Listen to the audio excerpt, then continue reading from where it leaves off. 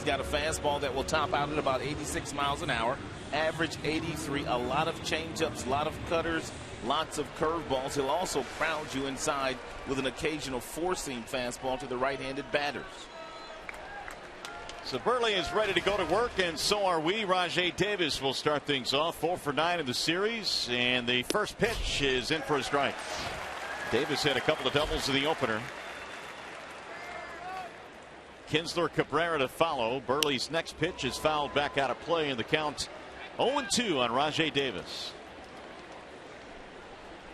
Burley doesn't mess around. You know his MO by now. He gets the ball and throws it. Davis barely steps out. Usually doesn't, but now he's trying to slow Burley down. The veteran left-hander looking for his 12th victory of the season. Here's the 0-2.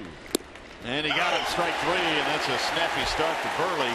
Rajai didn't like the call at all. This is something that Burley has been doing. We just talked about it at the top of the show when I gave you the report on that cut fastball at about 86 miles an hour. He's been freezing a lot of right-handed hitters, and he's been getting the call on this pitch. So with one out, here is Ian Kinsler.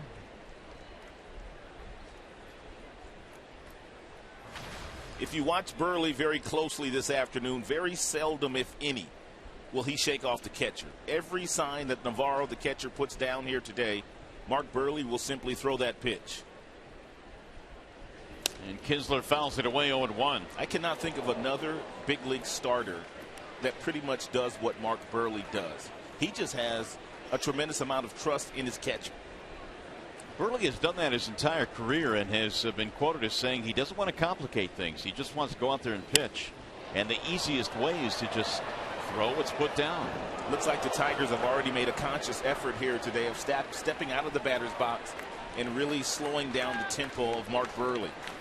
Rajai Davis did it a couple of times, and Kinsler's already stepped out of the batter's box a couple of times. Low and away, and the count goes to 1-2 on Kinsler. Ian batting .290, 4 hits in this series. Burley is 35 years of age. He has been a workhorse in the big leagues, and he missed inside that time. Even the count now at 2-2.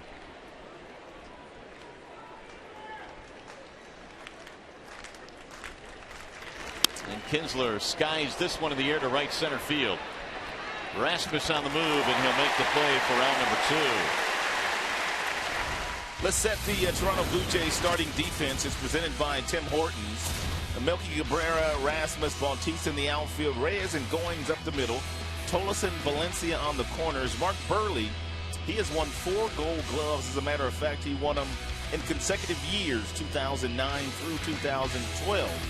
R.A. Dickey, who we saw in this series, who started the opener of the series on Friday, he won a Gold Glove last year. Oh, Miguel Cabrera wasting little time against Burley. He slams one to center field. That is a 2-out single for Miggy. That is a welcome sight to see for Miggy. Much better balance. Wasn't out on that front foot. Simply took the ball straight back through the center of the diamond. Real nice approach here by Miguel. Look at the balance, though, throughout the swing. Head not moving, body not drifting as it had been the last 5 days or so.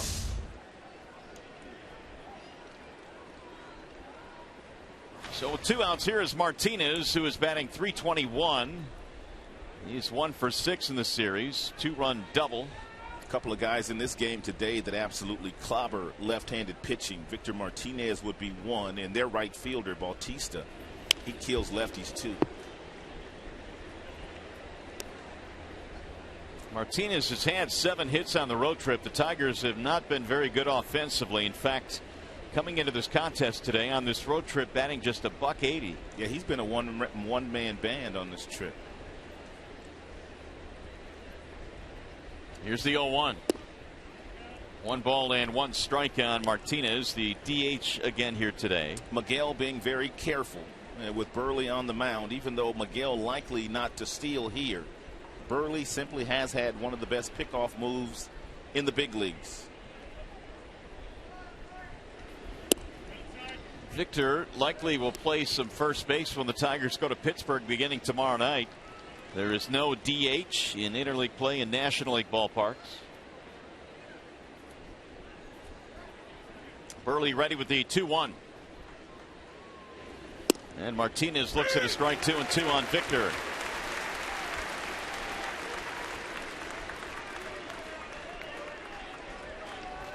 Two-out single by Miguel Cabrera, who was 1 for 18 on the road trip coming in today. Now the 2-2. Grounded foul right behind the third base coach Dave Clark. The Bernstein advantage in this matchup certainly belongs to Victor Martinez. Career against Burley, .355. He's had 76 at bats over the years against Burley.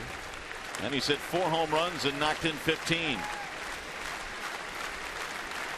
Big crowd on hand here this afternoon, starting to make some noise.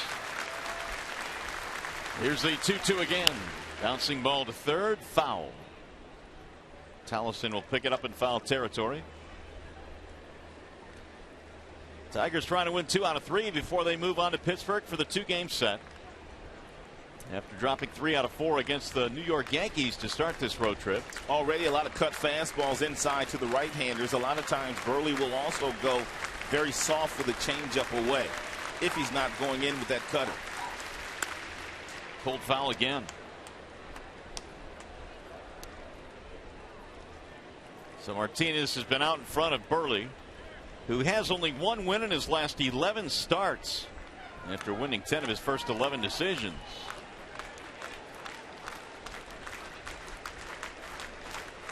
And behind the plate, Deanna Navarro flashing signals.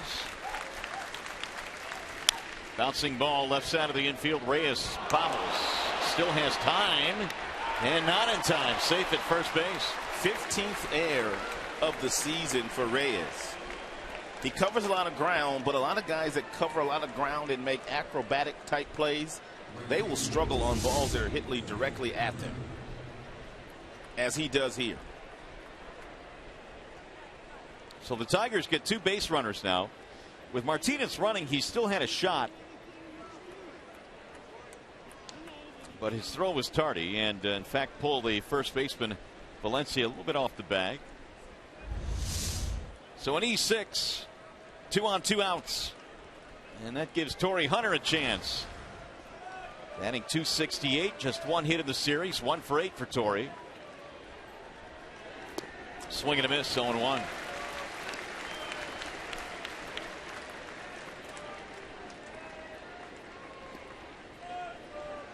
Hunter has had 3 home runs in his career against Mark Burley.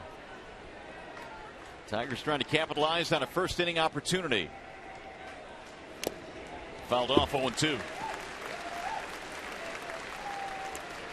Burley did not last very long in his last start against the Orioles. He went 4 innings, allowing 10 hits and 4 runs.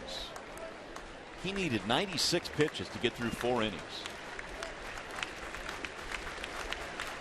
The Baltimore Orioles have been one of the hottest teams in all of baseball about the last 3 weeks.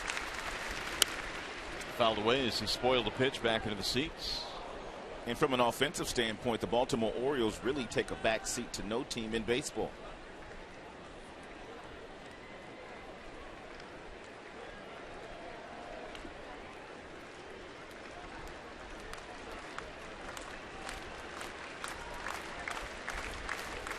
And again the 0-2.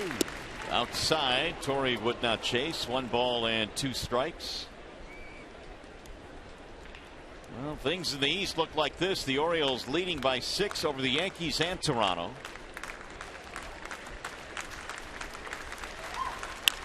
Driven to left field. That's a base hit. Cabrera coming to third. They're going to have to stop in there. That ball quickly got to Melky Cabrera.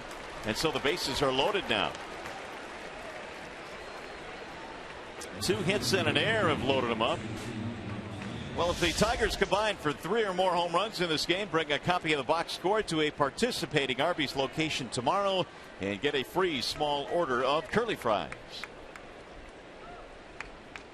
So here is J.D. Martinez.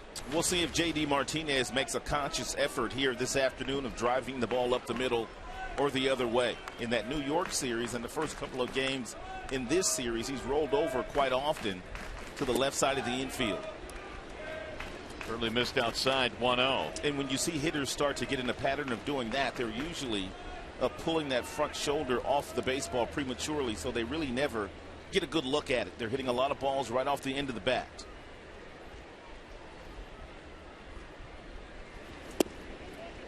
Two balls, no strikes. Well, after getting 2 outs to start the inning, Burley is about to throw his 25th pitch. The bases are loaded, and he has fallen behind J.D. Martinez 2-0. J.D. swings and lines it to center field, a base hit. Cabrera scores. Here comes Martinez. He will come around to score, and the Tigers take a 2-0 first inning lead. J.D. Martinez RBIs 49 and 50, and the Tigers go on top. Very patient at bat by J.D. Martinez, who worked the count into his favor. 2 balls, no strikes. That's a changeup left up in the strike zone, but look at the balance here of J.D. Martinez and how he makes contact. The top hand is underneath, the top hand on the top of the baseball. That's just a nice piece of hitting there by J.D. So the 2-out error by the shortstop Reyes looms large in this inning. Burley should have been out of it, but the Tigers get 2 instead, and he delivers a strike on Nick Castellanos. Tigers displaying some patience in this first inning against Mark Burley.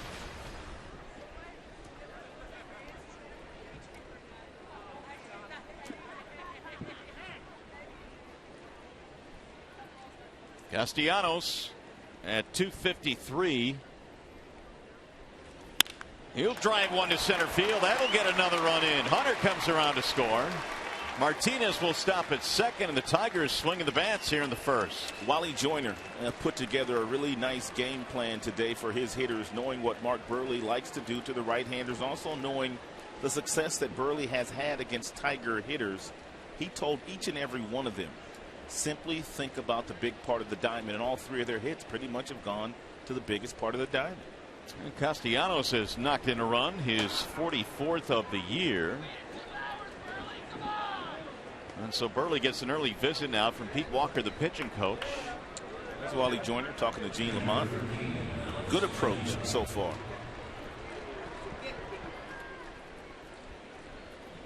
Three straight hits after the error by Reyes. And they have produced 3 Tigers runs here in the first. Here's the 8th man to bat in the inning, Alex Avila.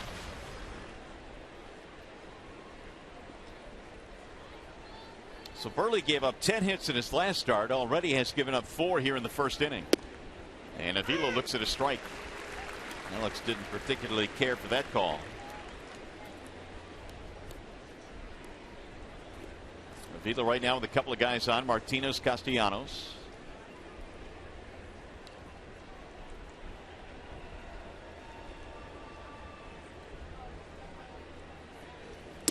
Way inside, backed him out of there. 1 ball, 1 strike. And Dave Dombrowski met with the media before the game here today and discussed a lot of different topics. But one of those topics was the Tigers' offense on this current road trip. He said they simply have to pick it up. As we all know, the pitching's been very good. I mean, really good, but they've got to do a much better job offensively. Now the 1-1, and it's low, 2 balls and 1 strike. Well, I would say that message has gotten through here in the first inning, as they have gotten to Burley now, who has reached the 30 plateau. And again, he retired the first 2 batters he faced. It's been all downhill since.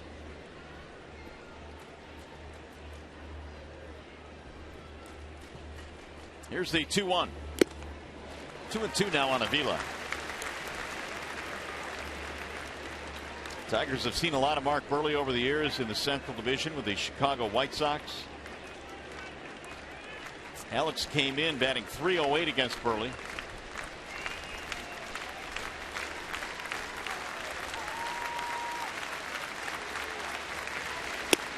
Swing and a miss, struck him out. Avila is gone, and so are the Tigers, but not before they put together 3 runs in the first.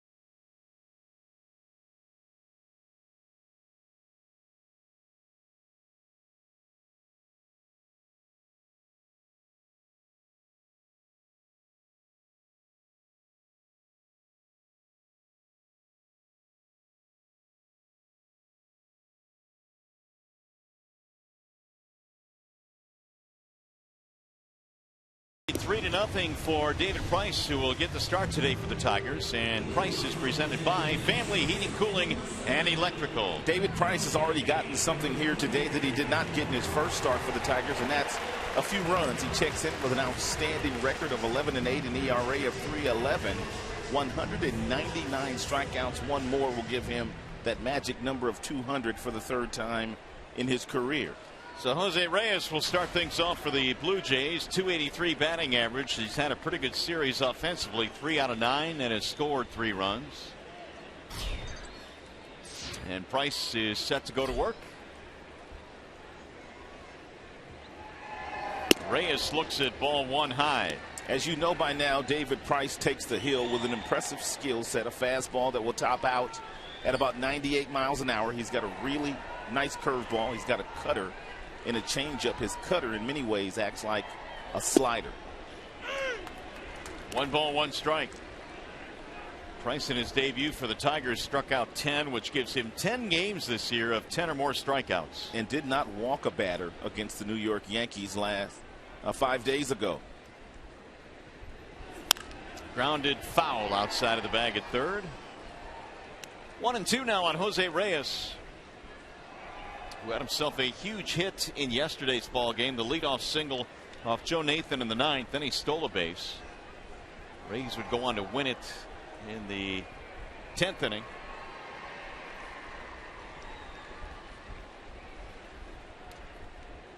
Price ready with the 1-2.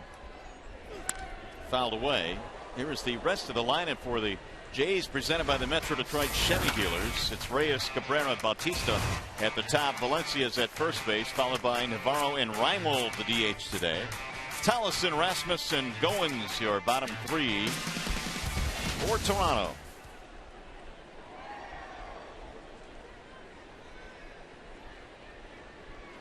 Now the 1-2. And he just missed outside. 2-2 on Jose Reyes. Price is a 4-time All-Star, including this year.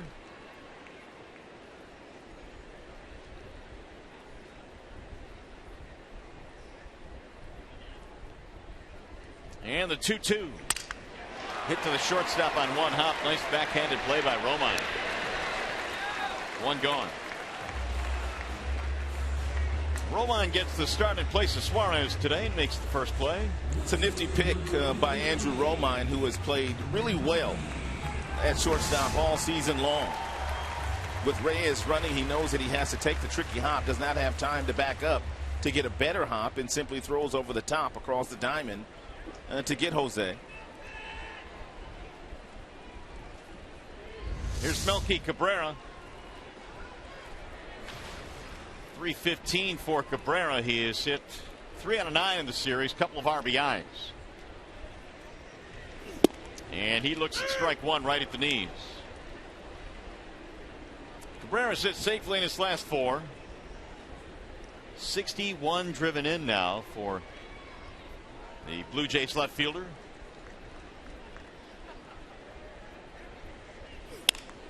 Down the right field line, that's going to drop, base hit. Hunter goes over to cut it off, and Cabrera will stop with a 1-out single. Let's take a look at Brad Ausmus's defense here this afternoon against the Toronto Blue Jays. In the outfield, it is Martinez, Davis, and Hunter. Romine at short, Kinsler at second base. Kean Kinsler's been sparkling at the second base position all year. .994 fielding percentage, which is 3rd among American League second basemen. And on this road trip, boy, has he made some outstanding defensive plays. So here is Bautista now with 1 on, 1 out. Tigers got 3 in the top of the inning.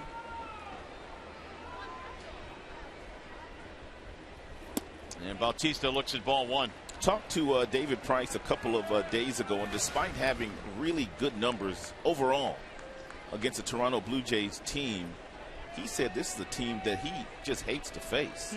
Says they always have really good hitters. He says really the reason why they really haven't won the last number of years, they really haven't had much pitching. Swing and a miss. Good four-seam fastball at 95 on the outside, black 2 one of your most dangerous right-handed batters in the game, Bautista.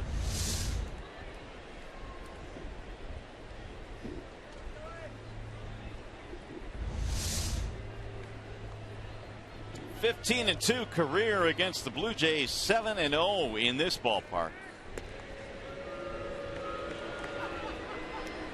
So while he may not like facing the Blue Jays, the numbers tell a much different story.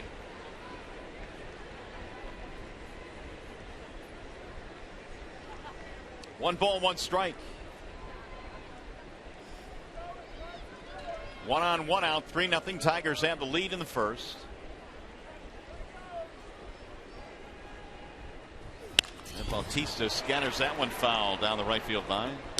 95 again from Price. Bautista late on that pitch. Blue Jays wearing the red jersey tops here this afternoon. Baseball day in Canada. I like that red cap they're sporting today. It's very sharp.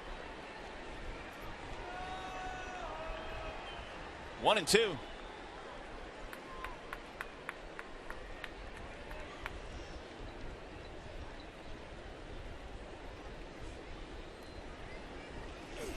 Bautista spoils one back to the screen.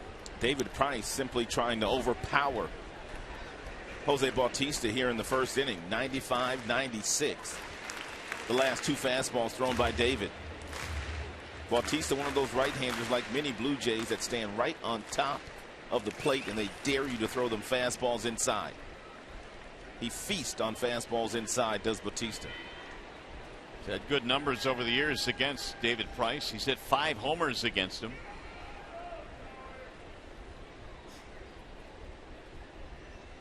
And the 1-2. That is in the air.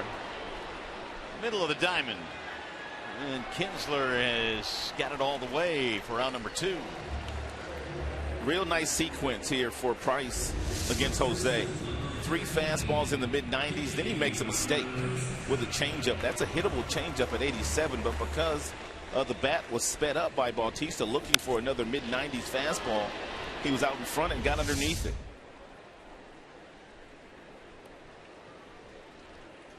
So with 2 outs, here is Danny Valencia batting in the cleanup slot today for Toronto. Got 3 out of 7 in the series, an RBI, and batting .286. Price goes back to first. Tigers got 3 runs on 4 hits in the top of this inning. Mark Burley threw 32 pitches in the top of the first. Tigers got him for 3.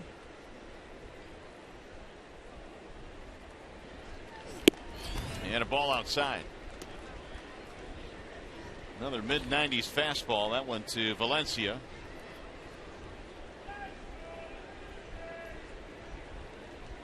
Acquired on July the 28th from Kansas City. They gave up catcher Eric Kratz and Liam Hendricks. Valencia, a good fastball hitter, has 3 hits in this series. All 3 of his hits have gone right between the third baseman and the shortstop. 1 ball, 1 strike. Price is one of those guys that can throw you 96, 97 mile-per-hour fastballs, and that velocity will stay the same in the 8th and the 9th.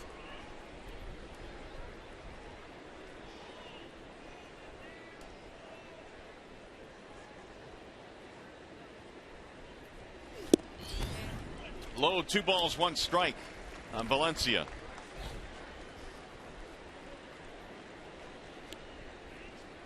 David Price, we mentioned all the strikeouts he's been piling up. In the month of June, he made 5 starts. In all 5 of those starts, he recorded 10 or more strikeouts. He needs only 1 more here today to reach the 200 plateau already. And he'll go back to the bag at first. And Price is, without question, I think today going to be the first guy to reach 200 in the majors this year. He needs 1 more. You've been paying any attention to Corey Kluber? I have, man. He has had a great year. Oh, my goodness. And Kluber was in the final vote for the All-Star game, wasn't he?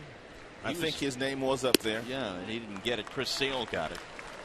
Certainly deserving. Well, Price is out there thinking quite a bit against Valencia. Valencia has really good career numbers against David, and David knows that. Therefore, he has fallen behind him 3 balls, 1 strike.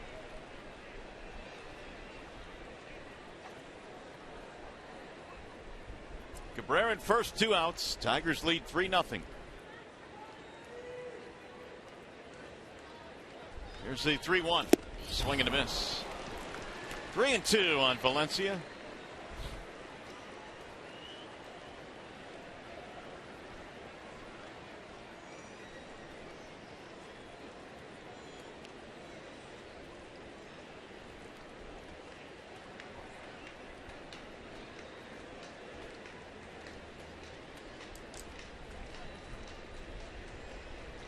Runner will go on 3-2, and it is ball 4. And Valencia coaxing a walk from David Price. That'll put 2 men on for the Jays. Keep it going for Deoner Navarro.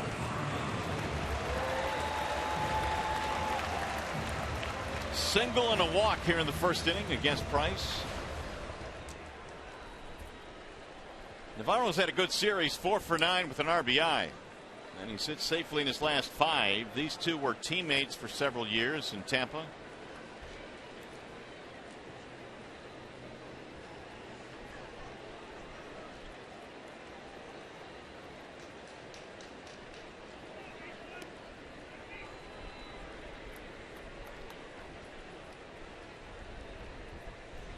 Swing and a miss, 0-1.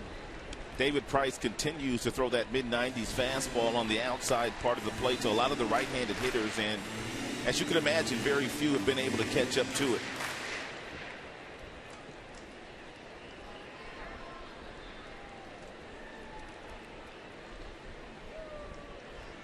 Tying run at the plate early on here. We're in the first. 2 on, 2 out.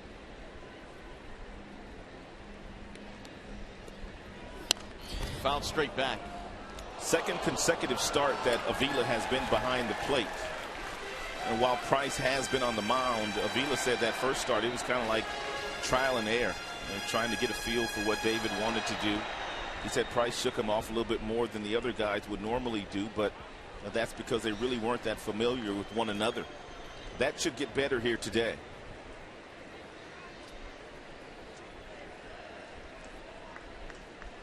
That's one of the advantages you have in spring training. If you get a guy in the offseason that is new, you can at least get to learn him in spring training, all the bullpens and all the games that you'll catch him in. But the first time he caught him was at Yankee Stadium the other night. And overall, Alex said they thought they did pretty well. That's fouled straight back. Here are our selections for Tigers Player of the Game, presented by McDonald's new triple cheeseburger for just $2. I've got David Price today. I took the big fella this afternoon. And Trevor's got Alex Avila. Those are our selections for Tigers Player of the Game.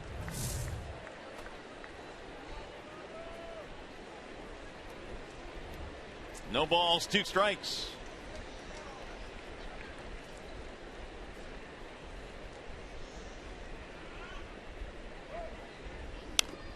And another foul that goes off the end of the bat. Just to elaborate a little further on what Avila said regarding Price and how their relationship will evolve. He said his first couple of starts against teams he's made a lot of starts against, the Yankees and the Blue Jays. So he would allow Price to pretty much call his own game, despite the Tigers as a whole, as a team, having a certain game plan going in, because he's seen them so many times.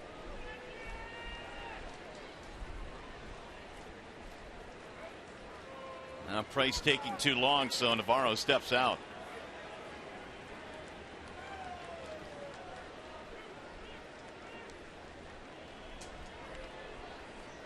They're a little out of sorts right now. He steps off the slab again.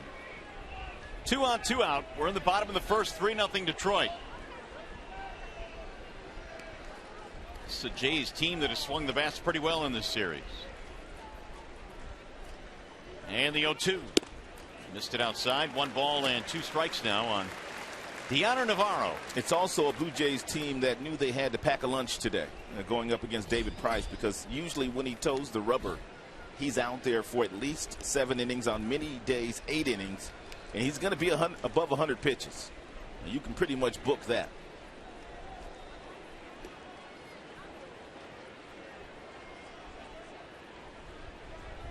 Here's the 1-2. Already a lot of foul balls thrown by David Price. Yeah, and that has bumped his pitch count up to 25 now. We mentioned that Burley threw 32 in the first inning. And Price is almost there. Here are the leaders in innings pitched in the American League. David Price just ahead of King Felix. There's your man Corey Kluber. Toronto Blue Jays will face Felix Hernandez tomorrow night in Seattle.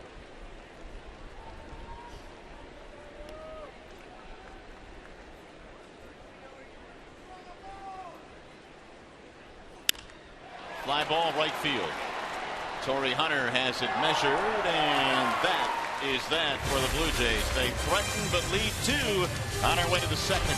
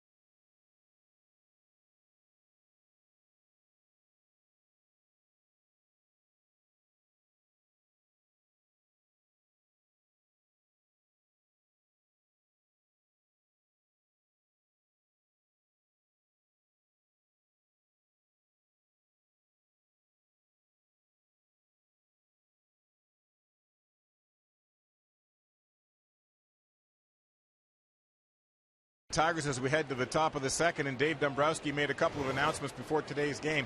Going to the disabled list is Anibal Sanchez and Joaquin Soria. It's a little grounder down to third. Looks like Romine will be the first out of the inning. Again, it's Sanchez and Soria to the disabled list. Sanchez with a pectoral strain, Soria with an oblique strain. The corresponding roster move will mean Robbie Ray will get to start Wednesday versus Pittsburgh. But since they don't need Ray until Wednesday, Dombrowski said there could be a couple of other call-ups before then. He mentioned Ian Kroll as being one, and they want to have another look at Jim Johnson, who could be in a Tigers uniform soon if he can get himself right between now and then. Guys, back up to you. All right, Trev, thanks. Yeah, it was a tough day at the ballpark yesterday all the way around with the injuries and the late loss. There's a high fly ball off the bat of Rajay Davis, and coming over is Colby Rasmus, and 2 very quick outs for Burley. You know, the funny thing about both of the injuries to Sanchez and Soria, neither done throwing a pitch. Yeah, Sanchez hurt himself by throwing over on a pickoff throw, and Soria hurt his oblique by going over to cover first base. Tough luck for the Tigers, and Sanchez, as Dave said today, suffered a grade 2 strain, probably 3 to 4 weeks. And you're probably looking at the same time frame for Soria, but that is remained to be seen. We'll see how those injuries work out. But the Tigers right now certainly taking a couple of big hits. 0-1 on Ian Kinsler, who flied to center field in his first at bat. And he drives this one in the air toward left. It's going to be routine for Melky Cabrera. And Mark Burley, after a rocky first inning, gets a quick second inning.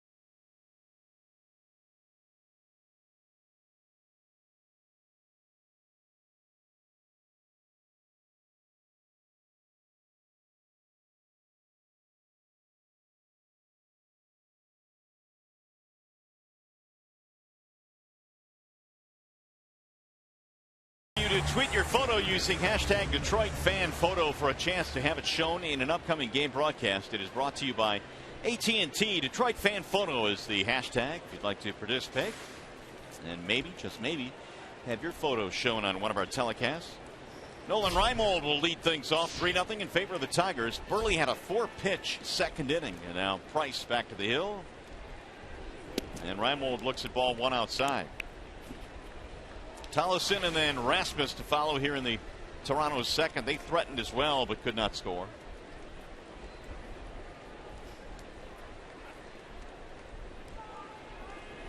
Reimold sends a ground ball to third. It's foul.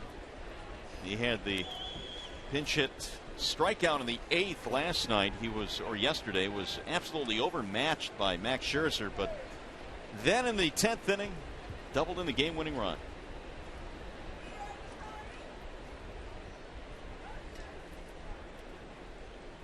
Here's the 1-1 outside, 2 balls 1 strike. It is a 73-degree day here in Toronto. It's supposed to only get up to about 77, 78 in that range, and so it is spectacular here today. No humidity. None. Roof is open. Swing and a miss. 2-2 on Reimold, the former Baltimore Oriole, who at least early in his career looked like he was setting himself up for a pretty good major league career. They thought he was going to be the left fielder in Baltimore for the next decade. That's the kind of start he got off to. Price goes outside now, 3-2. Best fastball of the day so far thrown by David Price. That one registered at 97 miles an hour on the radar gun.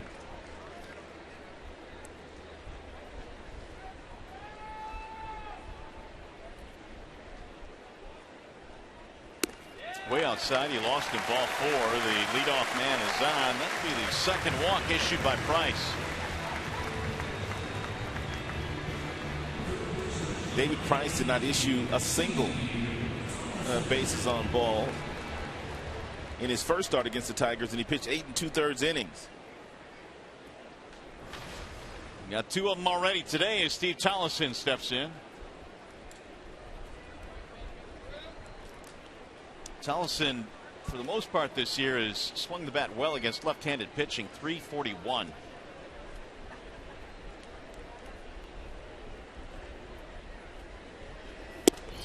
And he takes a strike, 0-1. Tollefson's dad played in the big leagues for quite a while, as a matter of fact, 10 years. Wayne Tollefson. A lot of those seasons with the Texas Rangers.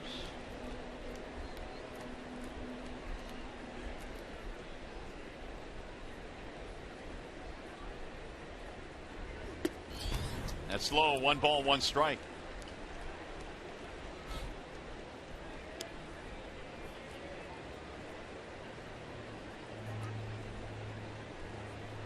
Tigers got 3 in the top of the first. 2-run single by J.D. Martinez. RBI hit by Nick Castellanos, sending Price to an early lead here today. Now the 1-1.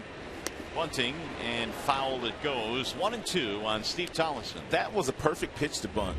To change up in the strike zone at 86 miles an hour, and he couldn't get it down. A lot easier to bunt this changeup than it is to bunt the 95-mile-per-hour fastball thrown by Price.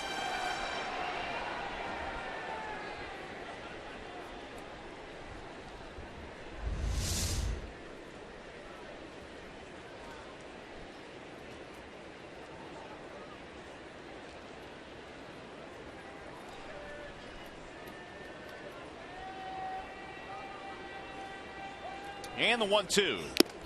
Into the glove for strike 3. Got a little bit of it. And there is strikeout number 200 on the year for Price. 1 on, 1 out. It's the 3rd time in David Price's career he has reached the 200 plateau in strikeouts. He's going to go well beyond 200 this year. He's a horse. I mean, leads the world in innings pitched. Leads the world in strikeouts. Here's Colby Rasmus. Rasmus bumped down to the 8th spot in the lineup against the lefty today. Ball one up and in. David Price also told me something about Colby Rasmus a couple of days ago. He says he stands so close to home plate. He is literally throwing him fastballs inside that he thought were going to hit Colby, and they were called strikes.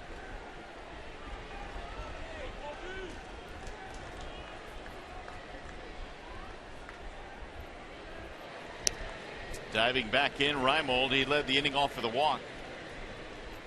Doesn't look like Colby has his hands as far away from his body today against Price, the left-hander, as he did the last couple of days against Max and also Sanchez.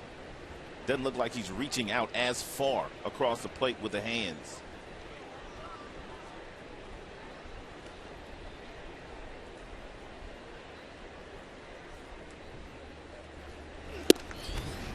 That's it for a strike. Nothing but 95 and above for David Price on that fastball early on in this game. He's done it about 17 times already. He's thrown 38 pitches, and at least 17 of them have been 95 miles an hour and above. 3 out of 8 in first pitch strikes, though, for Price.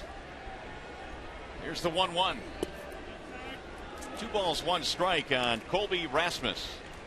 Looks like the game plan of the Toronto Blue Jays is simply try to get the pitch count up of Price's as early as you can in this game and hope he only goes 6 and to get into that Tigers bullpen.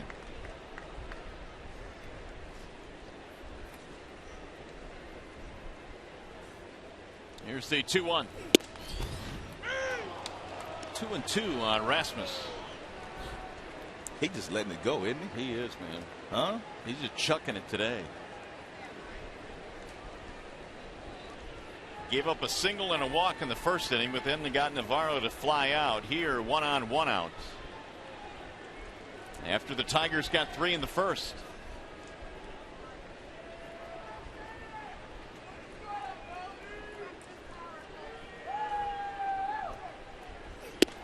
Got him, strike 3. Took 1 too many. Rasmus knew it, and he is out, number 2.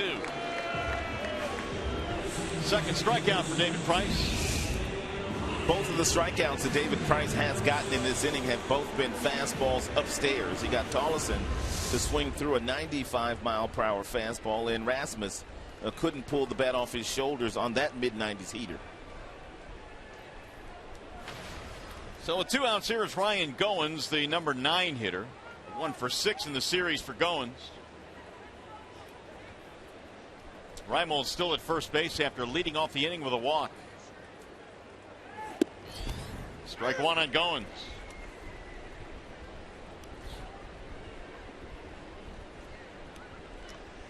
Well, the Blue Jays are doing a good job of running that pitch count up. It's beyond 40 now, at 42 for Price. But David's a guy that'll go 100 plus every single start. He's done that except 2, which was early in the season this year. And the one thing about a guy like David Price, he doesn't pitch to a lot of contact. Although he's given up quite a few hits this year overall, he gets lots of strikeouts. Therefore, anybody that gets lots of strikeouts like Price does, they're going to have an elevated pitch count. It's like Sanchez.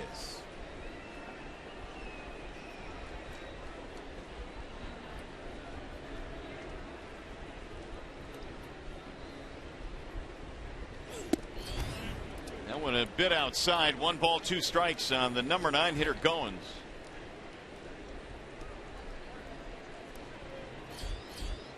Waiting on deck, top of the order, Jose Reyes. Tigers hoping to win this series after a really tough loss to Swallow yesterday. They gave one up in the 9th inning after stealing one in game 1. Here's the 1-2.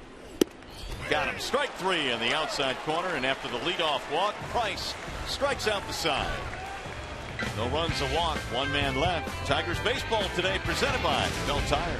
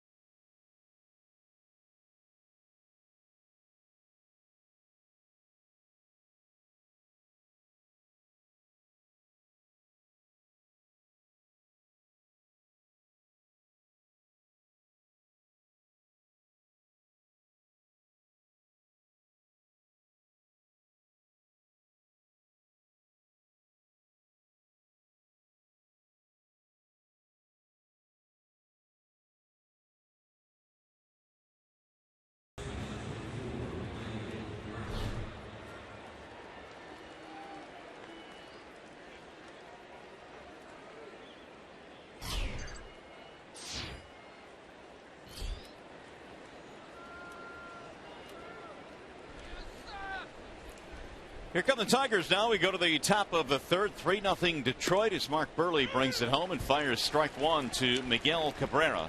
And Miggy not liking that strike call by Bill Miller. Cabrera led it off, or the rally that is, in the first inning with a 2-out single, and he drives another one to center field. That's a base hit.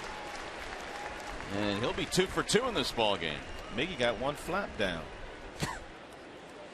He's your pick for player of the game too, isn't he? Yeah, he's a 2 for 2. He's already scored 1 run. But take a look at Miggy run down the line here after getting his hanging breaking ball. What's he doing with that left arm? I remember Jeffrey Leonard back in the postseason a few years back when he had that flap down. You remember that? I do. Jeffrey Leonard. He had a monster playoffs that year for the Giants. Was it Giants or Houston at that time? I forget. I don't remember. Giants, I believe. But you could do it with the flap down if you're having that big of a series. Here's Victor now. Martinez looks at a strike. 0-1 on Victor, who reached on an error, and that turned out to be maybe the biggest play. Well, probably was the biggest play in that first inning because it would have ended the inning. But Reyes booted it. That kept the door open, and the Tigers busted it down. The 0-1. Bouncing ball back up the middle. Reyes can't get this one. It's off his glove into center field. It'll be a base hit. The Tigers have 2 on, nobody out.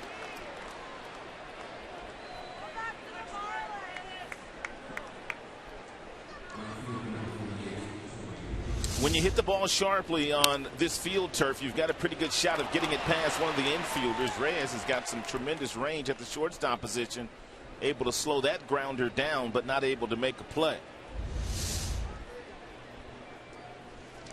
So here's Torrey Hunter with 2 on, nobody out. And the Tigers now already have 6 hits. Torrey had a single, scored a run in the first.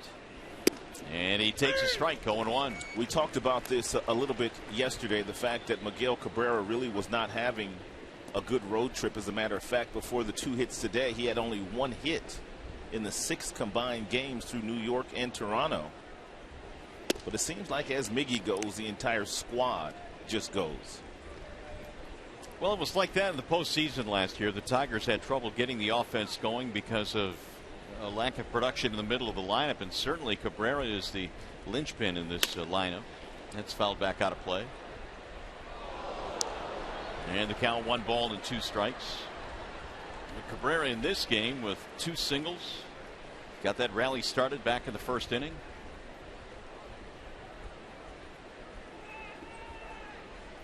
Six Detroit hits now.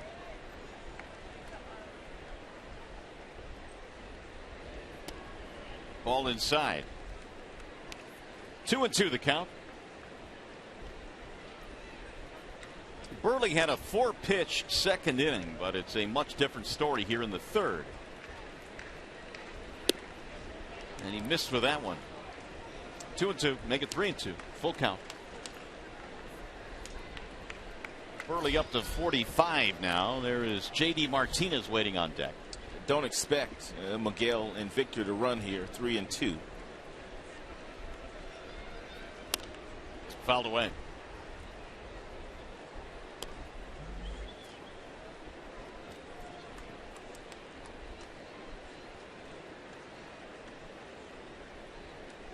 Burley had a 2.64 ERA in the first half. The earned run average in the second half was over 7 coming into this one today. And there's a line drive caught. Quick throw to second. Not in time as Cabrera just got back in there. Really good base running here by Miguel Cabrera. We always talk about balls hit on the line. You don't take one step toward that next base. You've got to be getting back. And Miggy is going back to the bag, and that's the only reason why he makes it. If he takes one jab step toward third base, more than likely, he gets doubled off. Miguel also one of those guys, if you watch him at second base, he's always looking around at the outfielders.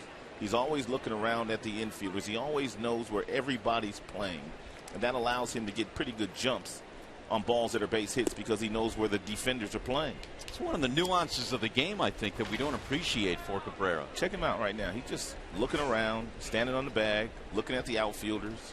He wants to know if anybody's moved. His baseball IQ is real high. Drilled down the left field line. That ball is going to get down up against the wall.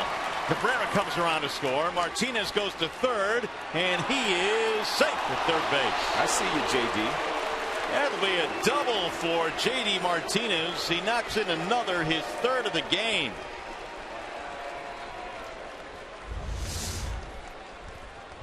A little breaking ball that's at the bottom of the zone. JD's bat sped up, whistled over the head of the left fielder, Melky Cabrera. Miggy able to score no problem, but Vicker had a difficult time of getting over to third base with the arm strength of the left fielder, Cabrera. This is a real close play at third.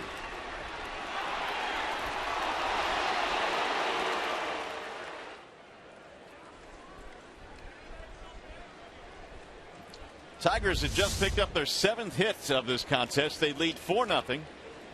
And they had second and third and only 1 out.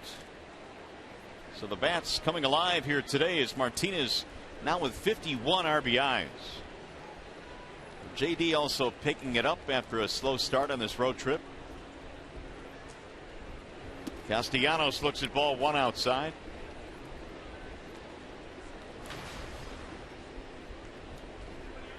Jay's going to bring the infield in a couple of steps.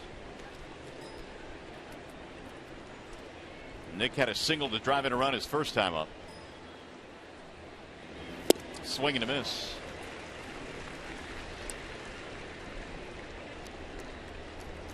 There's some action in the Jays pen right now. Redmond warming up the right-hander. So Burley already has given up 7 hits. We mentioned he got roughed up in his last start. Swing and a miss by Castellanos. Cut fastball at 87 tied Castellanos up on the inside portion of the plate.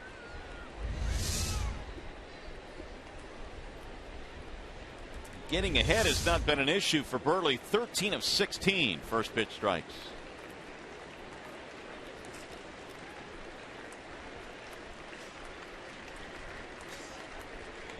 Here's the 1-2. Bouncing in. 2 balls, 2 strikes. Castellanos had the 2-run homer in game 1 in the series. That happened in the 9th inning to bring the Tigers back. That tied the game. And Suarez followed it up with a game winner.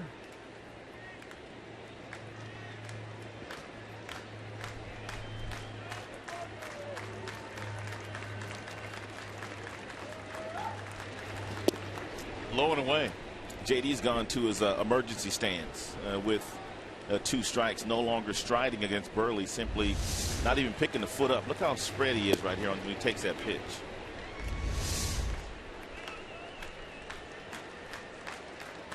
Choking up on the bat, too.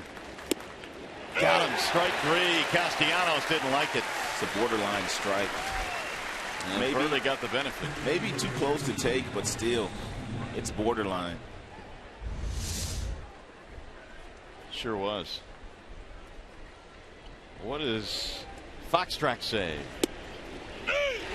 Maybe a touch inside. So Burley gets his second out here, and now Avila will stand in. He struck out in his first at bat.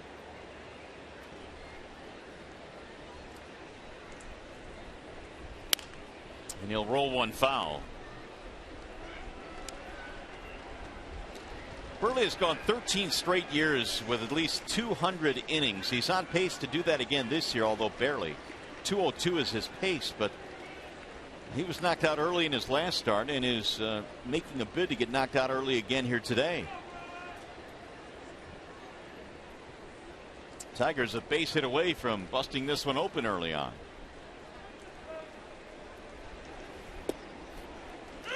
Now it's 0-2 on Avila.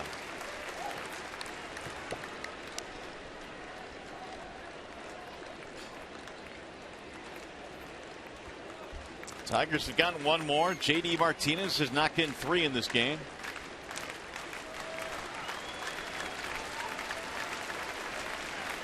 And Burley steps off now.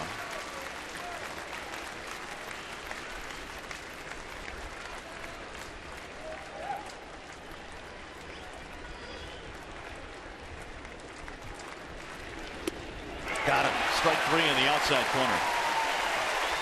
So the Tigers settle for 1 run, and they'll leave a couple J.D. Martinez has been the big bat today. 2-run single in the first, RBI double here in the third. And it's 4-0 Detroit.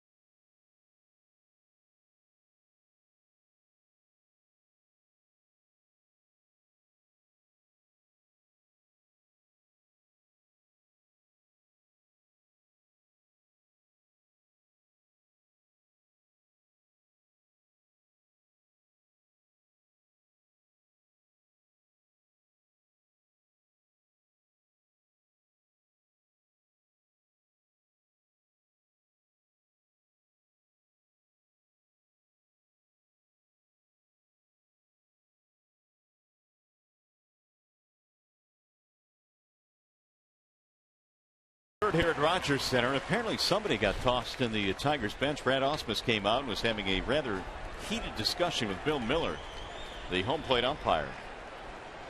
All of the Tigers regulars are out there, and it appears that Ausmus is the one that has been thrown out of the game. Skipper walking back to the clubhouse.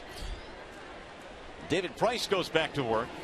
He may have been beefing about, I don't know, Rod, maybe the strike zone? No doubt. I mean, that's the reason that he probably got thrown out by the crew chief this afternoon. That's one thing you can't do. You can't beef about the balls and strikes. Jose Reyes leading it off, and he waves and misses. But usually the umpires will not pay that much attention to what you say in the dugout. Well, the borderline call on Castellanos was strike 3 by Bill Miller, and that may be what he was talking about. Then again, the Avila strikeout as well,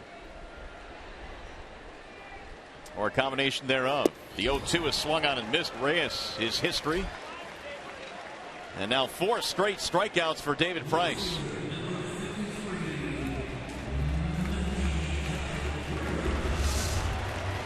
Yeah, here is Bill Miller telling Brad, let it go. And he wouldn't, so he's been tossed.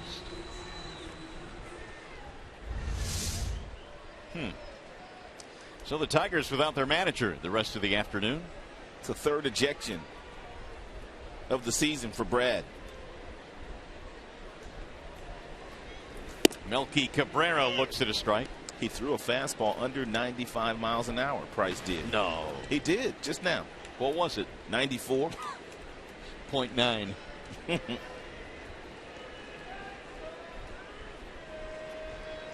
Here's the 0-1.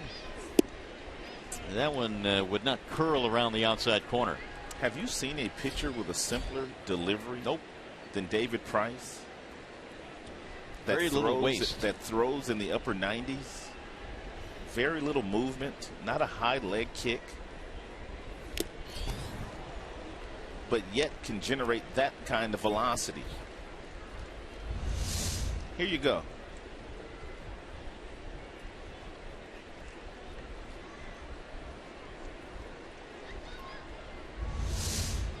One and two. Melky Cabrera singled in his first at bat. He'll foul that one off. So Price continues to pump in 95-mile-an-hour fastball after 95-mile-an-hour fastball. And the majority of the fastballs to the right-handed batters have been on the outside black. Very seldom has he even gone inside with a fastball so far today. but that pitch count starting to pile up because they fouled off so many pitches.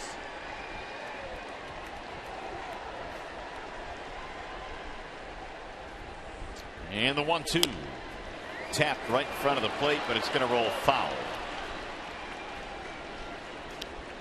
Tigers 4 runs, 7 hits. The Jays no runs on 1 hit.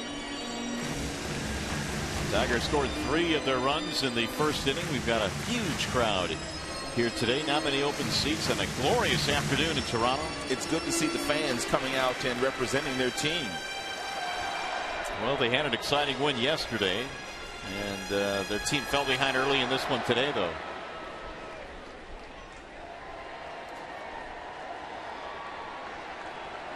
One and two on Melky Cabrera. Price has struck out 4 consecutive Blue Jays batters. And that has popped up right at home plate. Avila waiting. 2 gone. Time for a game break now. Back to the studio we go with Matt Shepard.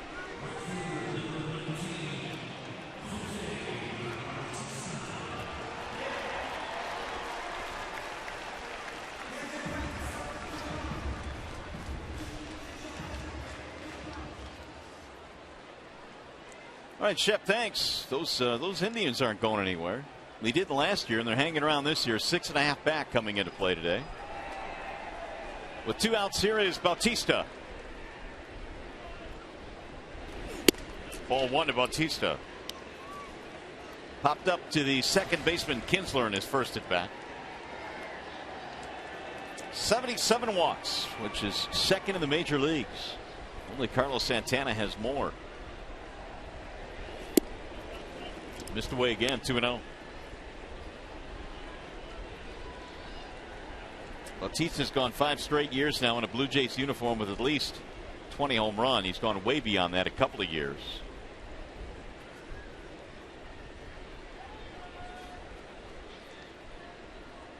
Now the 2-0. Fouled away. He was a late bloomer. When they got him from the Pittsburgh Pirates, he really hadn't done all that much in a big league uniform, but kind of reinvented himself here north of the border. Cito Gaston was the manager when Bautista got here. Dwayne Murphy was the hitting coach. Both guys did marvelous work with Jose.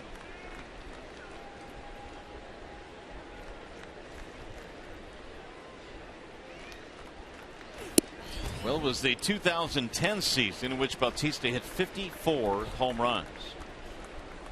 And their new hitting coach this year, Kevin Seitzer, has added another dimension to his game. Hitting the ball to right field when you're forced to.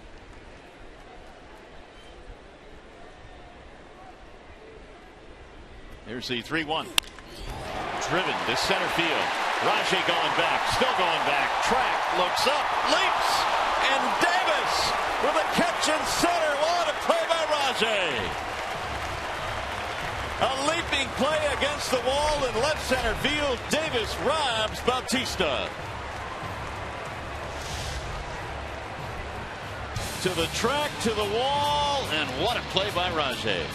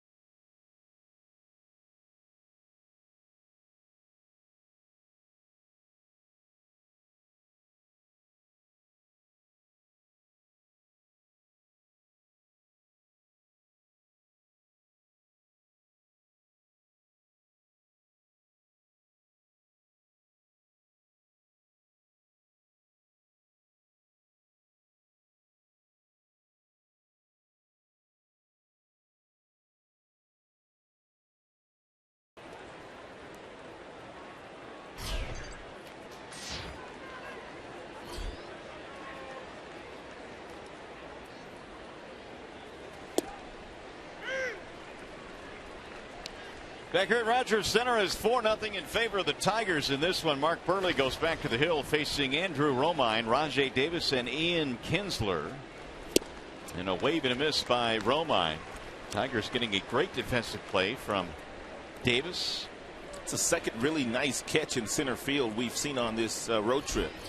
Ezekiel Carrera made a tremendous play in center field against the Yankees. It'll get back out of play. Romine bounced out. That was back in the second inning of the first pitch he saw. In fact, Burley threw just 4 in that frame. Of course, Rajai Davis very familiar with playing the outfield here at the Rogers Center. Last 3 seasons in a Blue Jays uniform for Rajai. He's kind of come back with a vengeance here, hasn't he? He's played well. Missed it outside. But really, he's played well since the Tigers decided to move Jackson to the Seattle Mariners. Now Burley with the 1-2. Drilled into right field. Base hit, maybe more. It's going to split the gap and go to the wall. Romine can run too. He's going to hit the bag at second, but he will stop there. It'll be a 2-base hit. Leadoff double for the Tigers. They continue to pound Burley in this game. Romine not getting a lot of opportunities to play these days because Suarez gets the bulk of the playing time, but he takes a cut fastball off the plate outside and whistles it up the gap in right center field. I thought maybe he was going to get a triple, but they were able to get to the ball in a hurry and to keep Romine at second. And despite the fact he has not gotten a lot of consistent at bats, he has kept that swing sharp. Davis bunting, fouls it off. And one thing that Rajai did there is he rushed the bunt. You know you're bunting for a base hit, but the most important thing when you're bunting is you got to get the ball down before you run. His feet were still moving, therefore could not put down a good bunt. Davis fly ball strikeout in this contest. And Rajai sends a ground ball to second. On the backhand there, Goins has it. It'll move the runner up as Romine goes to third. 0 for 3 for Davis, but a productive out there, advancing the runner. And now we'll see if Kinsler can score him. I noticed that first time up for Kinsler today and the second time as well, standing a lot closer to home plate than he normally does, trying to take that changeup of Mark Burley's away. Look how close Ian is to the plate today, right on top of it. But he's popped up twice. Ball 1. Burley throws a lot of changeups and backdoor breaking balls to the right-handed batters, but by standing so close to home plate, that backdoor breaking ball and that changeup basically look like they're right down the middle to you because you're right on top of the dish. He'll drive this one down the left field line. That ball is going to land fair. And over the wall it goes. That'll be a ground rule double, and the Tigers get another run. RBI 2-base hit for Ian Kinsler. It's a 5-0 ball game. Ian got that changeup that he was looking for, and because he was so close to the plate, it basically looked like it was right down the heart of the dish. He was a little bit too quick, and here was some he didn't know whether it was going to go fair or foul, but it stayed fair for a double and another run for the Tigers. 62nd RBI for Ian Kinsler. John Gibbons coming out taking the baseball. Burley will be bounced from this game here in the 4th inning. They go to the bullpen, and it's a wall side windows pitching change. We'll be back.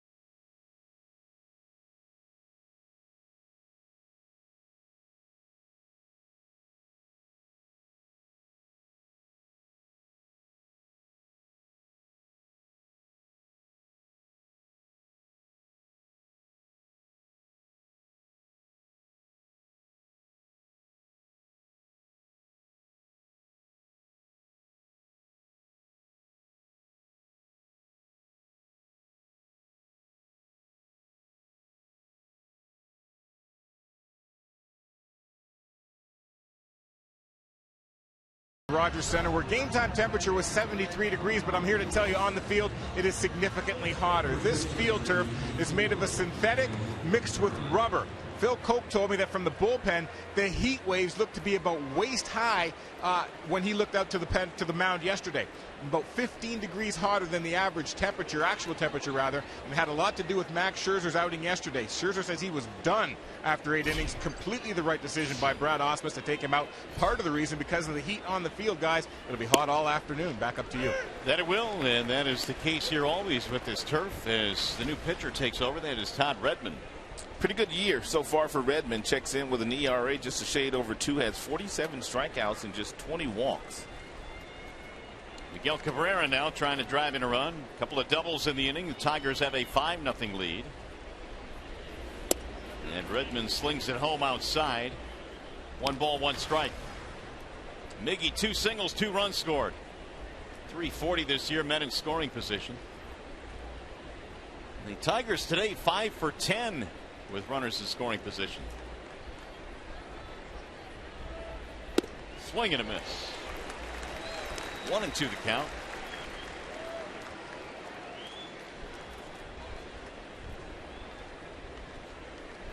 Tigers 9 hits and 5 runs chasing Mark Burley here in the 4th.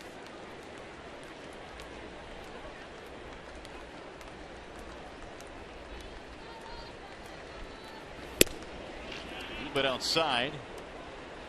2-2 on Cabrera. Victor Martinez will be next.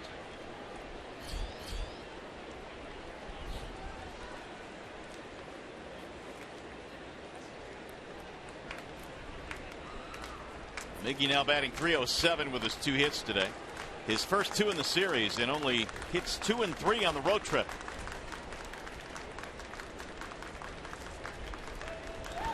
Swing and a miss, struck him out.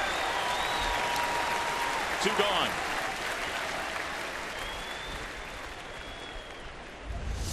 And Miggy left the strike zone on back-to-back fastballs up in the strike zone against Redmond, therefore striking out for the first time today. That'll bring up Victor Martinez. Victor not going to bat here with first base open. They will just simply walk him and put him on. And Torrey Hunter waiting on deck. He'll get an opportunity with 2 men on.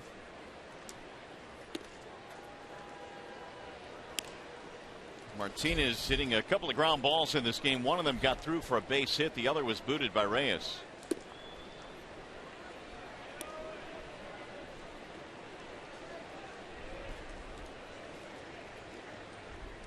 And Redmond completing the intentional walk. 2 on now with 2 outs. Hey, the pennant race is on. Place a deposit on 2015 Tigers season tickets, and you'll receive 2014 postseason priority. Call 313-471-BALL or visit tigers.com.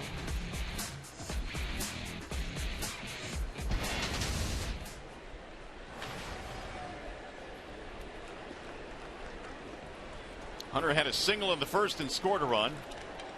Hit a ball sharply his last time up right to Reyes as well, so he's 1 for 2.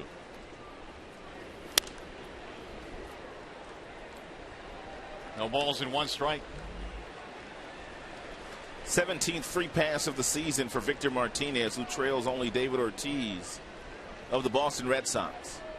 Ortiz has been walked 19 times intentionally so far this season. So Hunter trying to make him pay for that strategy. Here's the 0-1. Fouled away, 0-2.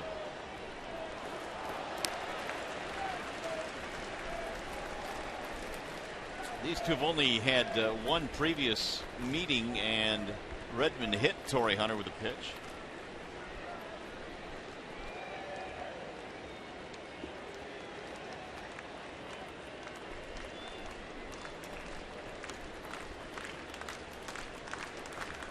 Here's the 0-2.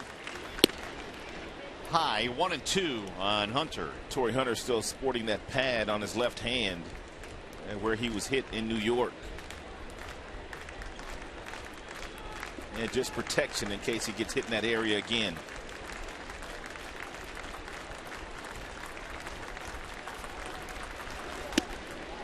Did he go? Nope. So says Chad Fairchild. That fastball at the top of the zone that Redmond is featuring must be difficult to lay off of for the Tigers. We saw Mickey swing in a couple, and Torrey had a difficult time of laying off that one, but eventually did. Foul back. 2-2 on Hunter. Tigers scoring often and early in this game. 3 in the first. 2 RBIs for Martinez, 1 for Castellanos. JD then doubled in another run in the third, and now Kinsler doubling one in here in the fourth. 9 Tigers hits already. Meanwhile, Price has surrendered just 1 hit.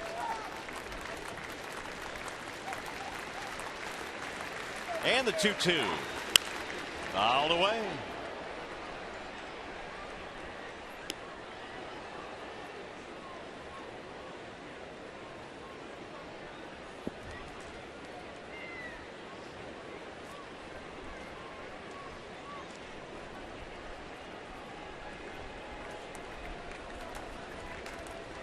Redmond hails from St. Petersburg, Florida.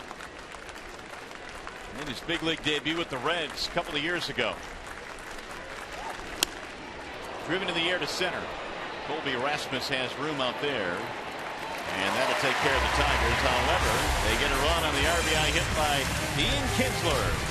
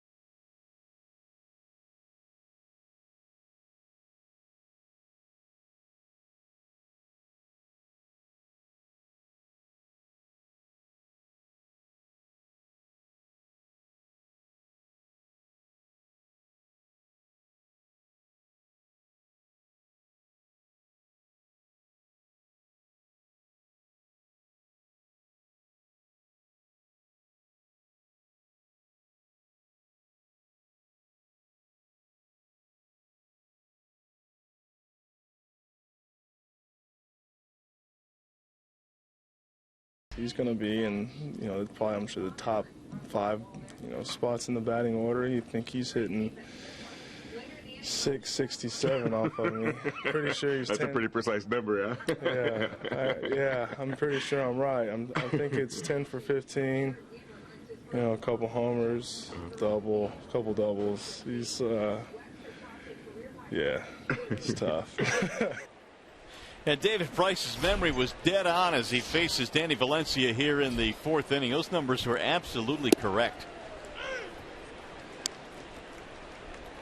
Well, the average was perfect. There were no homers, a couple of doubles. He is indeed 10 for 15. And he also said he'd be batting right in the heart of the Blue Jays batting order here today. Only the 3rd time this year that Valencia has batted in that 4th spot.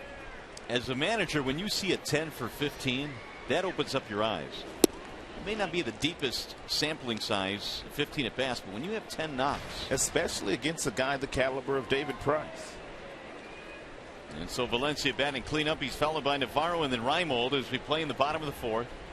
5-0 in favor of the Tigers in this one.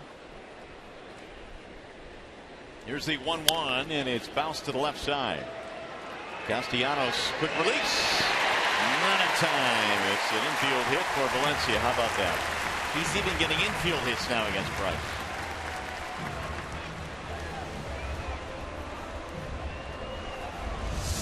And Castellanos is playing very deep at the shortstop position. There's a changeup that bounces right in front of home plate. JD tries to get rid of it in a hurry, but not before Valencia crossing the bag.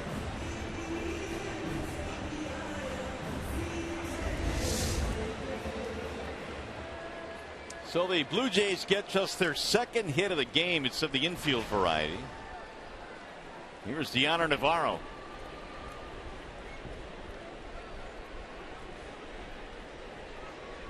Fly to right field his first time up.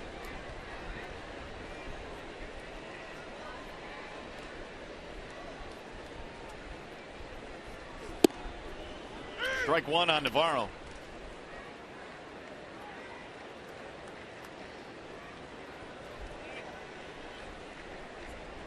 Tigers scoring 3 in the first, 1 in the third, 1 in the fourth.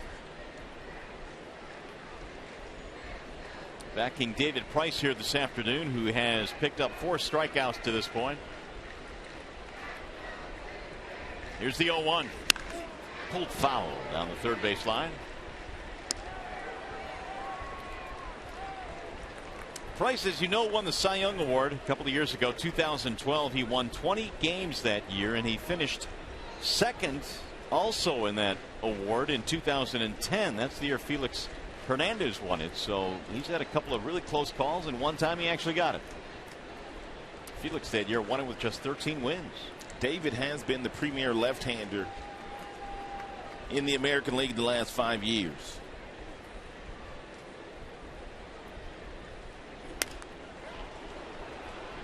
Back into the seats it goes.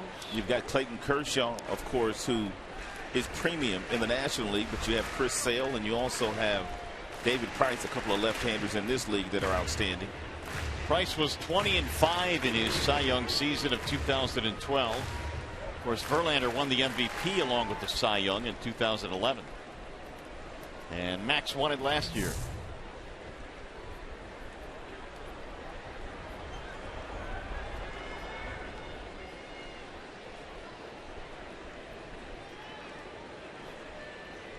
The 0-2. Pulled foul.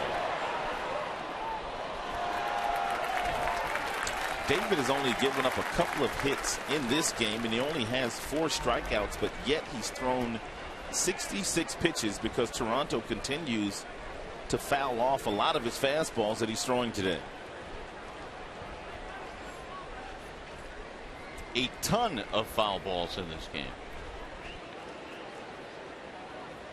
Leadoff man on here, the 4th, infield single. And there's another one. Navarro out in front that time.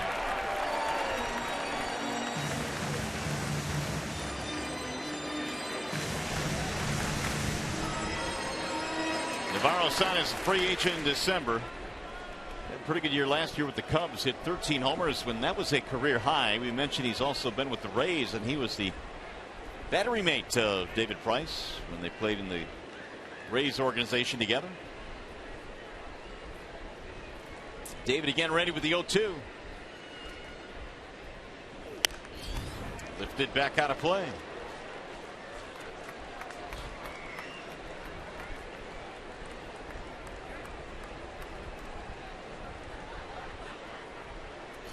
Something we're keeping track of regarding Price here today on his fastballs above 95 miles an hour. He's done it 31 times, either 95 or above today in 68 total pitches.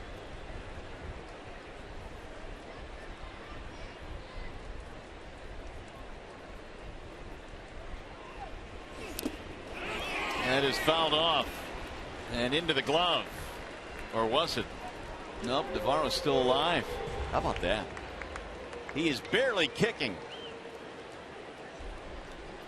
Boy, Price now has to be getting a little bit anxious here.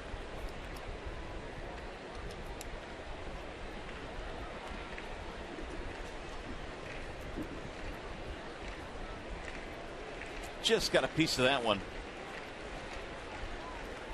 I mean, if he got it. Yeah, did he? I didn't see it. Ooh. I thought I heard contact, but I didn't see it there. Here's the 8th pitch coming up in this at bat. And he'll put this one in the air to right field. It's playable. Hunter goes back right in front of the warning track for the out, and they finally get rid of Navarro. Navarro's 0 for 2. But David Price has had to throw him 16 pitches to retire him on 2 fly ball outs to right field.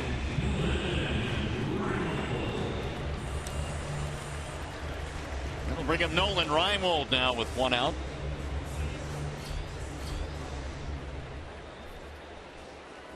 $70 now for David Price. 49 have hit the strike zone.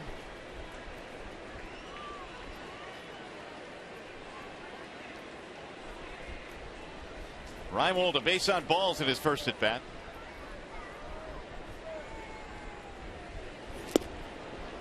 Oh, 0-1. We're talking about Reinwold his last time up and how he got off to a really quick start in his career with the Orioles. His first season as a rookie, 15 homers, hit 279, knocked in 45.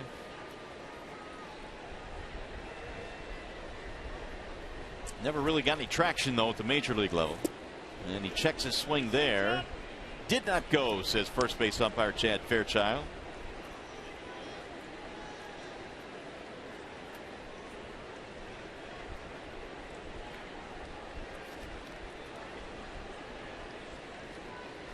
Leadoff infield hit by Valencia. He's aboard with 1 out.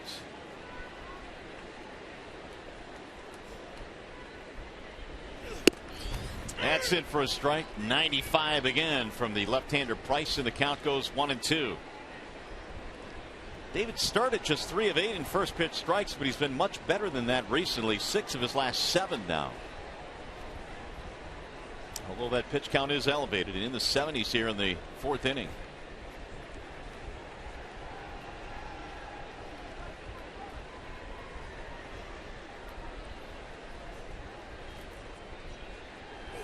Swing and a miss. So Reinwold down swinging for the 2nd out.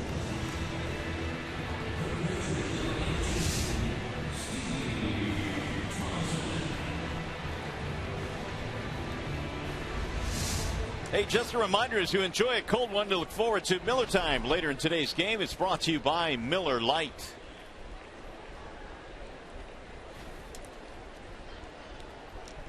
So with 2 outs here is Steve Tollefson.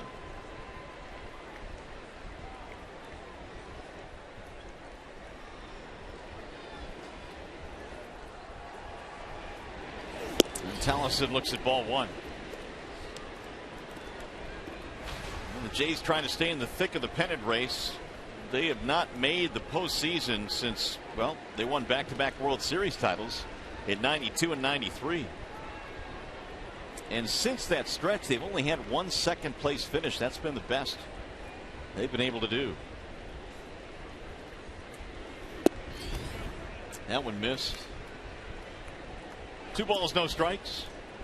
And right now, John Gibbons has his team 6 back in the East. However, when you look at the wild card, Toronto is a game and a half out, but there are so many teams. There's a wild card. Angels and KC right now in the top 2 spots. That Yankee team, they lost their catcher yesterday. Brian McCann had to go on the 7-day concussion list. Yankees playing some good baseball since the All-Star break. There's a strike call, 2-1. All those moves Brian Cashman has made with their team. It's funny because people seem to concentrate at the trading deadline on the big splashes that some GMs will make, and obviously the Tigers did with Price, but he just made a series of smaller moves that have helped. And what he did was he went out and got a bunch of guys that had had success in the past but weren't necessarily having success this year, hoping they would play better the remainder of the season. The 2-1 popped up right side of the infield. Kinsler. And that'll take care of the Jays here in the 4th inning. Leadoff single is stranded.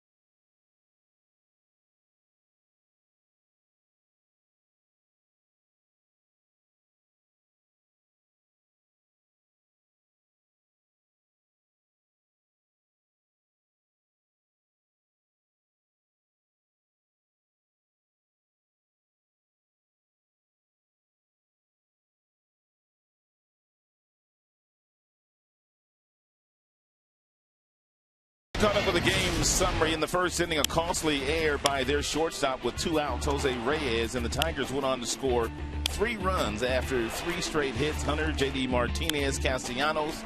Martinez and Castellanos driving in runs. Castellanos, he was at it again in the next inning. He drove in another run on a double. Big day so far for Castellanos, and Ian Kinsler also doubled against Mark Burley. Mark Burley only lasted 3+ in this game.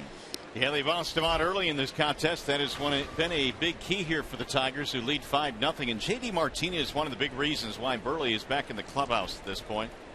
2-run single and an RBI double. And J.D. looks at a strike. 1-1 the count on Martinez. Earlier in this game as well, Brad Ausmus was ejected from the contest.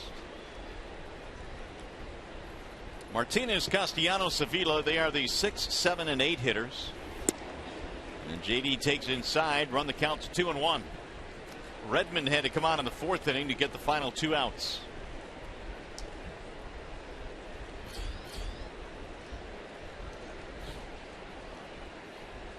Here's the 2-1 pitch. 3-1 now on J.D. Martinez. Good to see J.D. starting to swing the bat, because he was 2 for 22 on this road trip. Pretty good approach today against Burley. First time he hit one right back up the middle. Then he got a hanging breaking ball his second time up and hit that ball over the left fielder's head. Full count now, 3-2.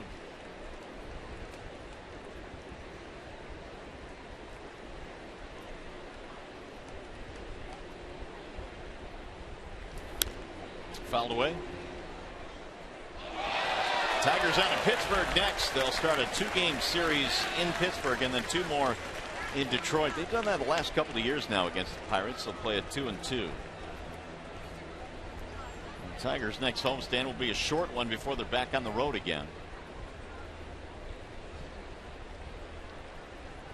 Here's the 3-2.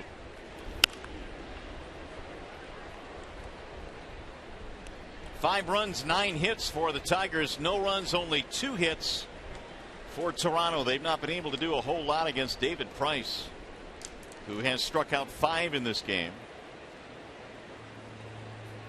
Tiger lead was down to a 1.5 games in the Central. Here's another one back out of play. I'll tell you what, man, this big crowd's getting a ton of souvenirs today, aren't they? They really are. A lot of foul balls. It's a laid back crowd today. Well, they have not had much to cheer about with David Price on the mound for the Tigers. 3-2.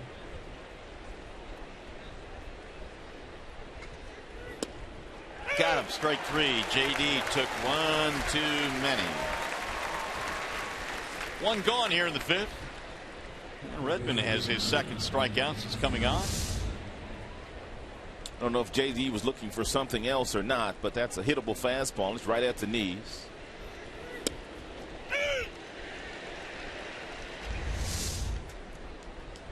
There's Castellanos. Nick had an RBI single in the 1st inning, and now Castellanos has driven in 44 this year.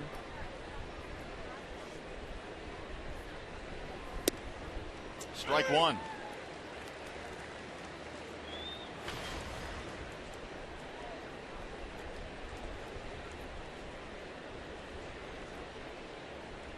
Redmond's 0-1 pitch. Swing and a miss. Tad Redmond attended St. Petersburg Community College.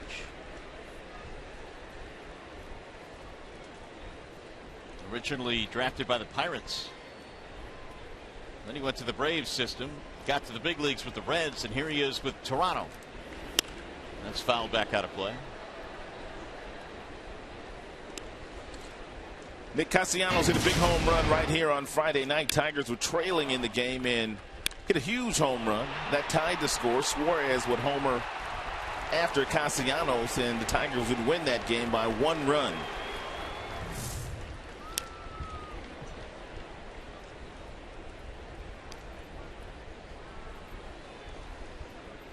Jays would get their revenge after winning in extra innings yesterday to even up the series. Nick waiting on an 0-2.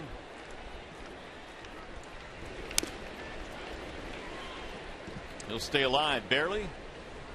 if the Tigers need some help out of the back end of their bullpen today, more than likely it will not be Joe Nathan. He has thrown 54 total pitches in the last couple of days. I mentioned earlier too that Joakim Soria has been placed on the disabled list along with Anibal Sanchez. He missed those two announcements earlier today. And that one missed high, 1-2. There's Soria, and the Tigers will have somebody come up for the game tomorrow in Pittsburgh. Fouled away.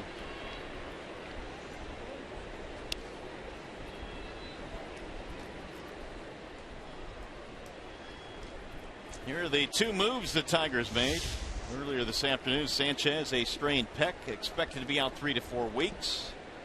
It was an oblique for Joakim Soria. Those take usually at least a couple of weeks as well. Driven to right field. Ball hit pretty well. Bautista going back, can't get it. Over his head. Castellanos on his way to second, and Nick has himself a double. Second hit today for Castellanos.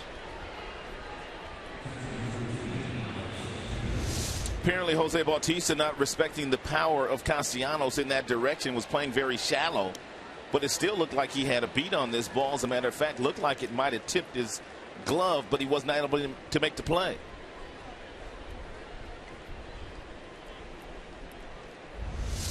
And so it's another scoring chance for the Tigers, who now have an even 10 hits.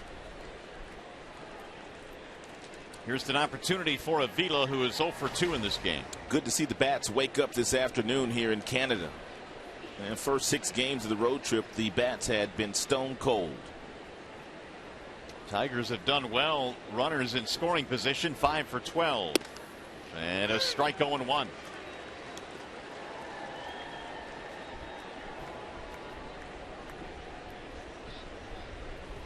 Five runs on 10 hits now for Detroit.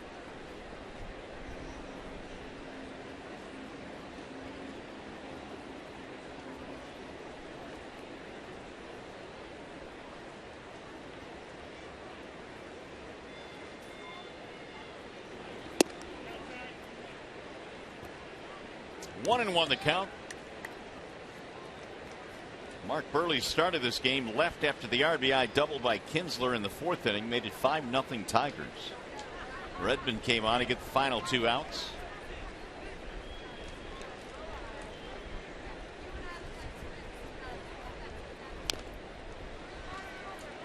And it was the second consecutive quick start for Burley, a quick exit.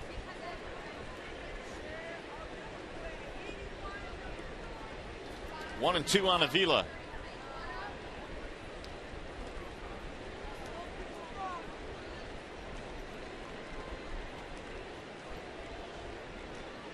They played the shift on Alex defensively. Runner goes to third. Here comes the throw down to the bag. The tie. Got him at third base. Castellanos is called out, but he's not going anywhere, pending the outcome of whether or not the Tigers want to challenge. Throw a little bit high. It's not often you'll see Castellanos take off for the left-hander in the batter's box. Not a base stealer by trade, but he tried to steal one. He thought he caught them napping.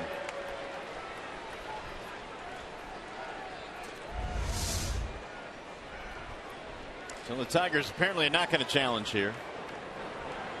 2-2 the count on Avila. Even with a high throw, Tolleson was able to come down with a tag.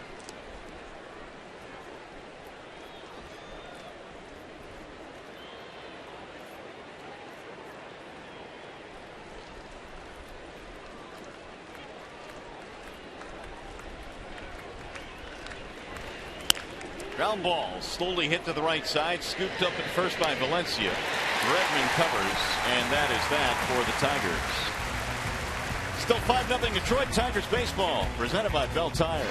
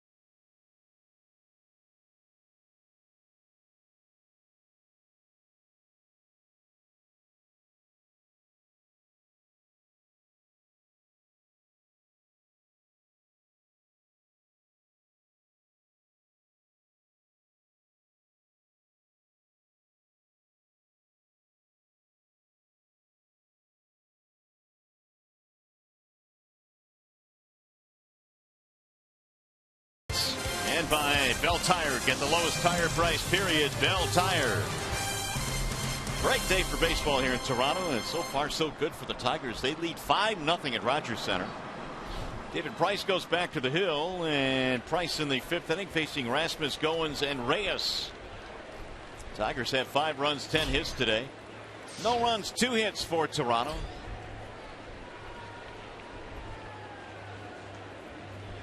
David with 5 strikeouts so far. Rasmus, one of those victims, and he looks at a strike, 0-1. David Price needs an inning where he only has to throw about 10 pitches here in the 5th. Try to get that pitch count back in order.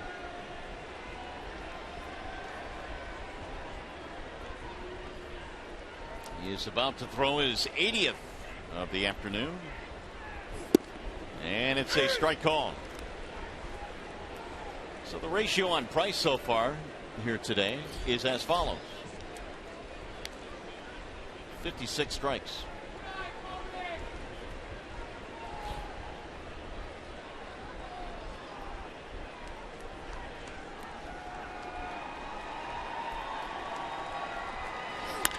Ground ball, second base. That'll be a routine play there for Kinsler, who's just about automatic.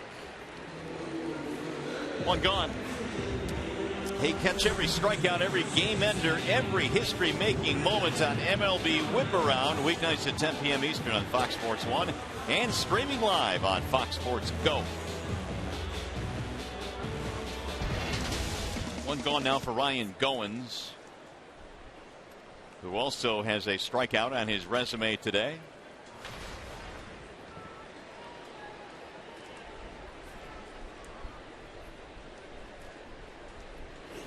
Goins sends a ground ball first base side, and Cabrera's going to pick it up and tag the runner out. You can hear Miggy calling it, I got it, and David Price simply peeled out of the way, allowing Miguel to make the play. Take a listen.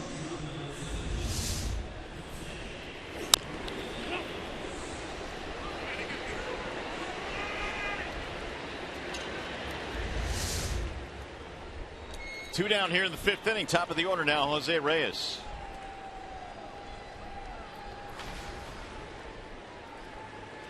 They've kept him off the bases today. That's been a good thing. Strikeout, ground out.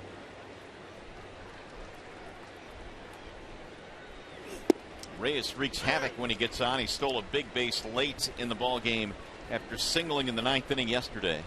Dynamic leadoff hitter who has had real good numbers in his career against Tigers.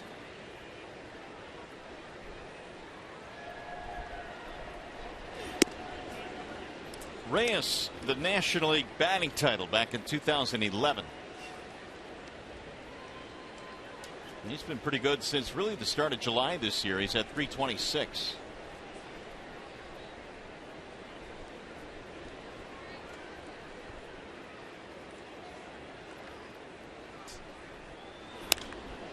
He'll pop this one up shallow right field. Torrey coming over, and it's an easy 1-2-3 inning for David Price. 5 in the books here in Toronto. Let's go to the 6th.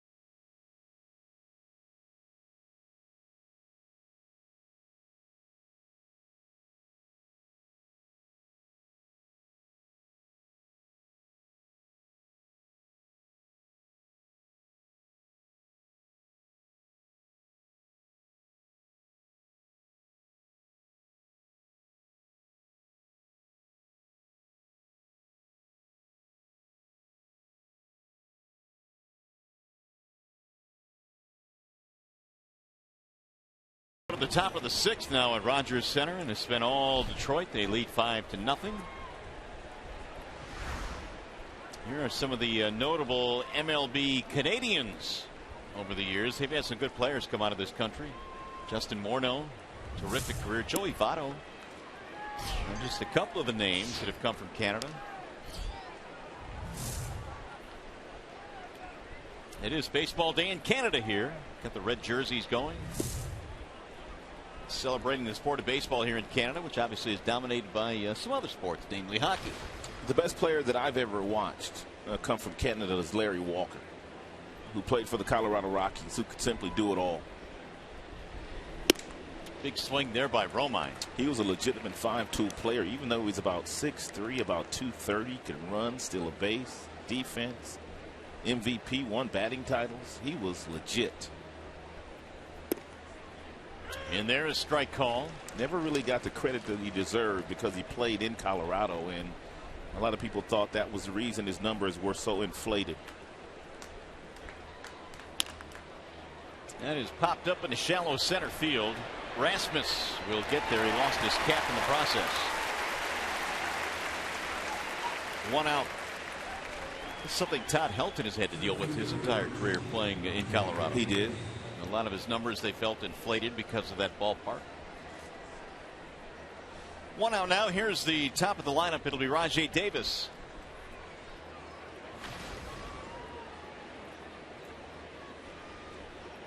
Davis made a nice leaping catch earlier in the game with the bat. He's 0 for 3.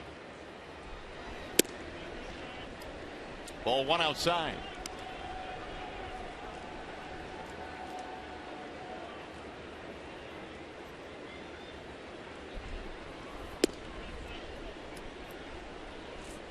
Two and 0 the count.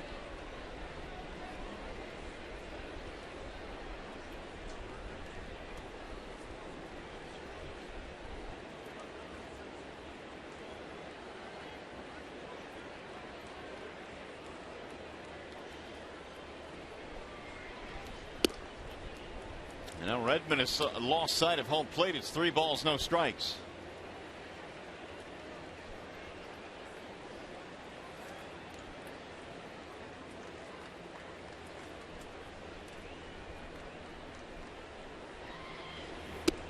There's a strike in the inside part of the plate. 3-1.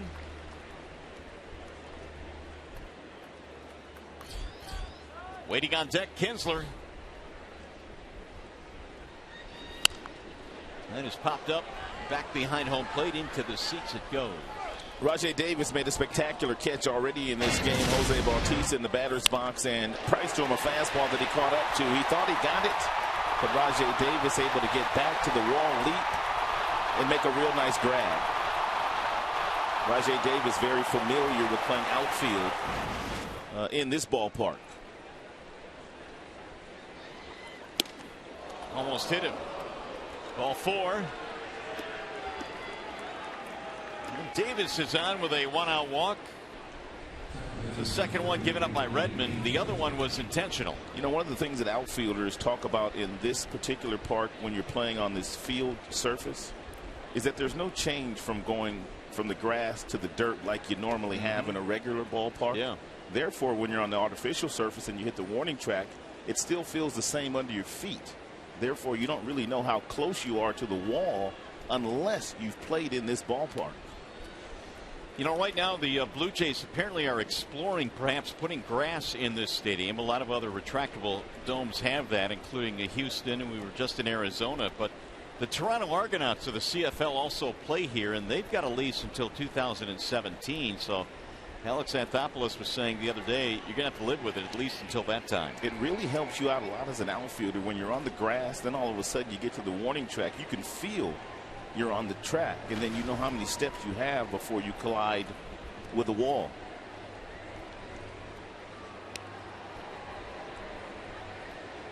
John Gibbons knows that Rajai Davis more than likely will try to steal second base, and he may try to help out his catcher Navarro by calling for a pitch out on one of the first 2 pitches.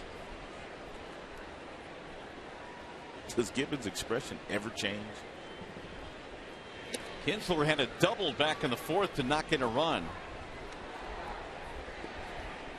It was his 62nd RBI of the season.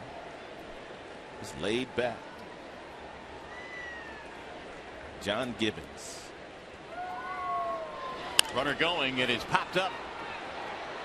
And the second baseman Goins going back. Oh, he had to cover a lot of ground. Quick go to first, though. Double up Rajay. He was on the move, and Goins had to run back about 1.5 miles to get there. Inning over, no runs, a walk, nobody left.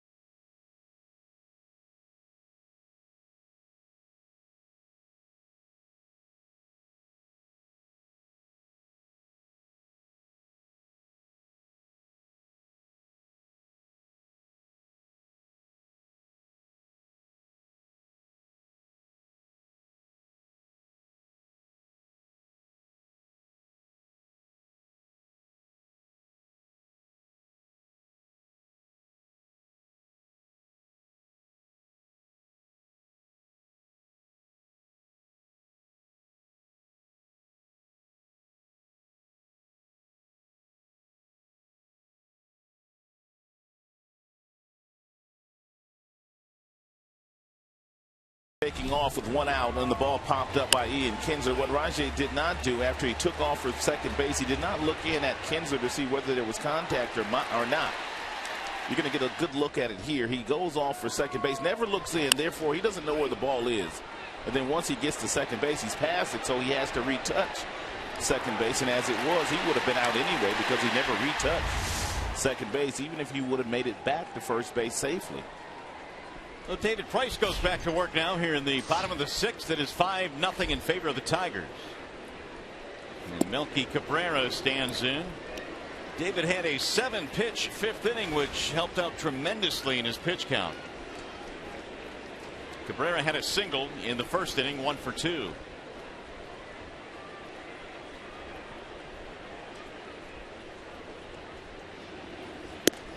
And Price missed outside. 2 balls and no strikes. Got the 2, 3, and 4 hitters to do up here for Toronto in the 6th inning. Cabrera, Bautista, Valencia.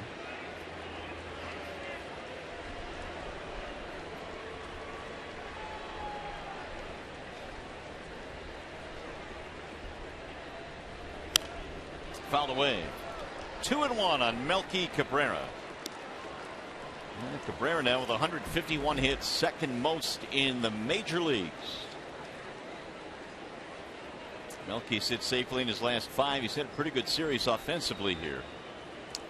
Their top 3 hitters are dangerous. Reyes, Cabrera, and Bautista. And Encarnacion was having a special year before he went down with his injury. There's a ground ball to third, fielding there Castellanos. And Cabrera's out, 1 gone here in the 6th. It's certainly a different team that the Tigers saw earlier this year. Reyes, Cabrera, Bautista, there's their 1, 2, 3 right now. That is a serious 3-headed monster. However, when you have Encarnacion, who is out, Adam Lynn, Brett Laurie, really makes their lineup much deeper, and those 3 guys are out, but these 3 really good.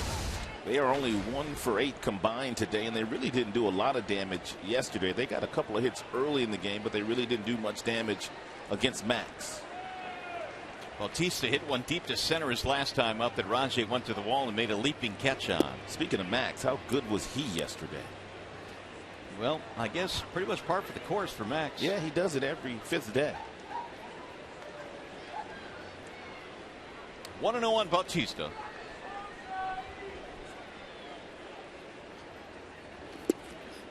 Now Price has thrown a lot of pitches in this game, but he has allowed only 2 hits. That's it. He's gone over the 90 plateau now. Nice cut fastball on that last pitch to Bautista. First time he's gone inside to Jose this afternoon with a fastball. Everything else has been away from Bautista today.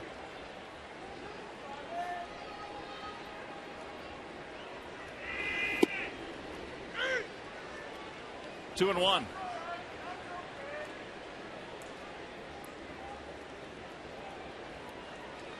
See if he decides to go with another fastball here to Bautista, or if he pulls a string with a changeup.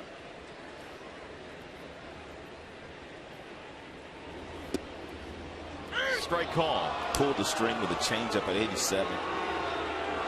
Not only is he have a serious left arm, power arm, but he has really nice secondary pitches.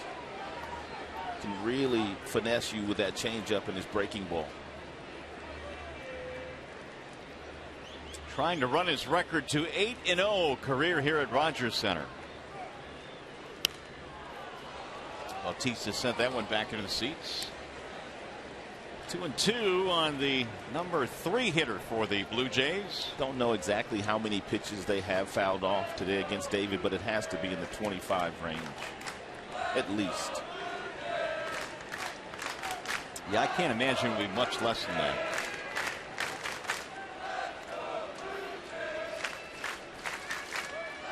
Going with another changeup. And it's drilled to center field. Davis coming on. Rajay sliding and making the catch. Well, that's the second time he's gotten Bautista. And it's the second time Rajay Davis has made a real nice grab off the bat of Bautista. We're going to make it our Bell Tire pitch by pitch. He falls behind 2 balls and no strikes. Comes back with a good fastball. Then a changeup here, 2-1. Runs the count to 3-2 and then throws another changeup that Rajay Davis comes in and makes a really nice sliding grab on. That's the 3rd nice catch that Rajay Davis has made in this series. David Price is thinking, yeah, that's pretty good. I'll take it. But how about the location of that pitch that Bautista hit? I mean, you really can't locate a changeup any better than that changeup, but yet he was able to hit that ball that sharply. Here's Valencia. Well, Valencia now is 11 for 16 in his career against Price. You may as well just throw him some fastballs right down the middle. He's tried to figure him out. He can't really figure him out. So therefore, throw it down the middle and see what he does with it. Walking a single today for Valencia.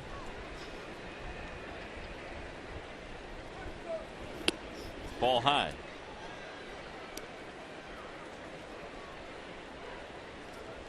Two 2-0.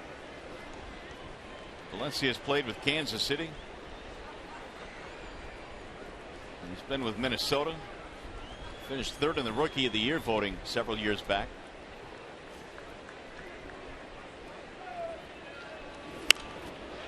Fouled out of play.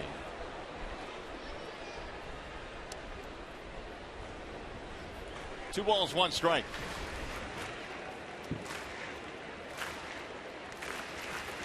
Five-0 Tigers, bottom of the 6th inning here at Rogers Center. Middle leg of the road trip coming to an end. 2 more to go in Pittsburgh beginning tomorrow night.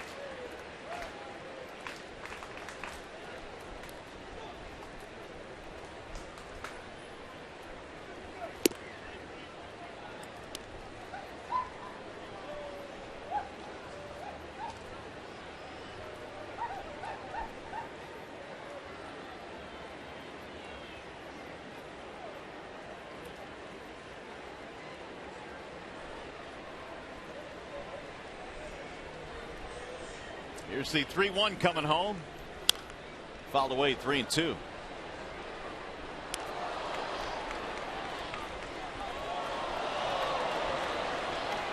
Valencia was the last guy to reach against Price. He had an infield single back in the 4th inning. One of only 2 hits surrendered as Price hits the 100 marker.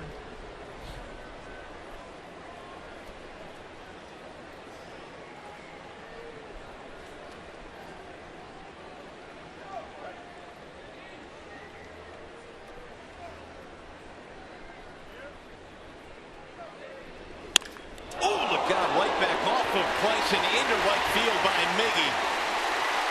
Valencia is on his way to second, and he is in there with a double off the pitcher, a rocket right at Price. It is amazing. This guy just continues to hammer Price. That one was scary. And David pointing to his left thigh. It's a changeup down and away, and an absolute missile hit off the bat of Valencia. By the time Torrey Hunter got over there to pick it up, stand-up double for Danny.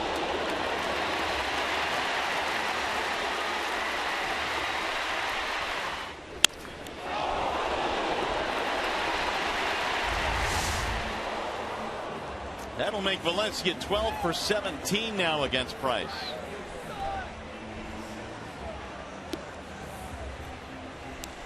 And you start putting those numbers in the calculator. They're awfully impressive. Price now getting a chance to warm up here. That's a .705 batting average. A two-base hit which ricocheted out to right field. Price is all right. He'll remain in the game.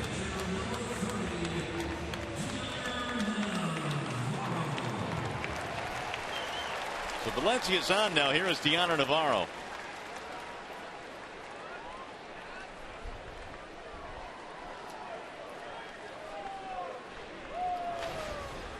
Navarro is 0 for 2, couple of fly balls.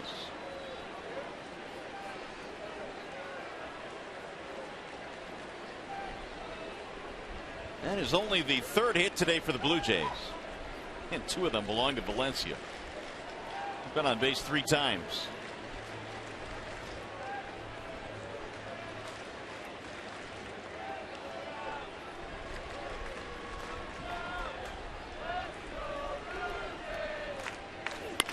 Driven deep into left field. Ball hit well.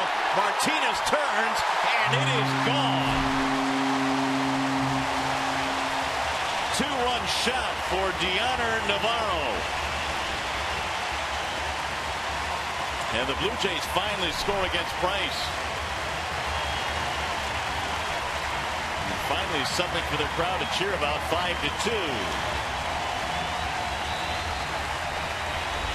Navarro has had a couple of lengthy at-bats in this game. In his first 2 plate appearances, he saw a total of 16 pitches. He wasn't waiting around. In his third at-bat, he got a fastball in the mid-90s that was up in the zone, and he did not miss it. That is now the 23rd home run that David Price has given up this year. And it was a former teammate, Navarro, that got him. So it's a 3-run game now. Here is Nolan Reimold with the bases empty and 2 outs. This crowd have not had a lot to cheer about, if anything, before that swing of the bat.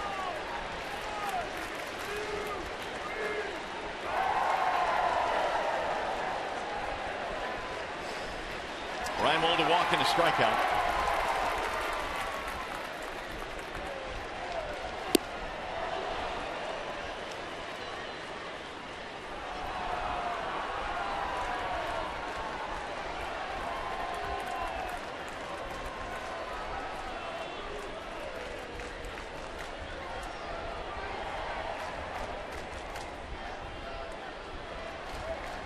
Now Price ready with the 0-2.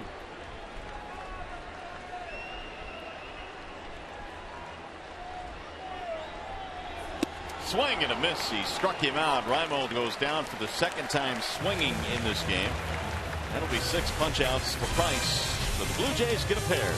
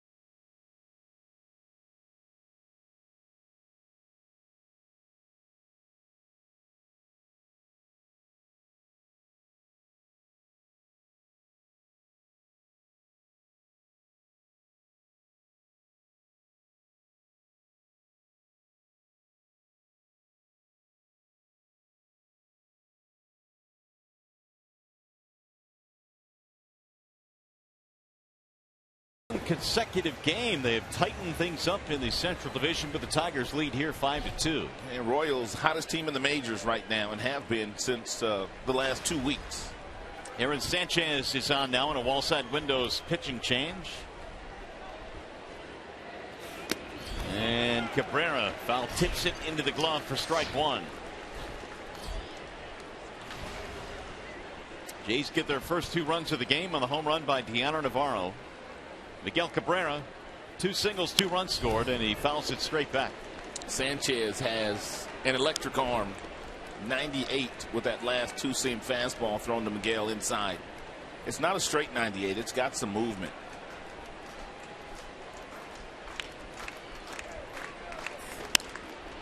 Fly ball center field. Colby Rasmus back into the shadows. Miggy now 2 out of 4 in this game.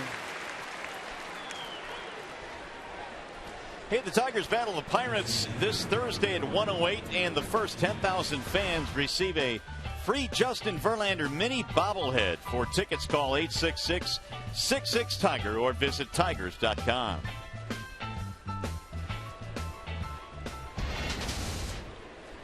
One gone for Victor Martinez.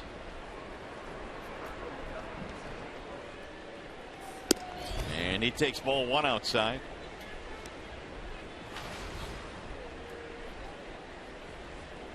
Sanchez, a first rounder of the Blue Jays back in 2010. Sends a ground ball to second base. And Goins is there. And Victor is out, 2 gone.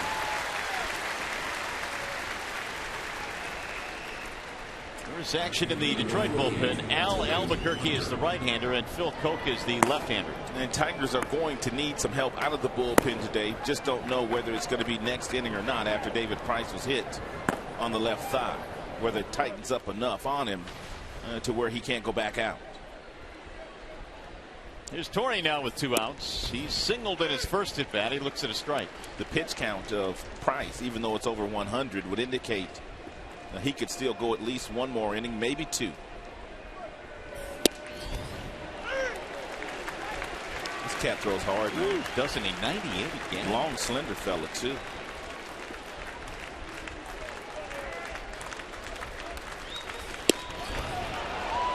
Missed it outside. You can't even do anything with that. 99 on the black outside.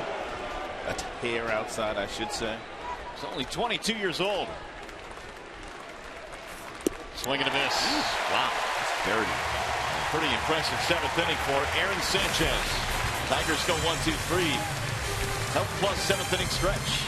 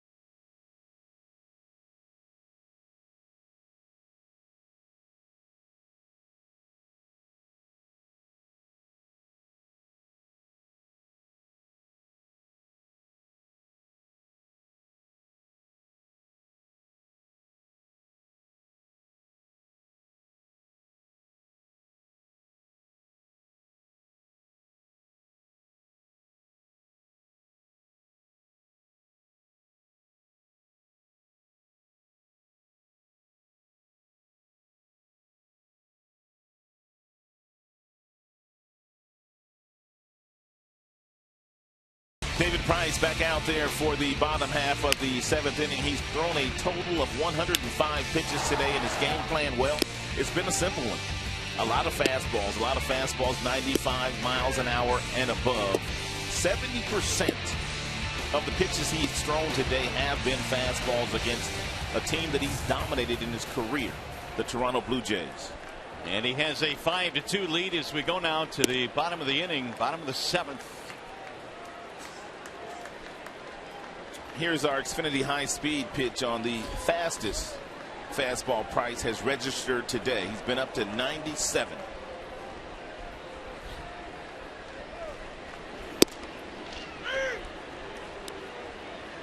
He's got the bottom 3 here: Tullison, Rasmus, and Ryan Goins.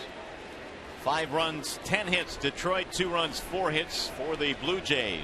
I don't think there's a left-handed pitcher out there like David Price right now. Well, not one that I can think of.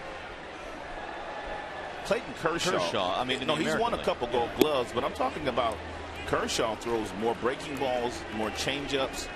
Price is 70% fastballs here today. Kershaw's an outstanding pitcher, but they're different, contrasting styles. Price is pretty much a lot of fastballs here today, or maybe it's just because it's the Blue Jays. Here's the 2-1. 2 balls, 2 strikes on Steve Tullison. We also brought up Chris Sale's name earlier today. He has that low 3/4 arm slot. He throws lots of sinkers and lots of sliders and lots of changeups, not as many fastballs as Price throws. Since the 2010 season, here are the major league ranks for Price. Wins, innings pitched, a lot of strikeouts.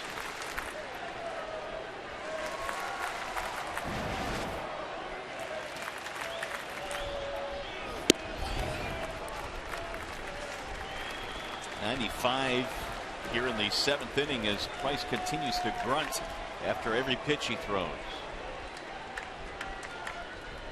Full count, 3-2 on Steve Tullison.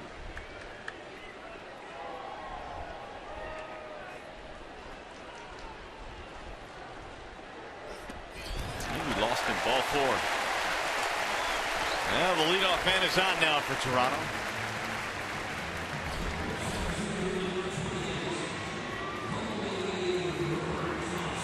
He's got 38 pitches today of 95 or above. 38. Meanwhile, the pen's still going if they're needed. Albuquerque, Coke.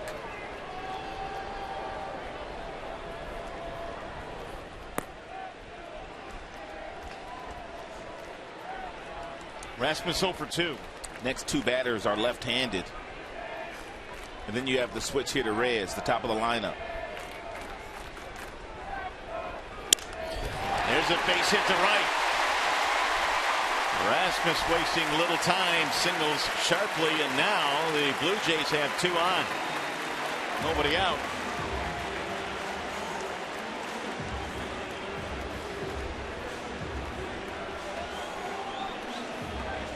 Gene Lamont coming out. He has already signaled to the bullpen.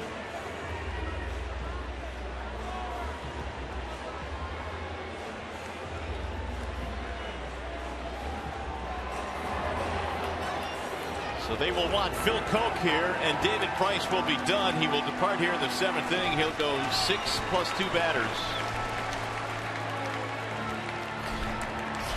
Toronto will be back.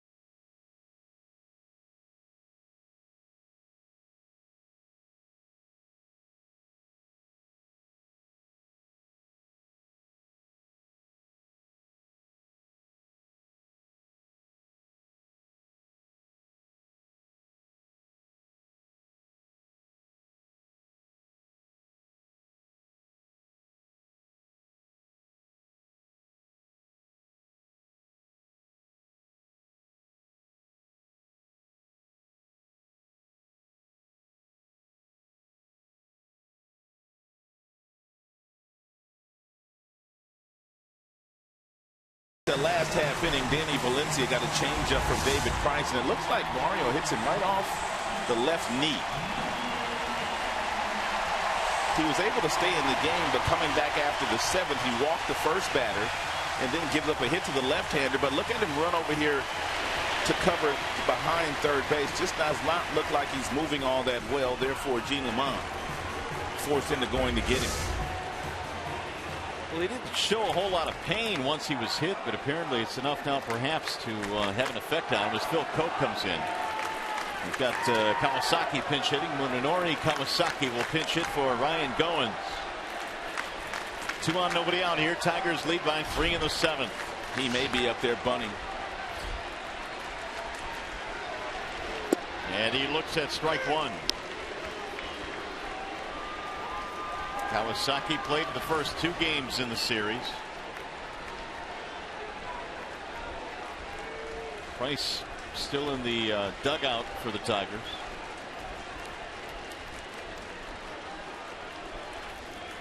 Walk to Tallison, single by Rasmus, chasing Price. Busted him inside, and the count now goes to 1-1. After the base hit by Kobe Rasmus to right field, Price's responsibility is to get over and back up behind third. But take a look at when he runs over.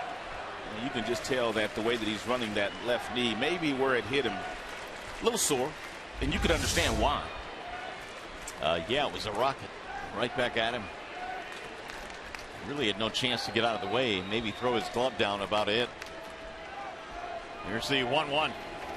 Kawasaki bends out of the way, and it's a strike 1-2. Tigers bullpen a little short today. No Joakim Soria. He was placed on the disabled list before the game today, and more than likely no Joe Nathan today. Nathan has thrown 54 pitches in the last 2 days.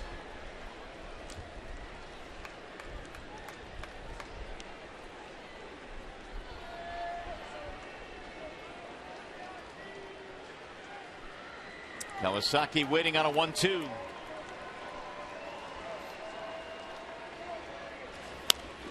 Sliced back out of play. Tigers have 10 hits, 5 for the Blue Jays. Today's 6 innings pitched by David Price, his shortest outing since May 8th. You have to go all the way back to May 8th, the last time he pitched just 6 innings in a game. 6 strikeouts, 2 earned runs, but he is responsible for the 2 base runners.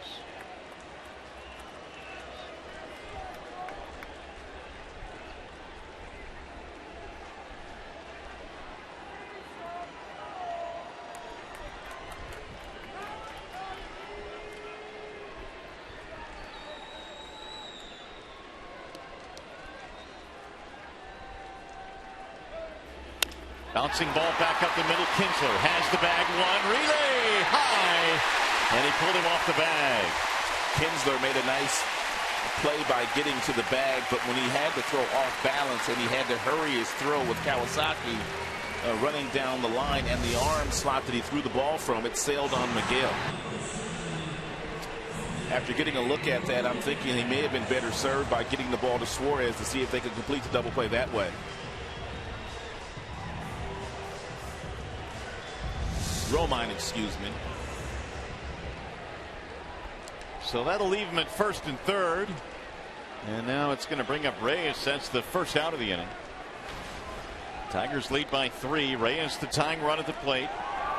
He is 0 for 3 in this game.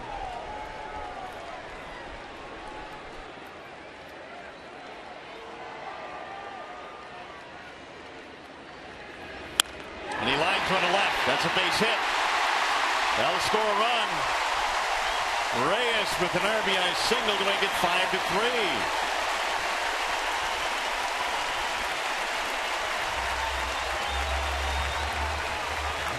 So the leadoff walk comes around to score. Now the tying runs around the bases.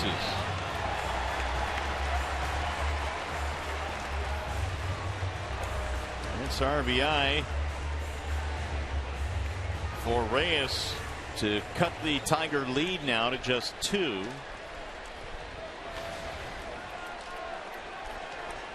Now you got to go through the Hart of this Toronto lineup. 34th RBI for Reyes. Price can only look on.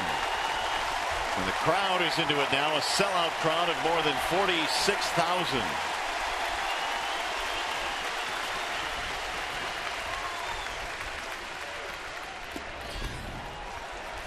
Ball 1 to Melky Cabrera.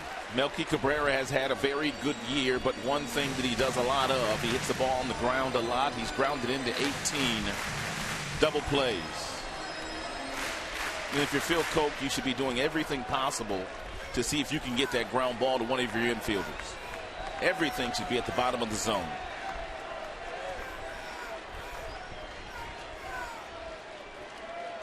Cabrera bounced out his last time up. Strike call. 1-1 on Melky Cabrera. Single foul out, ground out. Jays now have 6 hits. And they've picked up 2 of them here in this inning.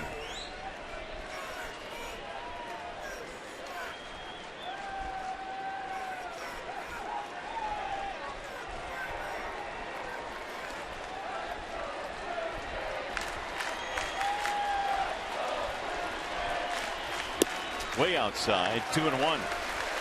The other problem the Tigers have here is that Reyes and Kawasaki, both base runners, can really move. Blaine Hardy is the lefty. Al Albuquerque remains the right-hander.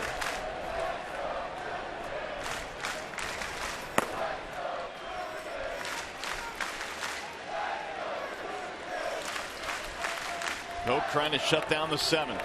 Price faced 2 batters and then departed. Here's the 2-1. Way outside. 3 balls, 1 strike.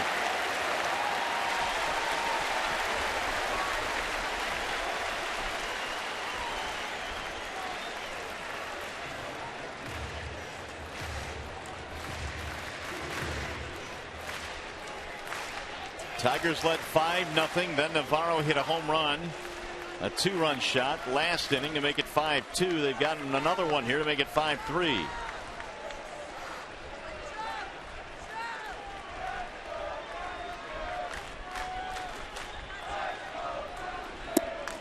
Strike call. Decision time now for their manager John Gibbons with 1 out and Jose Bautista in the on deck circle. Do you dare start the runners? Cabrera's only punched out 58 times this year, so he usually puts the ball in play. But then if you vacate first base and Melky makes an out, do the Tigers walk Bautista? The wheels are spinning. Let's see if they're on the move. Runners go. And a ground ball to third. It gets by Castellanos. Kawasaki will come in to score. That's an RBI single for Melky Cabrera. And it's 5-4. Castellanos was going over to cover third base because Kawasaki was running toward third base on the 3-2 pitch. And then he had to redirect and he slipped. Couldn't get there. Look at Castellanos. He takes off a little bit too soon. Don't know if you would have gotten back to make the play or not, but what you're taught to do is make sure that you stay put before the ball is hit, and then you make the adjustment of going to cover the bag. All of a sudden, a 5-0 game has become 5-4. Phil Coke will be lifted from the contest with Bautista due up next. Tigers going right back to the bullpen. Here comes Albuquerque. He'll be back.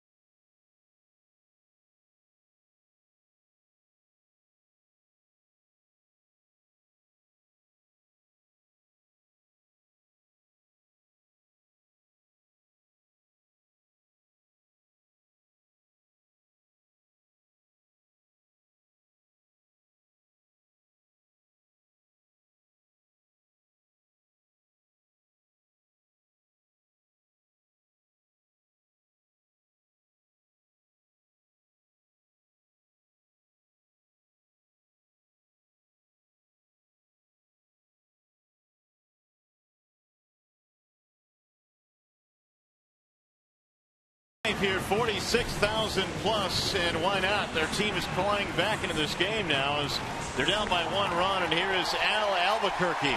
Albuquerque going to have to go up against a very tough hitter in Jose Bautista. Albuquerque has 47 strikeouts. He's only walked 13 so far this year, pitching in his 53rd game.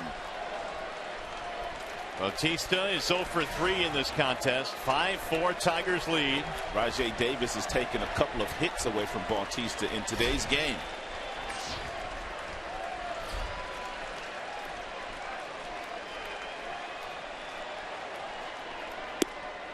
In there for a strike. Jose Reyes at second base, always a threat to steal. That's why Ian Kinsler is only playing about 3 or 4 steps away from the second base bag. Reyes at second. Cabrera is at first.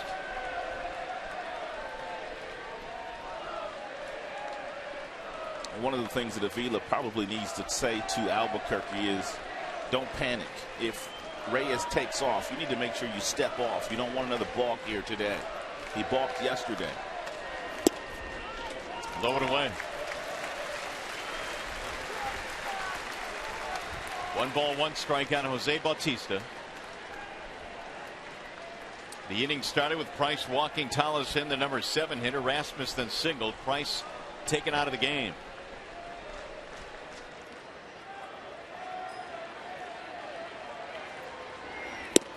And he missed again. 2-1. We've got some thunder coming on deck. That is Francisco. Valencia's spot due up next.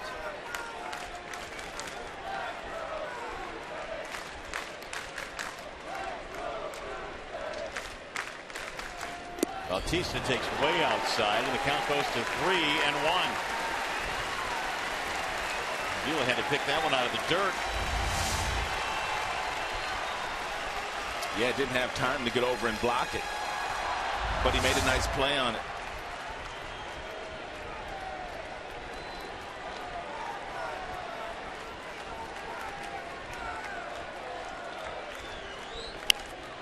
He popped it up back behind home plate, out of play. That'll go about 10-15 rows deep.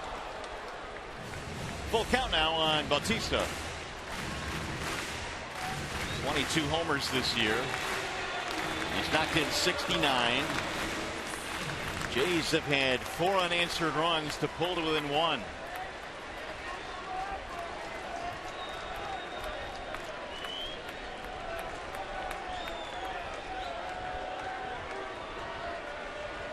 Albuquerque trying to regroup.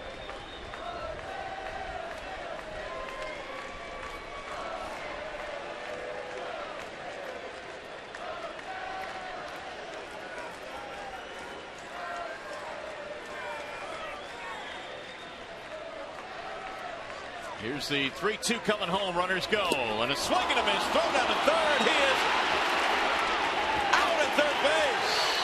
Oh, what a break for the Tigers. They start the runners. Bautista strikes out, and Reyes is out at third. What a poor jump by Reyes.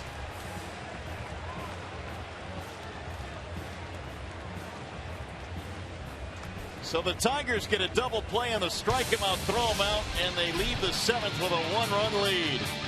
Boy, is this big. Great pitch by Albuquerque.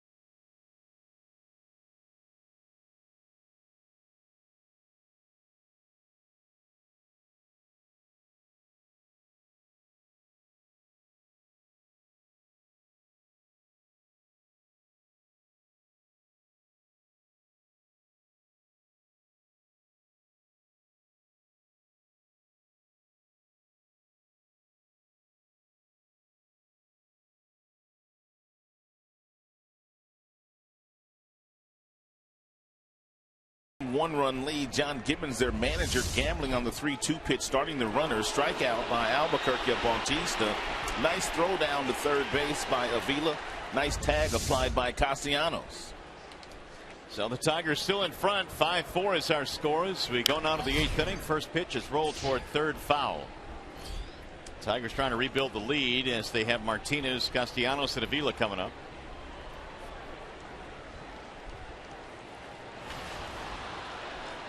That is the downside of gambling on 3-2 as Bautista struck out, leaving a runner, Reyes, out to dry at third base, and a really good throw by Avila. Good tag into the inning. Swing and a miss. Kawasaki is going to stay in the game and play second base.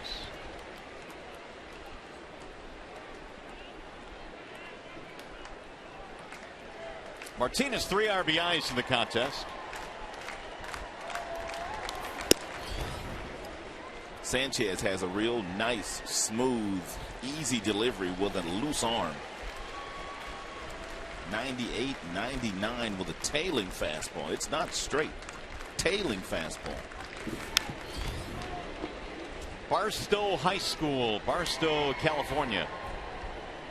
Was an Aflac All-American. And like many pitchers, he played shortstop in high school, pitched and played short. Ooh, that one comes up and in 98. 2-2 the count.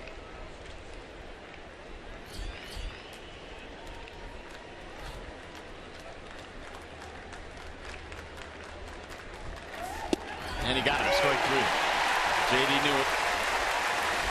His second strikeout. Mark Burley started this game against the Tigers, a left-hander. His top fastball was 87. Then Redmond, he came in. He was throwing underneath at about 88 to 90 miles an hour with his two-seamer. And now this guy. 98, 99, straight over the top. He's retired all 4 that he's faced.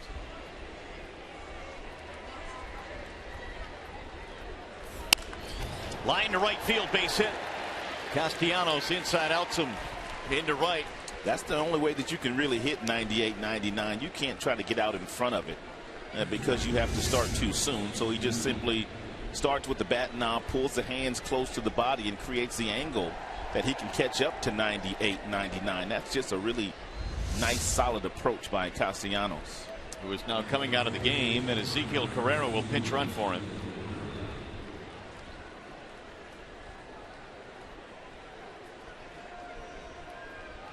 Here is Alex Avila.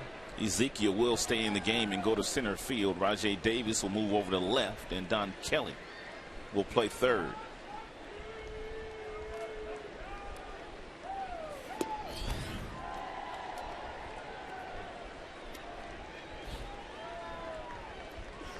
Avila today is 0 for 3.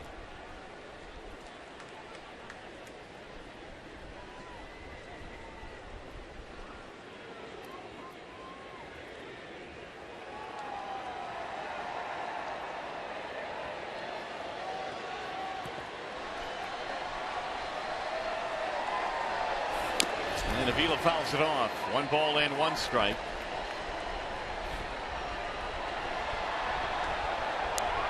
You said he was bought from Barstow, but he stands 6 feet 4 inches, a slim 200 pounds. Young man, 22 years old, with a bright future. Just had his 22nd birthday at the beginning of July.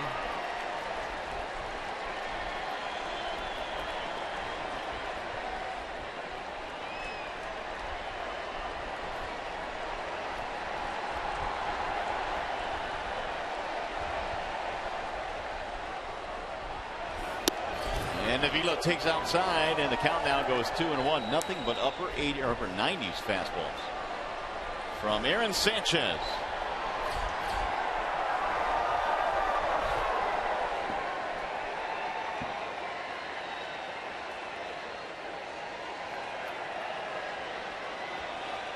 Big strikeout numbers, as you would expect in the minor leagues.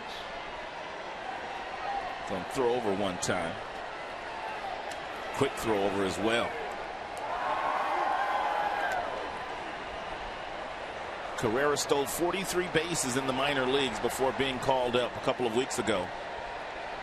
The 43 in the International League was leading the league.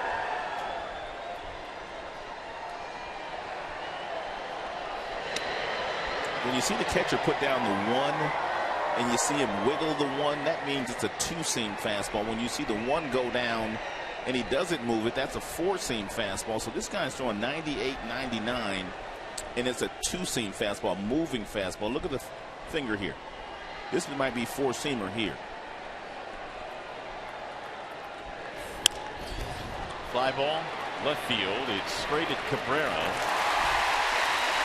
Second out of the inning.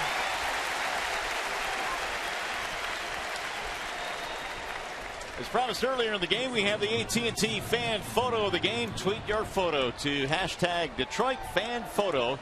You'll have a chance to be shown in an upcoming game broadcast. It is brought to you by our good friends at AT&T.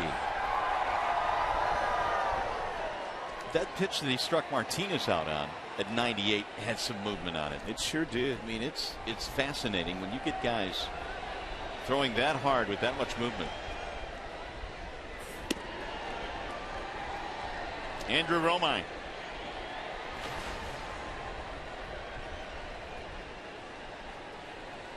Apparently Carrera can't get a big enough jump, or a good enough jump, I should say, to steal second. At least he hasn't as of yet.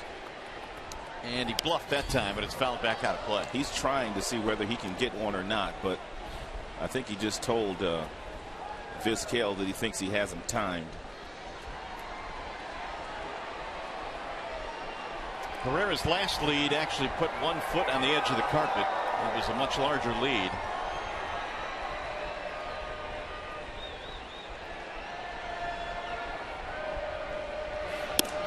Ball outside. 2-1 on Romine. A double and 3 at bats plus a run scored. 5-4 Tigers lead. We're in the 8th. At one time a 5-0 lead. David Price is out of the game. It'll be up to the bullpen. There he goes. Here comes the throw down to second base. Tag. And out. Carrera caught stealing to end the inning. No runs, 1 hit. Nobody left. And Navarro cuts him down. Reyes with the tag. So we'll go to the bottom of the 8th. Still a 1-run game.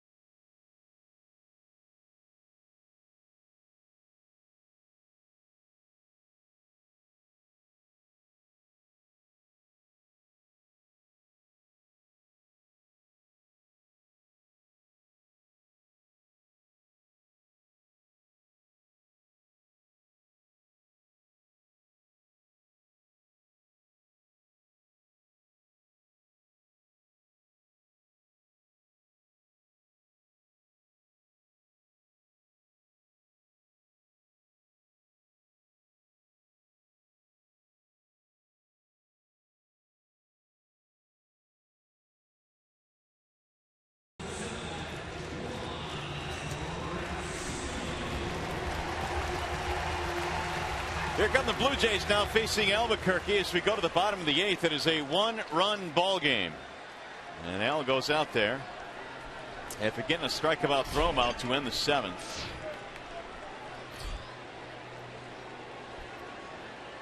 Now the shift is on against Francisco, who will pinch hit for Valencia. Francisco, Navarro, Reimold here in the 8th for the Blue Jays. Francisco started at first base in yesterday's game, and he looks at a strike. 1-1. Juan Francisco has power. He's hit 16 homers, and he's knocked in 42.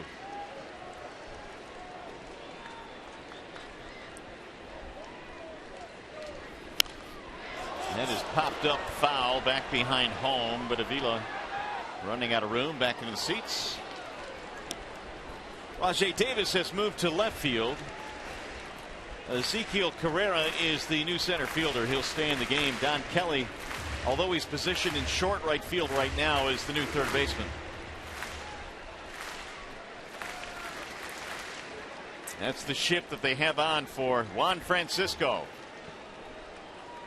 5 runs, 11 hits for the Tigers, 4 runs, 7 hits for the Jays. Swing and a foul tip into the glove, and Francisco is out of there. That is one thing that Francisco will do other than hit home runs. He will strike out quite a bit. A real nice slider at the bottom of the zone. Really good block by Avila as well.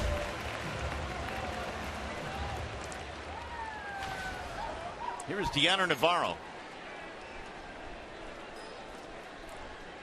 He started the comeback for the Blue Jays when they were down 5-0, 2 out, nobody on in the 6th.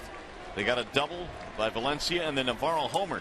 He's had some good at-bats today against his former teammate David Price. He gave the Blue Jays some life. Ball 1.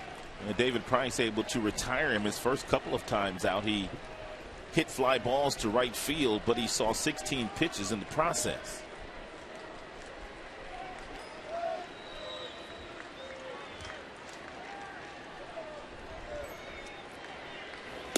Way outside. 2 balls, no strikes on Deanna Navarro.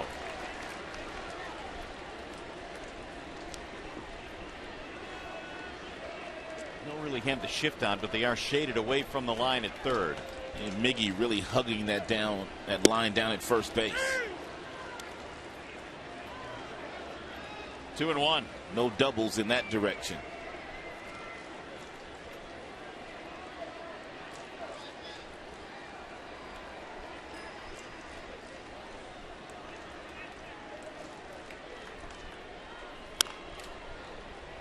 Make it 2-2 now on Navarro. Nolan Reimold will bat next. Tigers brought in Phil Koch in the 7th, and Albuquerque came on, got the final 2 outs, and now trying to get through the 8th.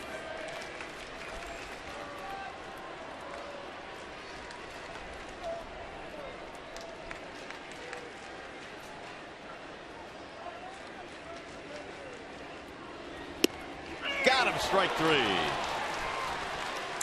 Albuquerque has faced 3 batters, and he has struck them all out. Albuquerque usually does not get strikeouts with his fastball, but just about everybody that goes up against Albuquerque these days, right-handed batters or left-handers, are looking for the slider. And even though there was 2 strikes, Navarro was looking for that slider, therefore couldn't pull the trigger on that fastball.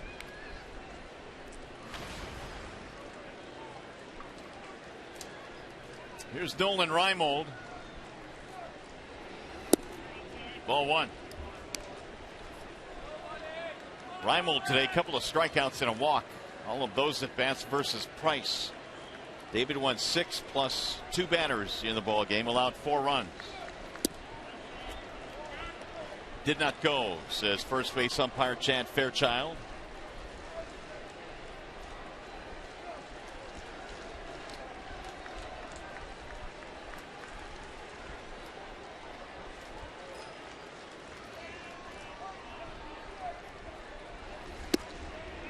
Inside, 3-0 the count. And there is activity in the Detroit bullpen. Nice job of Chamberlain to the left of your screen. Blaine Hardy had been throwing. He is watching the action now. If there is a closing situation today, it will be Jabba.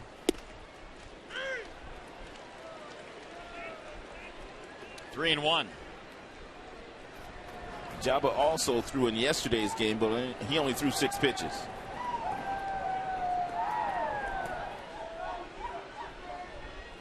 Swing and a miss.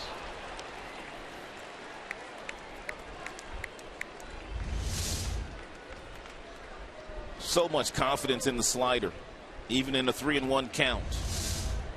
And that's what Albuquerque features.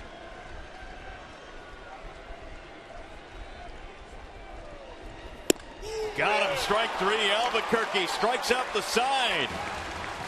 He faces 4 batters in this game, and he punches out all 4. Albuquerque doing it out of the Tigers' pen.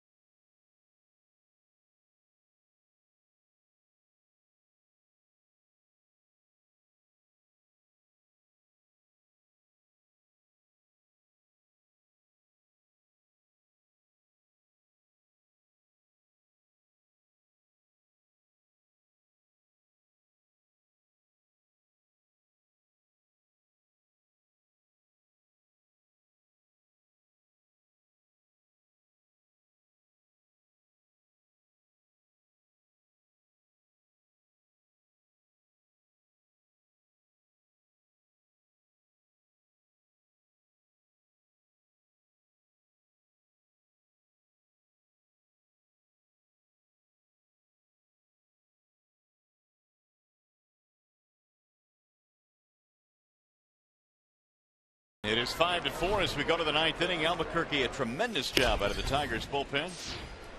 And now the Tigers here in the 9th inning have Romine, Davis, Kinsler.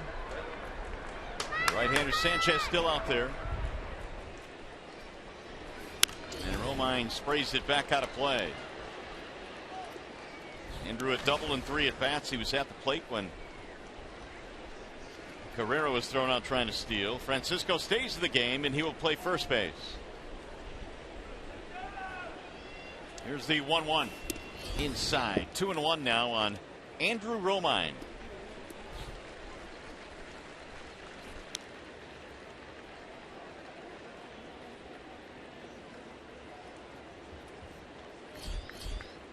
Davis on deck.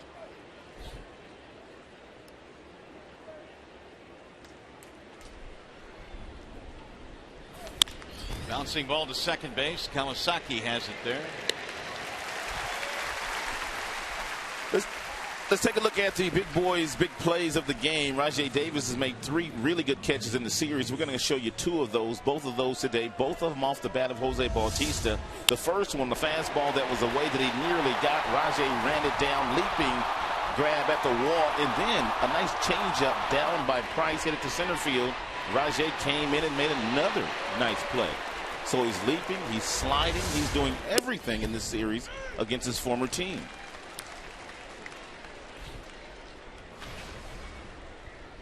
Davis had a walk in his last at bat. And it's fouled back out of play. No balls, 2 strikes.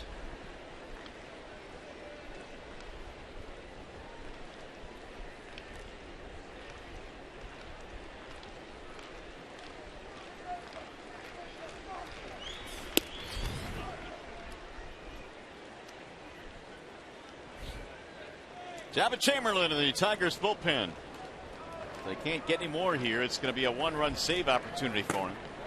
Here's the 1-2. Strike 3 called, and Davis can't believe it. I mean, he is beside himself right now in the batter's box.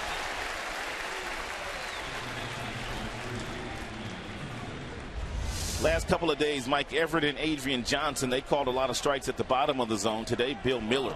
And he's been calling a lot of strikes up in the zone today. Up in the zone is right. The upper reaches of the upper part of the zone. 2 away, and here is Ian Kinsler.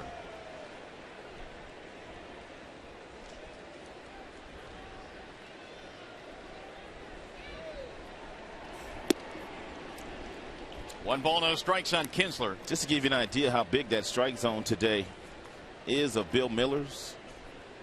10 strikeouts today looking, and by both teams. That says something. 10 strikeouts looking by both teams today. 1 ball, 1 strike.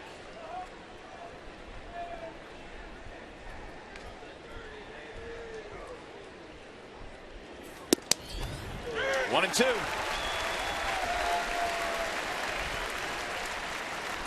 Impressive, Mr. Aaron Sanchez.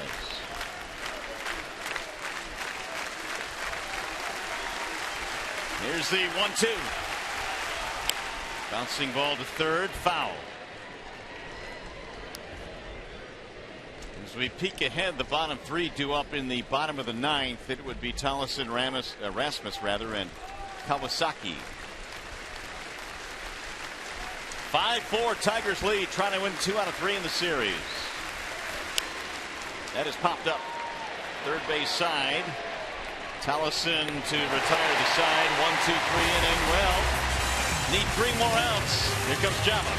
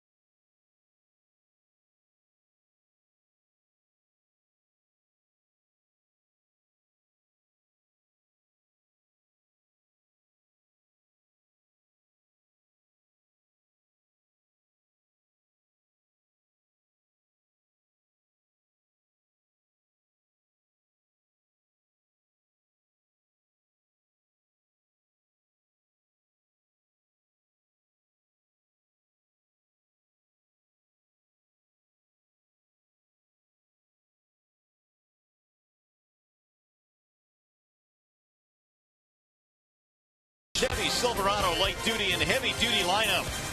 And by when the game stands tall in theaters August 22nd. Well, it is a 1-run game. Last call for the Jays. We go to the bottom of the 9th. And in for the Tigers to try and close it out, Java Chamberlain. No Joakim Soria. He was placed on the disabled list today. No Joe Nathan. He's thrown a lot of pitches the last couple of days. So it's Java Chamberlain to try to record his first save. He got his last save on May 30th. And before we start the bottom of the 9th, let's check in with Trevor Thompson. And Mario, we want to remind folks to stick around here on Fox Sports Detroit for Tigers Live postgame immediately following the game. Matt Shepard and Craig Monroe are inside the studio. I'll be covering things inside what should be a very interesting clubhouse as this series comes to a wrap. And we'll also get your guys' perspective on the series and a look ahead to Pittsburgh coming up next. That's all coming up on Tigers Live right after the game, guys. Back up to you for the night. Hey, Trev, props to you for sitting in that sunlight all day and not loosening your tie. Very well done. Dude, it's hot down here. You're pro. Let's see. Chamberlain now trying to get the final 3 outs. Anthony Ghost will pinch hit for Steve Tollison. Infield tight with Ghost in the batter's box. He has outstanding speed.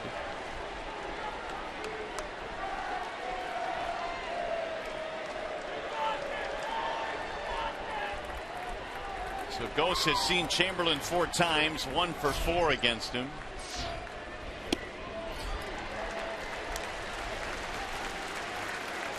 Ghost has speed, want to keep him off the bases in a 1-run game. Rasmus and then Kawasaki here in the bottom of the 9th. Bouncing ball, base hit, right field. Leadoff man is on.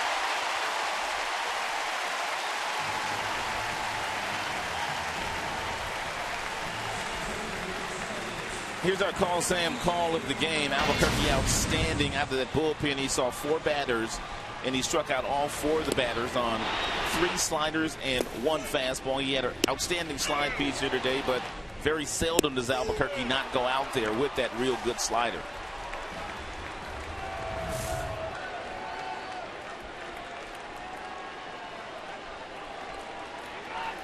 So now here's Rasmus. Rays, or the Jays, I should say, not the Rays. The Jays have picked up their 8th hit. Ghost has a big lead. He's got 1 foot on the carpet. He has 12 steals this year. He's only been caught 4 times.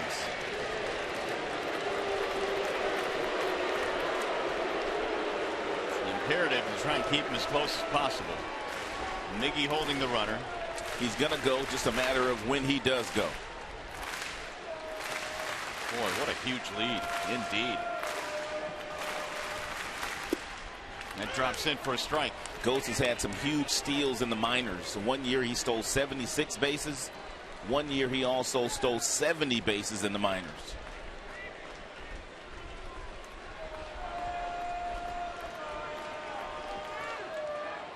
Rasmus had a single. He's part of that 2-run rally in the 7th for the Blue Jays. Fouled straight back. So now it's 0-2 on Colby Rasmus. Jabba Chamberlain has thrown so many breaking balls this year that if you're the Toronto Blue Jays and you do allow Ghost to run, this might be the pitch that you allow him to run on, anticipating that it will be something off speed thrown here to Colby Rasmus in the 0-2 count.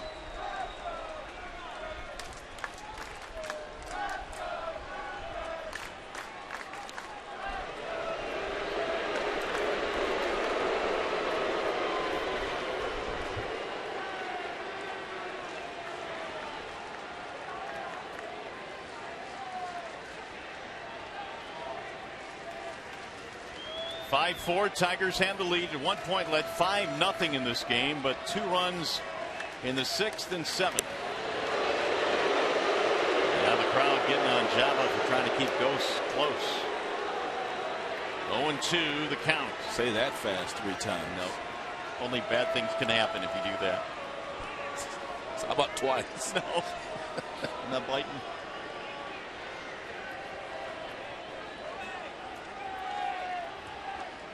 And another throw. Oh, they're really mad at him now. Well, Gene Lamont is the acting manager right now, and he's managing the big leagues. He knows that Ghost is going to try to steal. You've got a couple of pitches to work with here if you choose to do so. Go ahead and pitch out.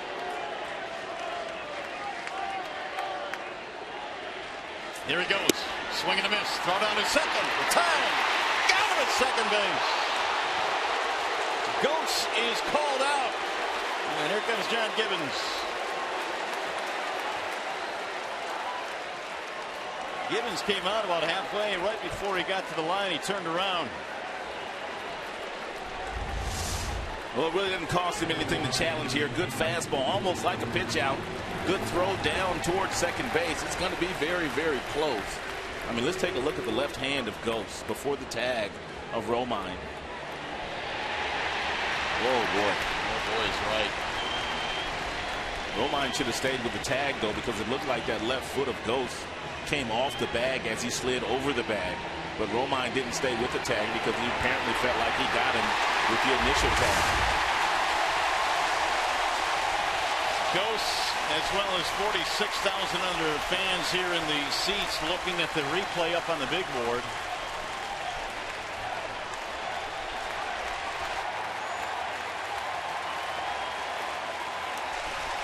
Gibbons didn't even come out all the way. He just came a couple of feet out and said, let's challenge this. And so they are looking at it. What a crucial call here. Another chanting safe. Don't know what the initial ruling will be, but Jabba did everything that he could possibly do to help Avila throw Ghosts out. Threw over the first 3 times in a row, then finally threw a fastball home, which is a good pitch to throw.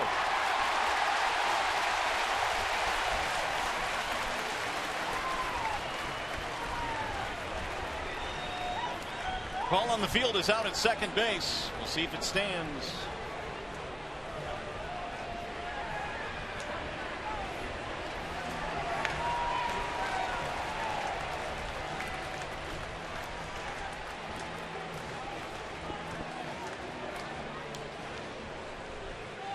So probably our 2 best looks right here. The first look.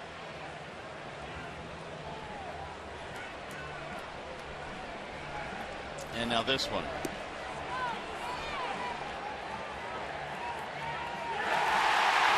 Safe. It's a stolen base for Ghosts.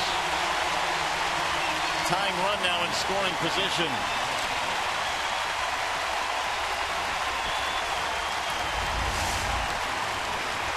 And clearly our best look right here.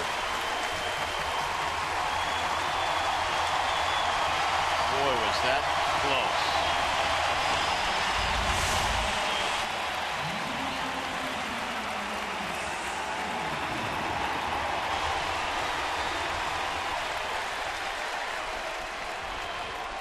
Now here is Kawasaki.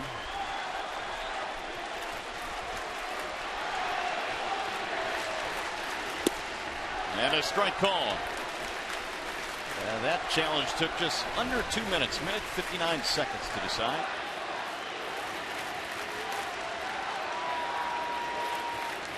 One on, one out.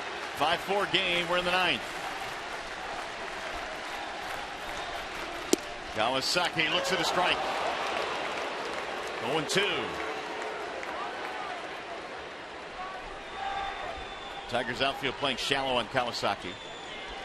Jose Reyes waiting on deck.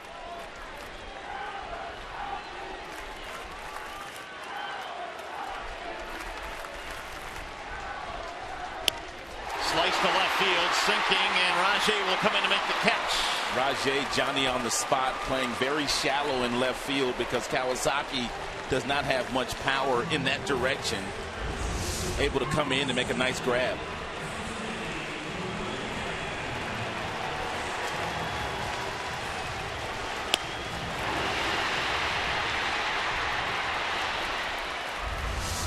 So with 2 outs, it is up to Jose Reyes. He stands between the Tigers in a series victory. Reyes only 207 with runners in scoring position this year. He's got Ghost, the tying run at second base. And he looks at ball 1.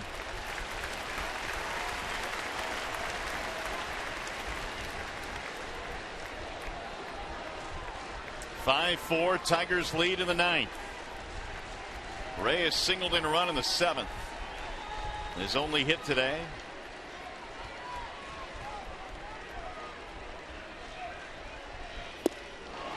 One ball, 1 strike. Outstanding slider there thrown by Jabba. It stayed on the fastball plane all the way until it got in the hitting zone, and the bottom just fell out of it.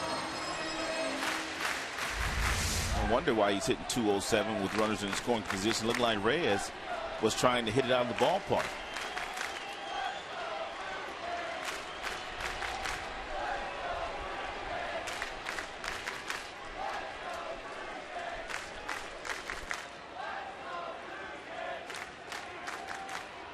Here comes Avila out to the mound now. Take a look at how shallow the Tigers outfielders are playing here with 2 outs.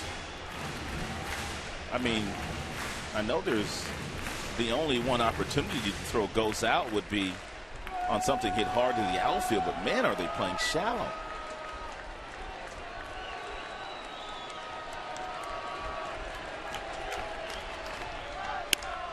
Line drive, base hit center field.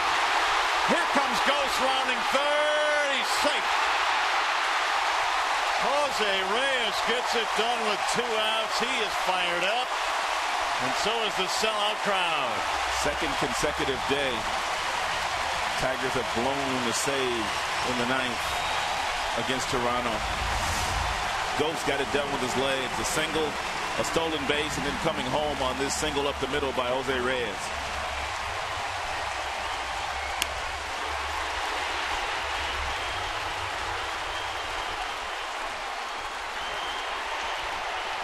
Second RBI hit in as many at-bats for Reyes. Now, if you're the Tigers, you can pitch out on the first or second pitch. Reyes is going to try to steal second as well. He has 22 steals this year. He's only been caught once. Here's Cabrera, and it's ball 1, and a save there by Avila. Melky Cabrera, 2 out of 4 with a couple of singles. Winning run, standing at first base. 5-5 ball game.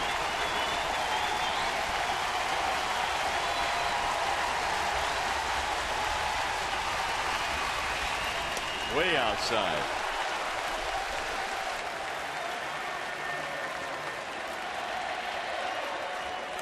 Jose Bautista waiting on deck.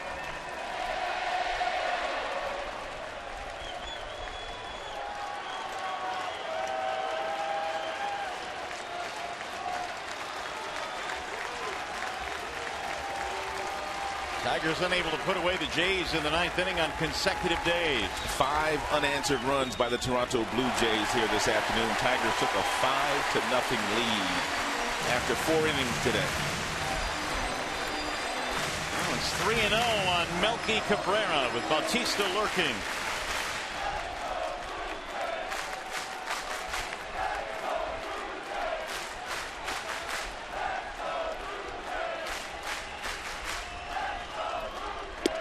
And it's in for a strike. 3-1 on Cabrera.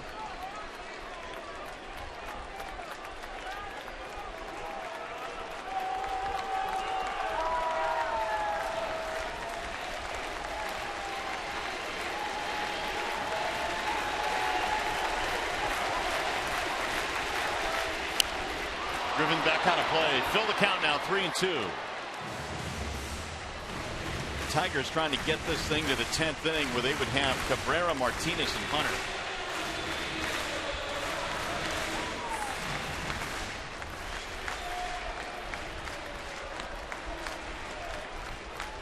Brad Ausmus has been thrown out of the game. Gene Lamont running the show now in the dugout rather. Cabrera now backs off, plays behind Reyes. He'll be on the move on 3-2. And he walked in ball 4, and Melky Cabrera now gets a base on balls, pushing the winning run to second.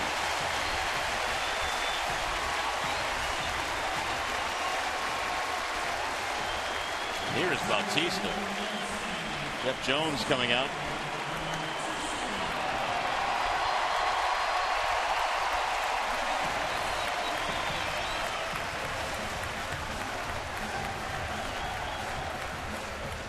Fans, RBI Baseball is back with all 30 MLB teams and 2014 players. Get the retro 2-button style baseball game you've been missing. Visit RBIGame.com for more details. Download today on your console and mobile device.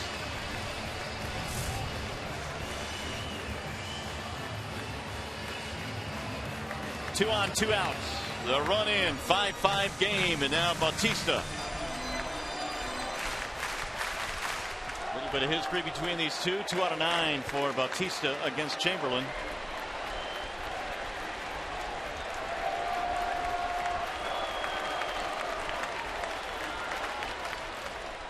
And Bautista takes ball 1. And Jabba Chamber was on trying to get his first save, I should say, since May 30th. Hadn't had one since then. Last 3 outs awfully tough to get. And they proved to be again here today. Leadoff pinch hit single by Ghost, and he has come around to score. That's outside.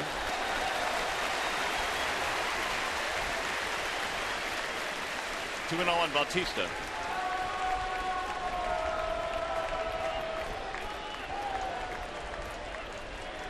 They're going to finish him off here and just put him on.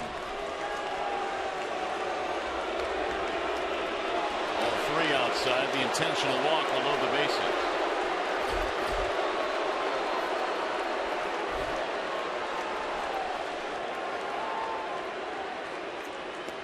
Way high for ball 4. So the winning run, Reyes will go to third. The bases are loaded. Juan Francisco is coming up.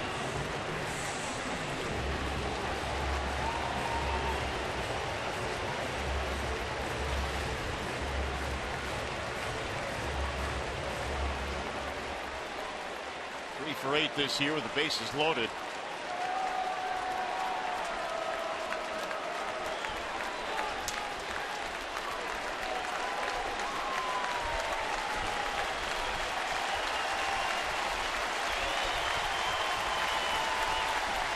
Francisco drills it foul down the right field line.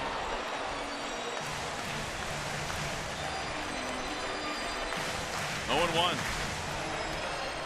He came on as a pinch hitter in the 8th inning and struck out. Albuquerque struck him out in that at bat. Al did a nice job. He faced 4 batters and struck them all out.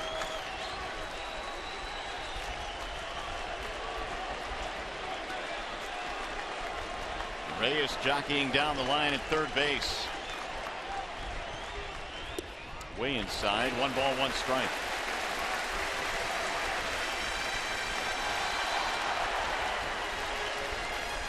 Five game. We're in the bottom of the 9th inning. Bases loaded, 2 outs.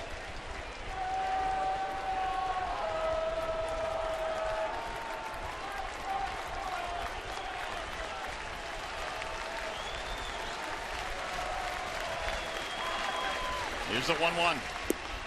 Strike called. 1 and 2 now on Juan Francisco.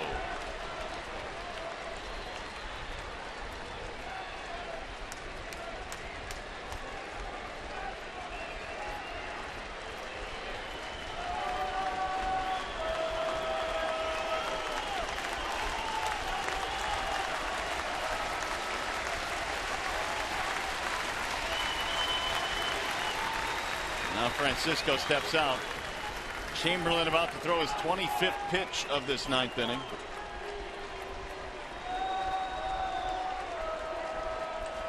He's given up 2 singles, 2 walks, 1 intentional.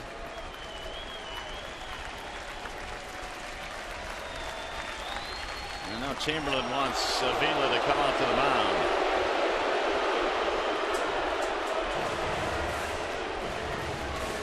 Tigers jumped on the Blue Jays early in this one, scoring 3 runs for David Price in the 1st inning. Price was able to pitch into the 7th, but had to be taken out after giving up a walk and a single.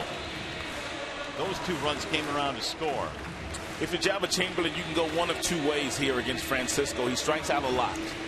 You don't want to throw a strike. You can elevate the fastball up in the zone at about 93, 94. Try to get a swing and miss that way. If you go to the breaking ball, Avila knows he has to get down to block it. Outside, 2 and 2.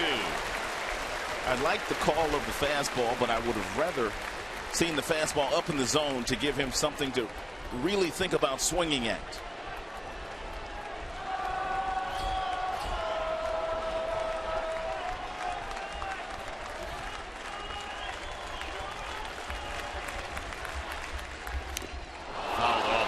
Got a piece of that one, his tail line.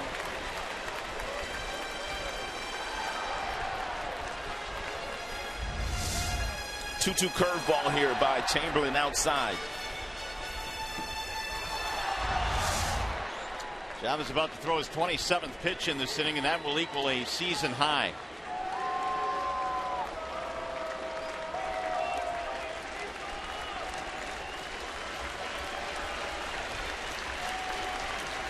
2-2 on Juan Francisco. Way outside, 3-2. And it's about to get really interesting. Here comes the crowd.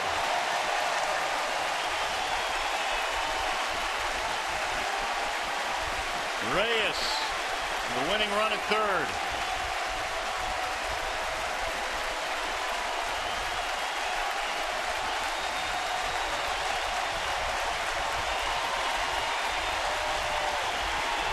Swing and a miss. He struck him out.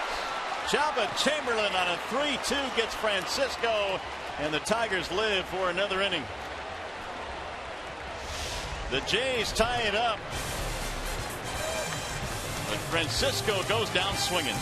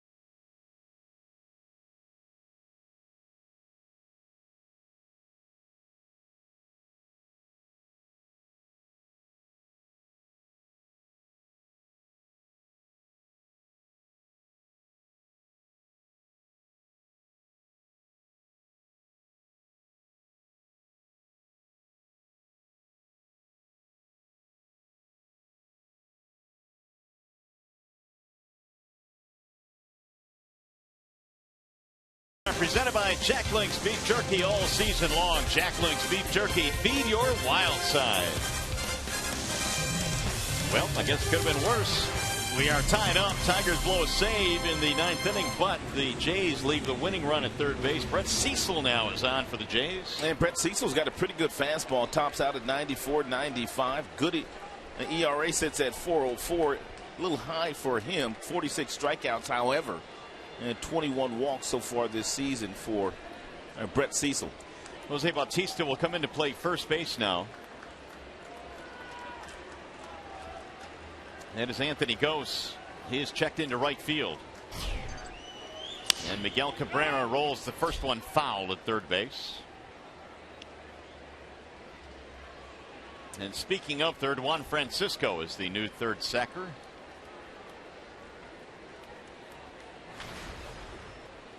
Five runs on 11 hits for the Tigers. 5 runs, 9 hits now for Toronto. Second straight day we go to extra innings. Miguel in the ball game, 2 out of 4. A couple of singles, a couple of runs scored.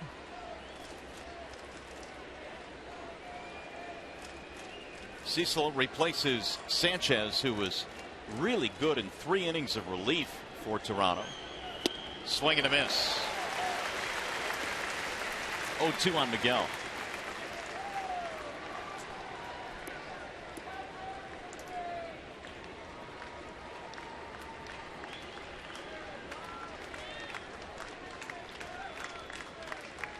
And the 0-2. Swing and a miss. 1 out here in the 10th.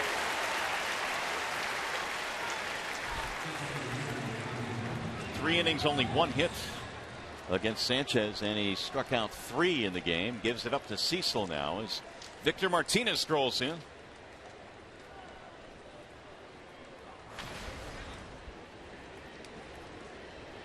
Victor reaching twice in this game, once, actually 3 times. Once via an error. He singled, then was walked intentionally.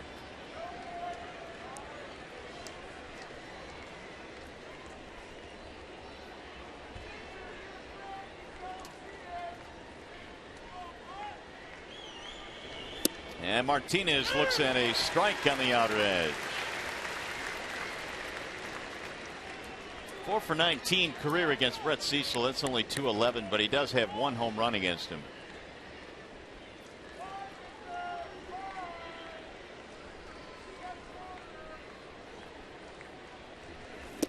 Way inside. 1 ball, 1 strike.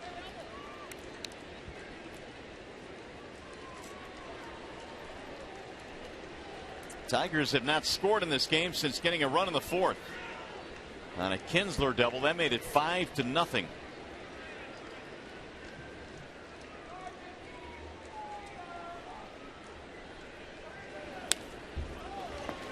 One and 2.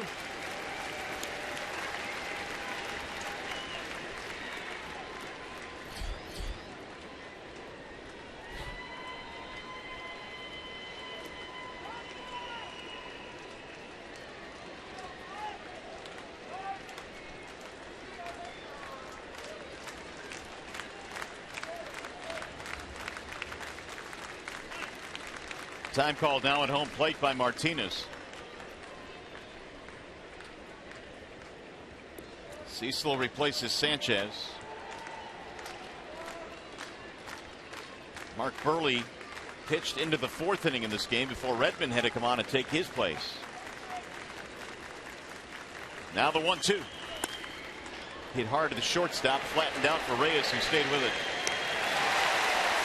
2 gone.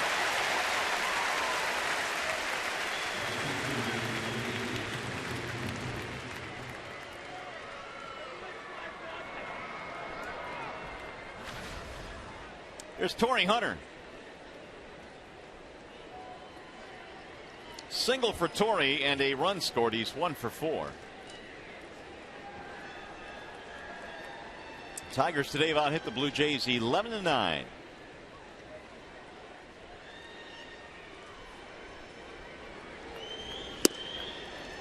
Ball 1.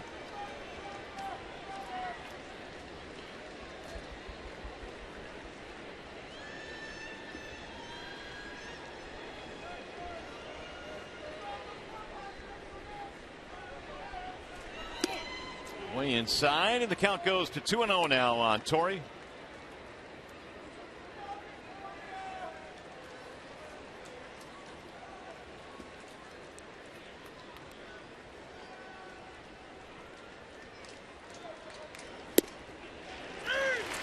Cecil came into this one tied for 4th in the American League with 18 holds. Wade Davis has 23. He's been pitching spectacular baseball at the back end of the Royals pen. Yeah, Wade Davis, his stuff works a lot better out of the bullpen than it does as a starter. Now the 2-1. 2-2 on Torrey. Royals winning again today, so they were hoping Toronto would win this thing in the bottom of the 9th. They would have a chance to get to within a half game of first. 2-2 on Hunter. Don Kelly on deck. Ground ball back up the middle. Reyes can't get it into center field. 2-out single. So the Tigers have the go-ahead run on now. Second hit of the day for Torrey Hunter. Singled and scored back in the 1st inning.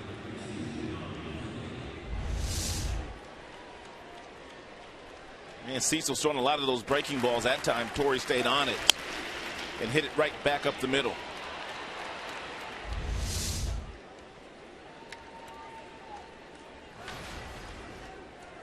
This will be Kelly's first at bat.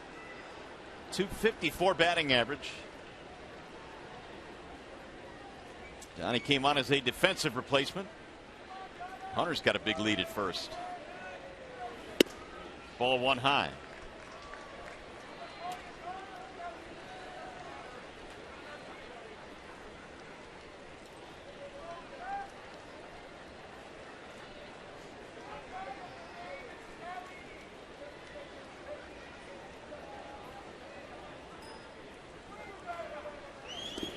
Try to hold up. 1 ball, 1 strike. Sometimes you'll see a base runner, with a huge lead against a left-hander, and what Torrey's trying to get Cecil to do is throw over. He'd like to see his best move, but Cecil hasn't thrown over yet. You get a big lead. It's called a one-way lead. You're coming back, but you want to see the move.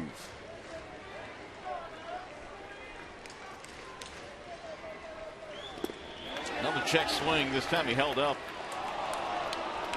Adrian Johnson confirms that. 2-1.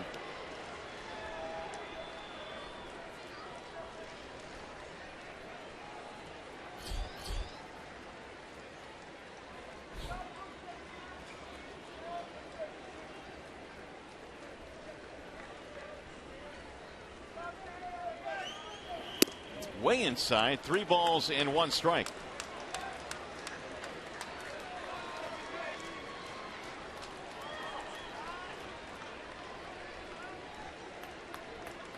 Cecil appeared in 60 games last year out of the bullpen for the Blue Jays. Was in the rotation early on in his career.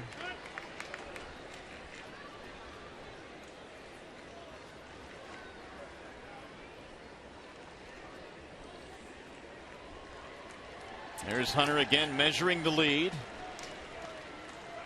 And the 3-1. Strike called on the outside corner. 3-2 now on Kelly.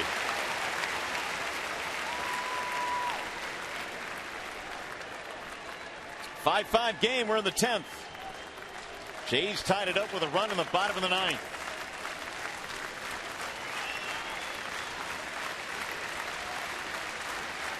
Now Cecil ready with the 3-2. Runner going. Swing and a miss. He struck him out. No runs. 1 hit, 1 left. Go to the bottom of the 10th.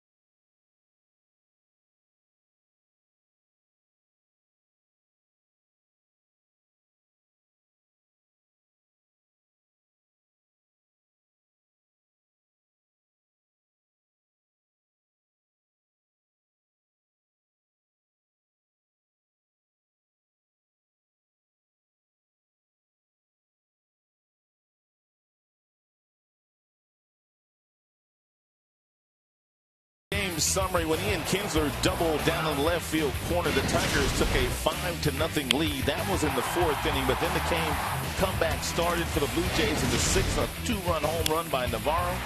Melky Cabrera also singled. Ghost, he came in real late. Single, steal of second base. Single by Reyes up the middle. That's where we sit, 5-5 in the bottom half of the 10th inning. Well, not a good day for the Tigers bullpen to be short with Joaquin Soria going on the DL. Now they dip deeper into the pen. Blaine Hardy will come in for the Tigers. And Blaine's got a decent fastball, anywhere from 89 to 92 miles an hour. He's got an outstanding curveball, especially against left-handers. 19 strikeouts, 9 walks for Blaine Hardy since he's been in the big leagues.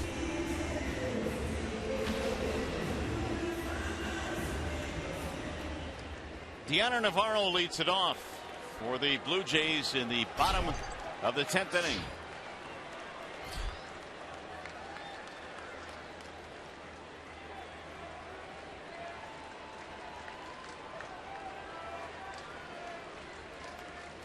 And Navarro looks at a strike, 0-1. Navarro hit a 2-run shot in the 6th.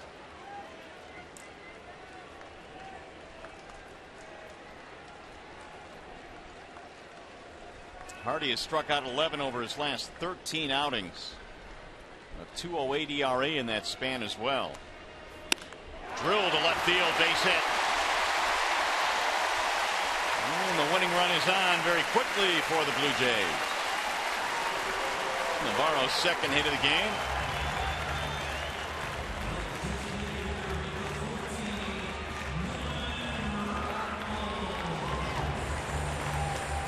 We got a pinch runner now. That's Marcus Stroman. Yeah, it is. Yesterday's starting pitcher. How about that? Stroman coming on a pinch run.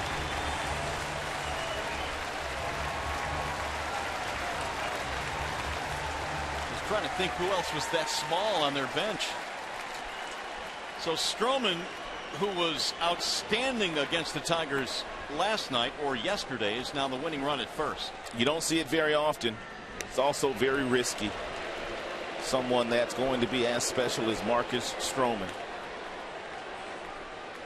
I'm not sure a lot of teams would do this, but he's out there pinch running. And he draws another throw, dives back in.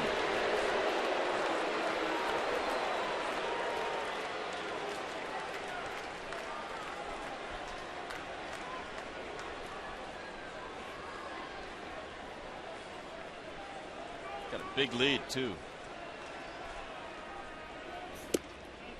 The ball outside, 1-0.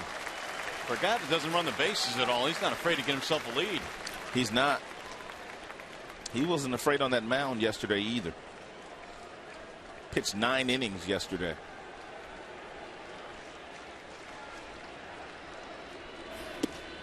Strike call.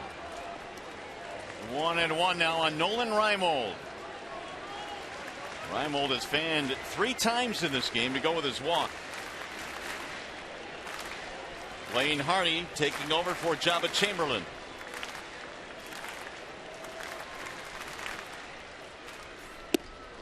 Strike, and the count goes 1-2.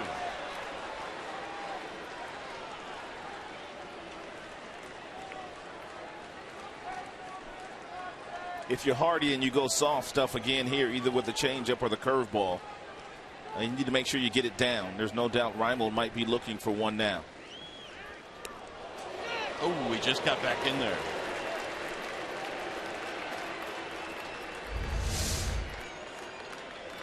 Quick snap throw there by Hardy. Reimold knocked in the game winner in the 10th inning yesterday. He fouls that one back out of play. He got that hanging breaking ball from Hardy and he just missed it. This would not have been good had he made contact with it. Oh man, that was on a tee, wasn't it? Knee high, and he fouled it straight back. 1-2. Fastball. It might be the pitch that they get him out with here.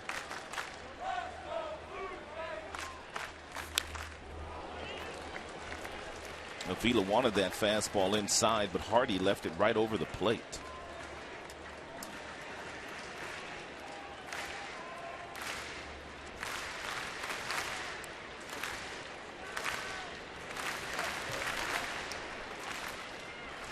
Tigers are gone with Koch, Albuquerque, Chamberlain, and now Hardy.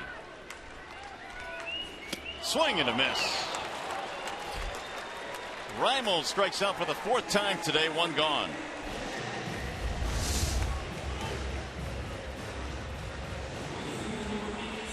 Changeup up and out of the zone thrown by Hardy. Reimold couldn't hold up.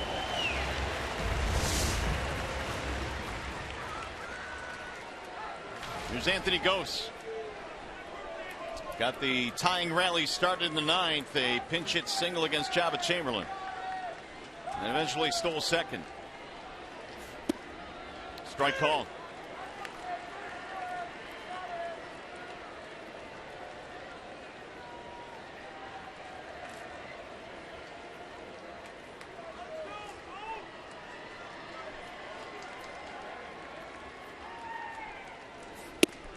That's up and in. 1 ball, 1 strike. Navarro started the inning by singling. Stroman has come on a pinch run for him. He represents the winning run.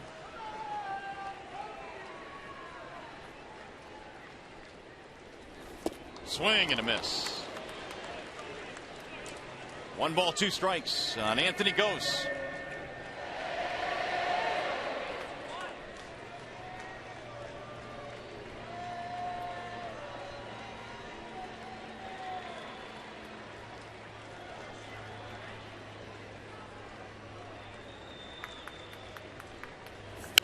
Bouncing ball foul outside of the bag at third.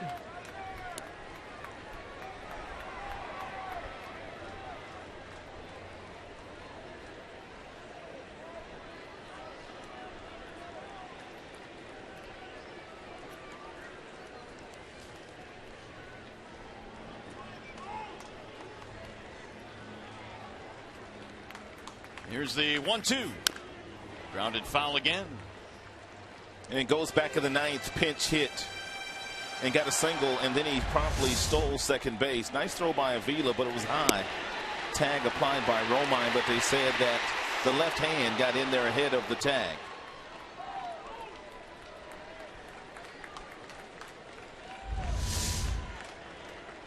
And Gose would eventually come around to score on the single by Reyes.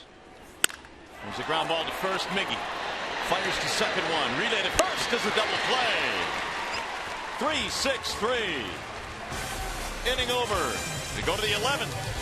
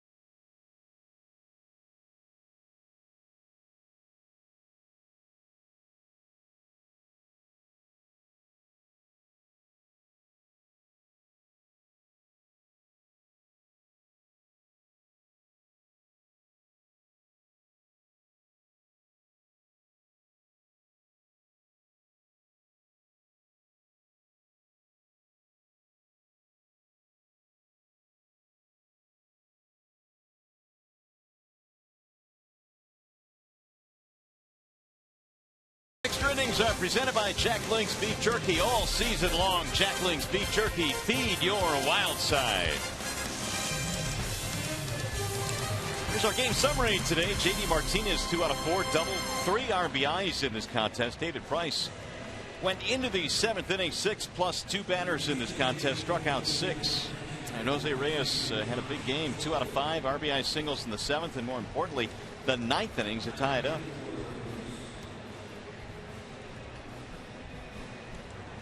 And Josh Tolley has come on to catch now. They took Navarro out for the pinch runner.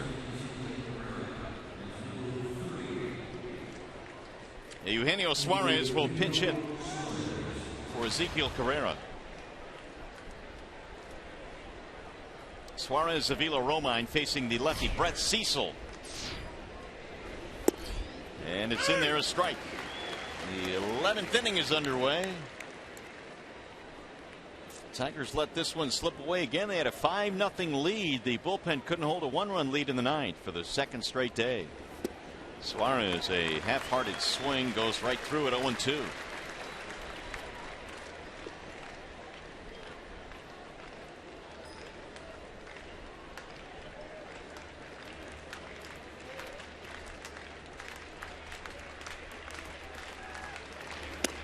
Way high from Cecil. 5 runs, 12 hits for Detroit. Toronto with 5 runs, 10 hits.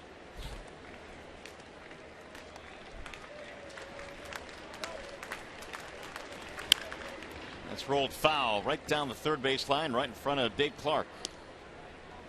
Cecil came on in the 10th inning. Gave up a 2-out single to Torrey Hunter, but then he struck out Don Kelly, ending the frame.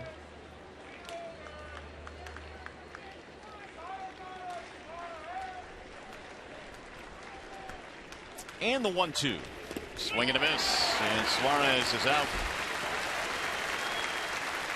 Third strikeout for Brett Cecil. Now Alex Avila, who has had a penchant for hitting dramatic home runs for the Tigers.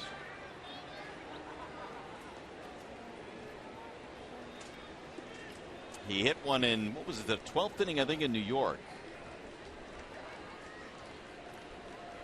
You're correct. That was in a start by David Price as well. You're seeing a little symmetry here. It'd be nice. It'll be tough against the left-hander, though, Brett Cecil. Ball one. Avila in the game is 0 for 4. A lot of strikeouts in the game today.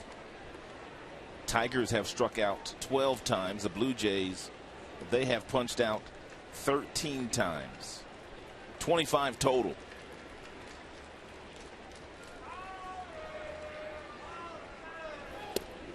Had him backing out of there. Strike called. 1-1 the count. Rays fought back with 2 in the 6th, 2 in the 7th, 1 in the 9th.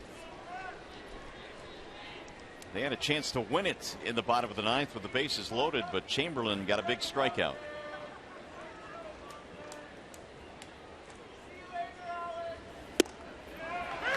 Now 1-2 on Avila. Cecil's got a really good arm. His fastball was topping out at 95 yesterday, but he hasn't thrown many fastballs today. He's been throwing a lot of breaking balls to the right-handers and the lefties. 60% of the 26 pitches that he has thrown here so far since coming into the game have been off-speed pitches. Avila hits one in the air toward left center field. Ball is hit well. Rasmus going back. He looks up. And that ball is off the wall. Avila on his way to second, pulls in with a double. He nearly did it. Avila shoots the gap in left center. Now the go-ahead run is on. Man, did he come close. He got another one of those breaking balls from Cecil and appeared to be sitting on it. And the ball hit off the wall. Rasmus gave up on it. He pulled up on it. The ball 3/4 up the way, up the wall in left center field. I think he might have gotten it. Yeah, he thought he had it. And then he had to put on the Jets. That's going to be it for Cecil. Dustin McGowan was warming up.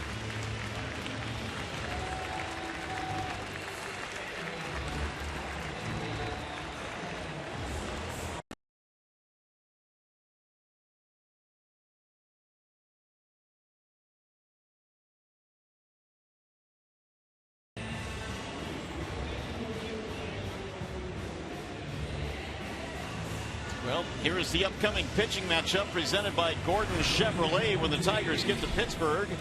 It's going to be Jeff Locke and Justin Verlander tomorrow night. And Verlander pretty good against the Yankees in his last outing. It didn't get much run support, but he continues to show some signs that he is pitching much better in the second half of the year.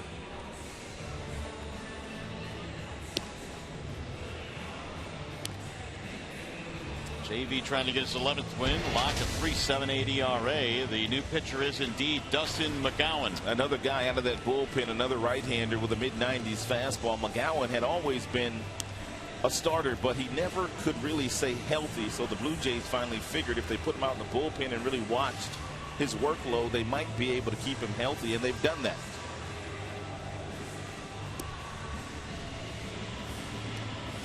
Andrew Romine will be the hitter. Tigers have the go-ahead run at second thanks to a double by Alex Avila. Looked like Rajay Davis giving the scouting report to Andrew Romine. Of course, Rajay spent the last 3 years here in Blue Jay land. So McGowan will be facing Romine. The pinch runner is Holiday at second.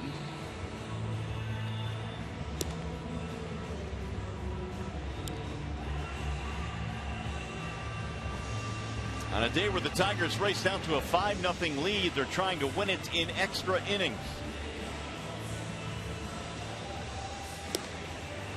We talked about how the Tigers are really trying to get through the month of August because there are so many road games and kind of a grueling stretch for the Tigers. Here's what the calendar looks like.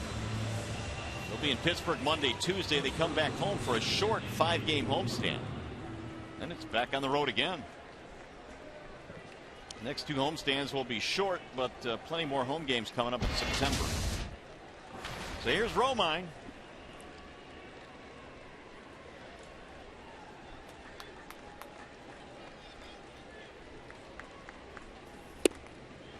Strike 1 on Andrew.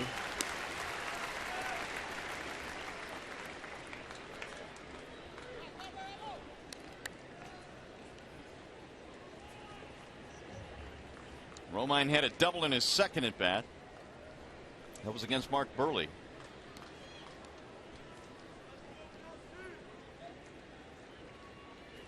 Swing and a miss.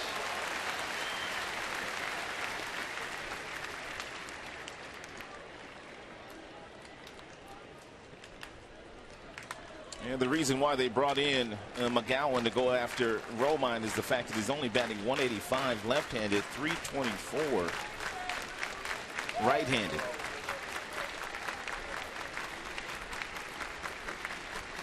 And the 0-2 outside. 1 ball, 2 strikes on Romine.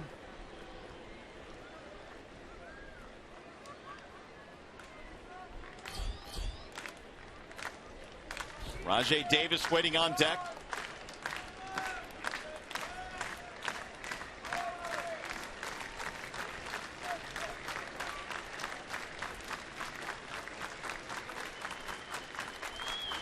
Swing and a miss. Romine is out, 2 gone. Go ahead run stays at second base.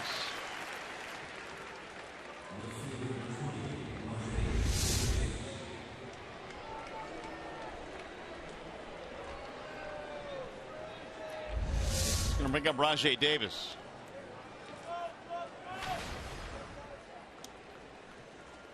This would be a nice spot for his first hit of the day. He does have a walk in this contest.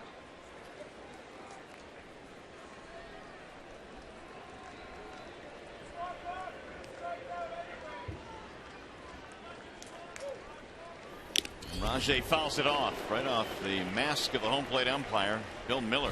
And Brian Holiday, pinch running out at second base, is going to have to get a really good secondary lead and a good jump on a base hit. All 3 of their outfielders can really throw in left. Cabrera's got a good arm. Rasmussen center, really good arm. Ghost also has a good arm.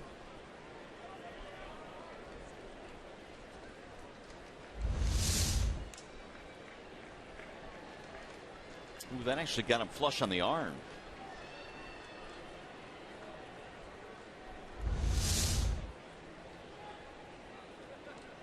Oh, 0-1 on Davis, who is .360 this year with men in scoring position.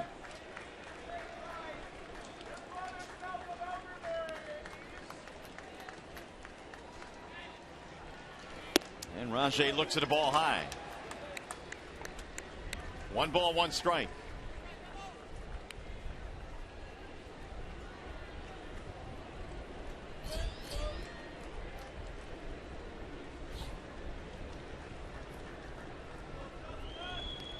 Five game. We're in the 11th.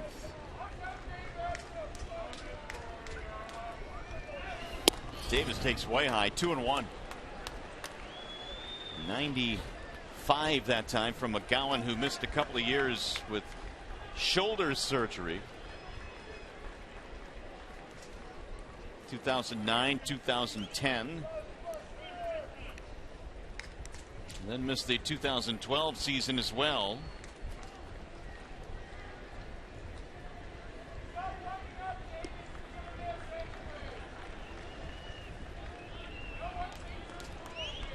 The 2-1. Davis takes high, 3-1. Well, should Rajai reach, you've got Kinsler waiting on deck.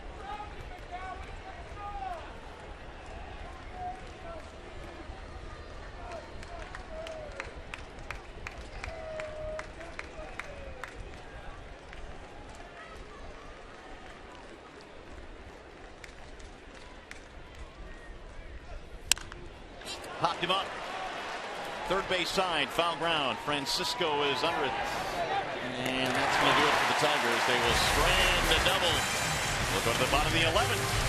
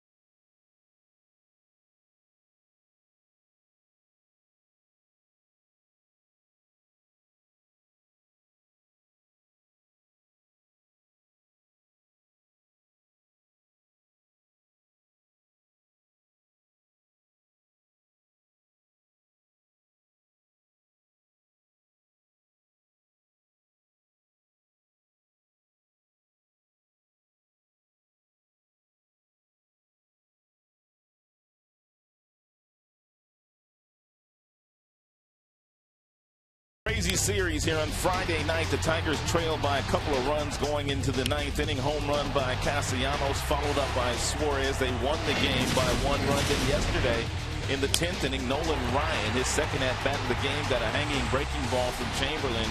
He drove in the winning run, and here we are today with another extra inning game. Well, we've got some changes now. Don Kelly will play left field. So he'll move from third. Rajai Davis now back in center field. Suarez will play third base. Not to mention Holiday is the new catcher. So here come the Jays now in the bottom of the 11th inning, and Colby Rasmus leads it off. Rasmus, then Kawasaki, and then Reyes.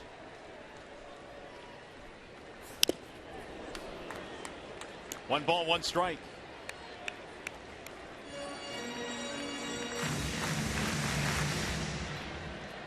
Rasmus with a single in this game, a run scored. He's also punched out a couple of times. Hardy's still in there, and it's fouled straight back. 1-2 now on Colby Rasmus.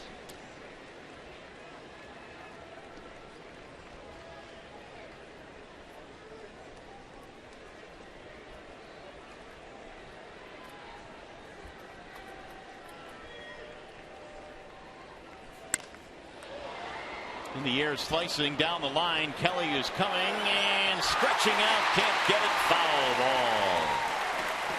Donnie gave it his best shot.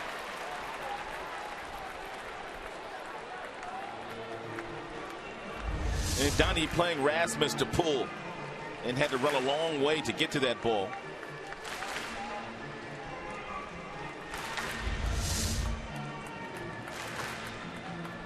One ball, two strikes. Koch, Albuquerque, Jabba, and Hardy have pitched out of the Tigers bullpen. Swing and a miss. Another strikeout for Colby Rasmus today. He has struck out 3 times.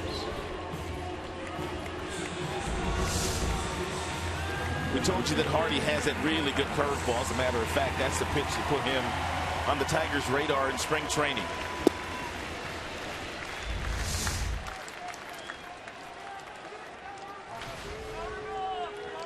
Munenori Kawasaki.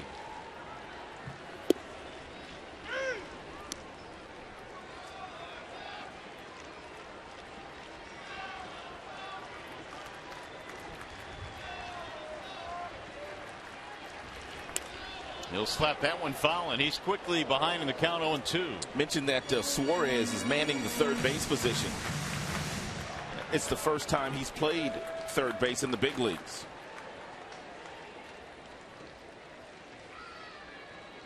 Tigers getting creative today. That one missed outside. Tigers have no one else on their bench. They've used every position player available so far this afternoon. Ooh, he banged that one off his foot. And the Blue Jays are in the same situation.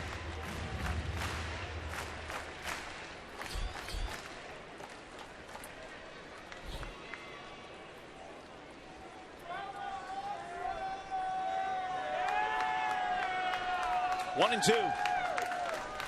Back-to-back extra inning games for these two teams, and a ball low. Kind of gives you an idea, Mario, how badly both managers want this game. Usually you'll leave at least one position player back on your bench just to guard yourself in case you have some type of an injury. Yeah, the Tigers pulled out all the stops, and they brought Holiday in to pinch run for Avila, which left them with nobody left on the bench. This drill to center field, and caught by Davis. And there are two gone now. Here's Jose Reyes. Tigers, if we get to the 12th, would have Kinsler, Cabrera, Martinez.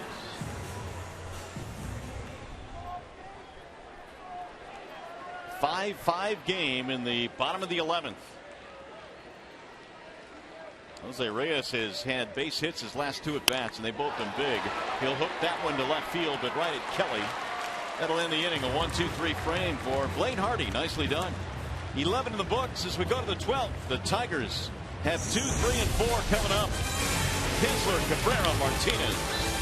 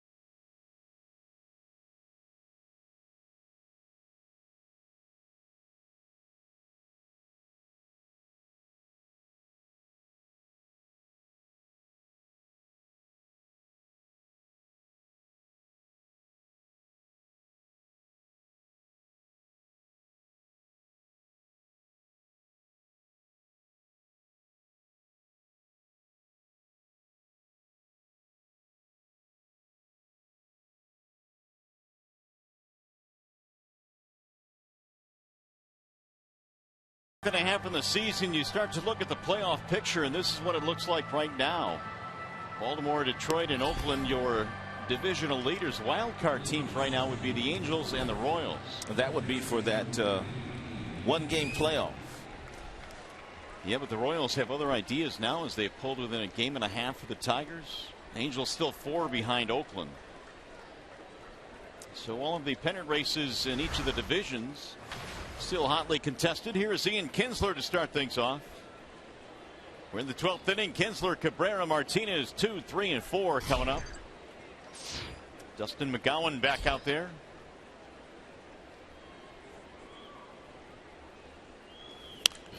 Fouled back out of play. 0-1 on Kinsler.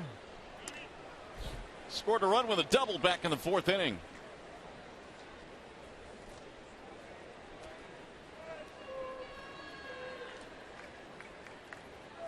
McGowan came on with 1 out in the 11th. Got a strikeout and a pop-up. Ball outside to Kinsler. 1-1. Loop is warming up in their bullpen.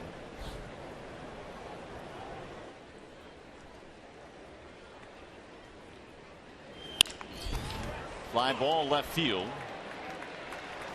For out number 1.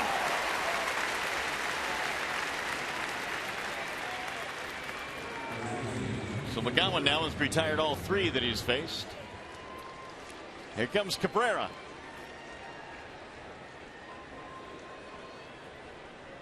Miguel started the game with a couple of singles and a couple of runs scored. Since then has struck out twice and hit a fly ball to center.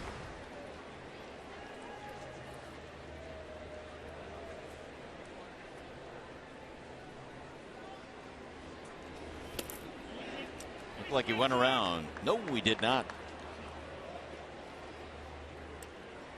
1-0 on Miggy. Tigers have 5 runs, 13 hits in this game. 5 runs, 10 hits for the Blue Jays.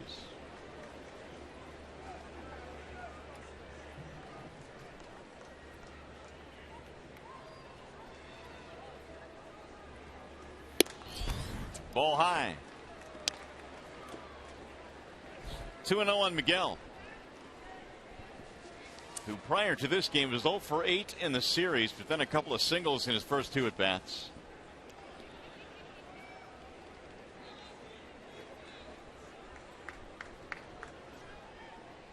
Here's the 2-0.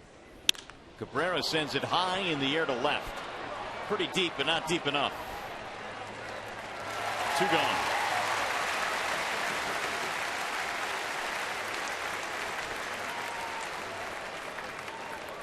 Melky Cabrera hauling in a couple of fly balls here in the 12th.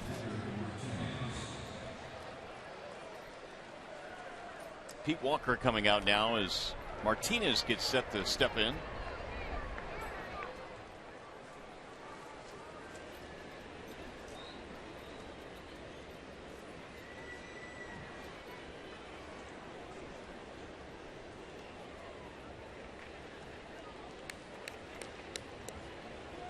Well, the message by Pete Walker was to not allow Victor Martinez to beat you here, and not with a right-hander in the on-deck circle. Even if you walk Victor, he's not going to steal second.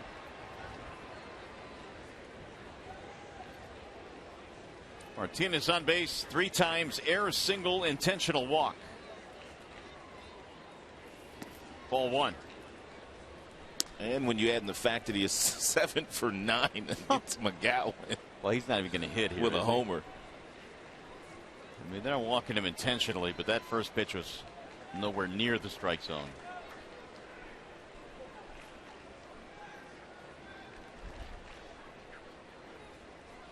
Here's the 1-0.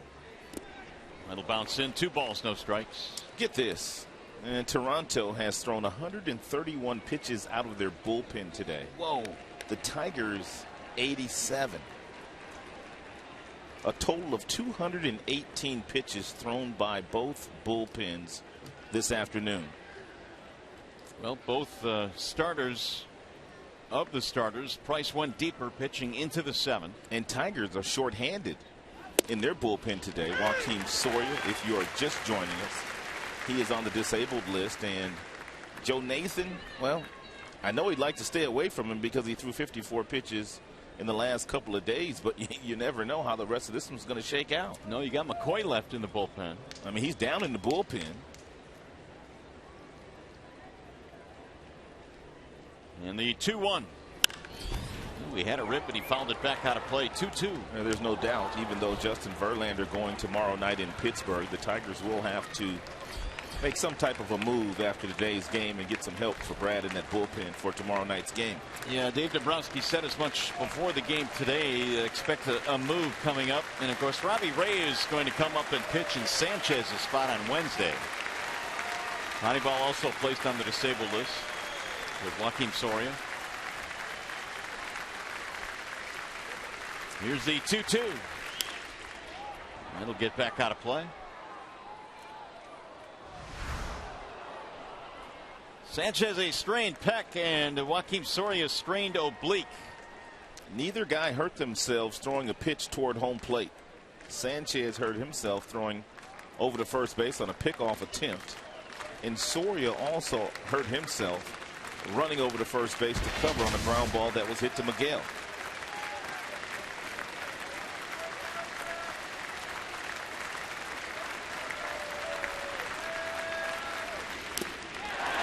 And he couldn't hold on.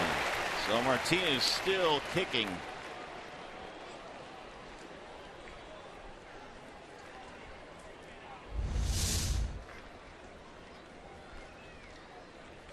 Totally had it in his glove, but he just couldn't squeeze it.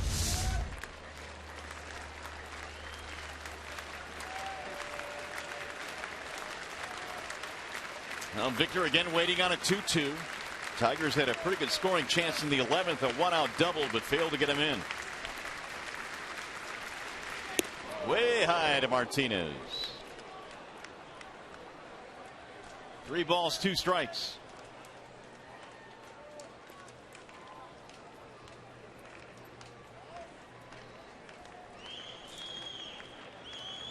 Torrey Hunter waiting on deck.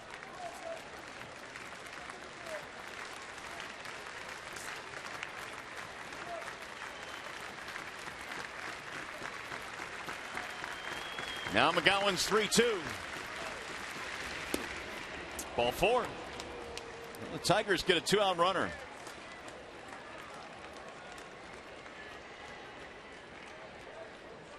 It's going to bring up Torrey Hunter.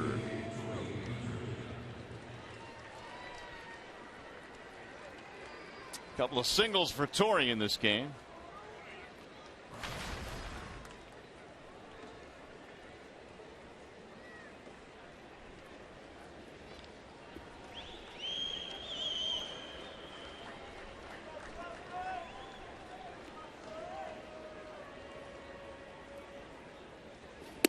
Way high, 1 ball, no strikes. So McGowan now is about to throw his 25th pitch. As we mentioned, he got a couple of outs in the 11th, trying to get 3 outs here in the 12th. Blue Jays would have Cabrera, Bautista, and Francisco 2, 3, 4 coming up.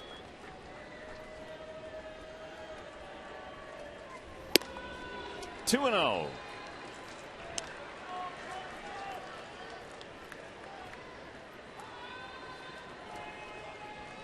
History between these two pretty good for Torrey. 4 for 12 against Dustin McGowan.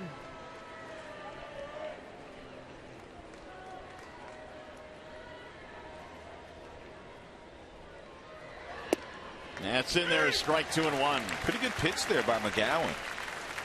Behind in the count, 2 balls, no strikes. Drops a breaking ball in there perfectly at 84 miles an hour.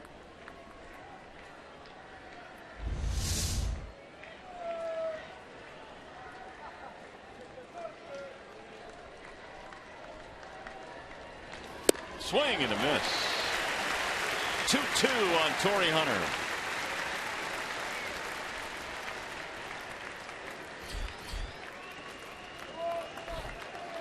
Don Kelly waiting on deck. Both benches have been emptied in this game. And the 2-2. Bouncing ball back up the middle. It finds the hole. Base hit. Martinez will go to second. Now the Tigers have the go-ahead run at second base. Much better swing there by Torrey Hunter on the 2-2 breaking ball. He overswung on the 2-1 breaking ball and simply told himself to stay on the baseball to make sure you either hit it to right field or you hit it right back up the middle. And did not take an over-aggressive swing there on that last breaking ball from McGowan.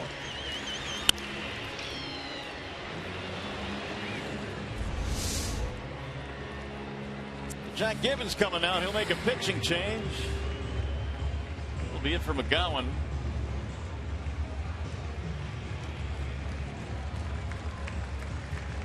Here Loop was warming up. And he will be summoned into this ball game. The Tigers getting something going here with 2 outs. The walk to Martinez and a single by Torrey Hunter. And as Luke warms up, we remind you of some of the happenings around Major League Baseball as we check out some of the news and notes.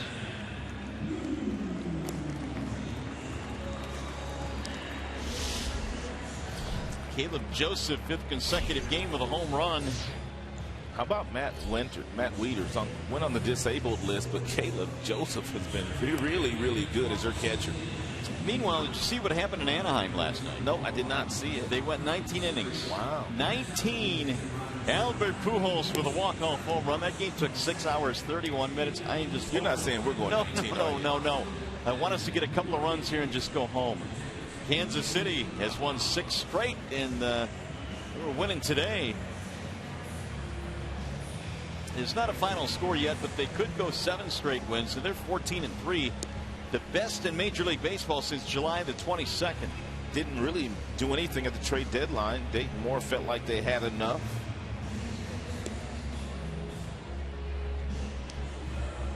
So here are the numbers now on loop.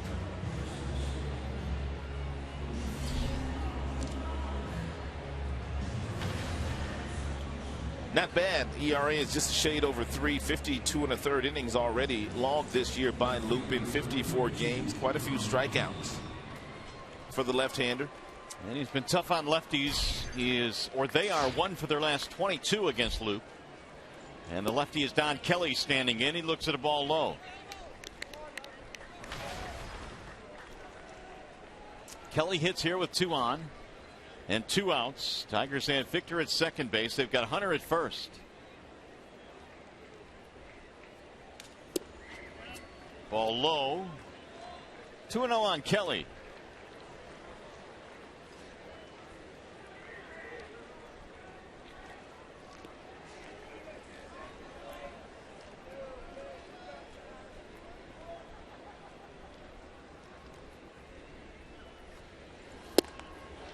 Strike called as Kelly checked the swing. 2-1 on Don.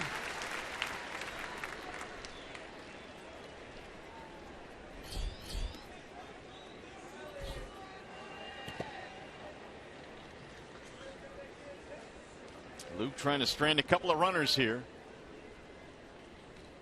Here's the 2-1 pitch. Strike call. 2-2 on Don Kelly.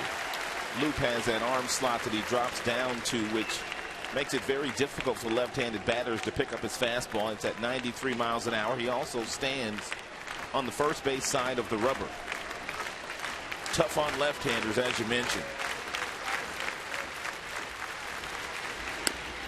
Bouncing ball slowly toward first base.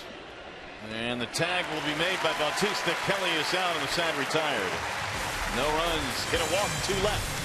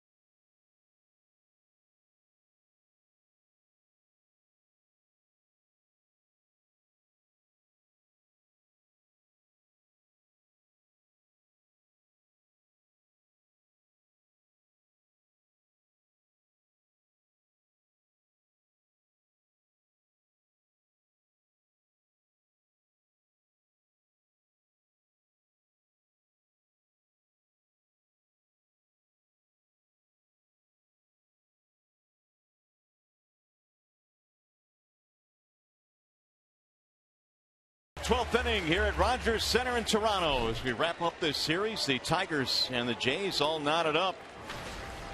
And it's going to be Melky Cabrera to lead it off against Blaine Hardy here in the 12th inning.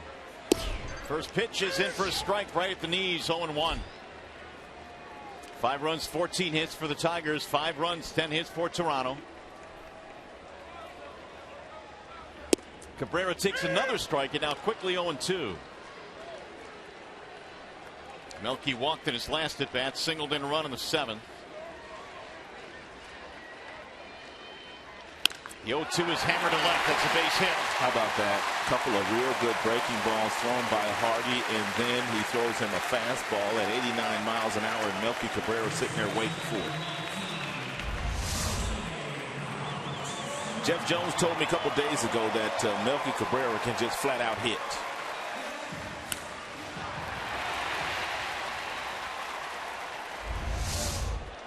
Well, he's right. He's got 3 more hits today and 153 for the year. He came in second in the big leagues. Here's Bautista. Ball high. There's the 11th hit now for the Blue Jays. Yeah, the key to getting Bautista out is you have to disrupt his timing with that leg kick. You have to sometimes quick pitch him, sometimes hold the ball while it's on the rubber. But once he gets that leg up and down in a real good position, that's when he has maximum bat speed. You have to try to get him out on that front foot early. That's why so few guys utilize this leg kick. High fly ball, left field. Don Kelly coming in under it. And Bautista retired. 1 gone here in the 12th. Watch the leg here of Bautista. He gets it up, and it's a fastball. He sort of quick pitched him to Hardy, and he didn't get the head out. The leg comes up, and if you start your swing before that leg gets down as he does, he's still gliding before that foot hits the ground. Therefore, there's no bat speed for Bautista in that swing.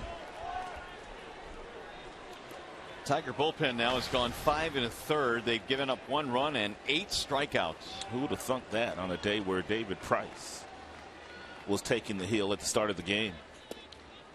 That'll get away from Holiday, and the throw to second, not in time. Now the winning run in scoring position.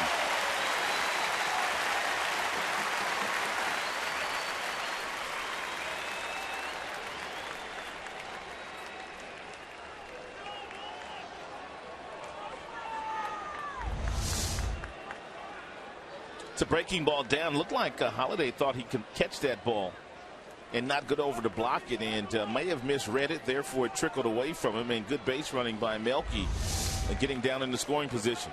They ruled it a pass ball.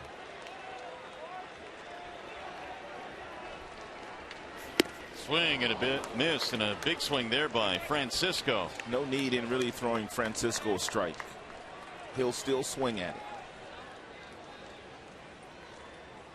Winning run at second now with 1 out.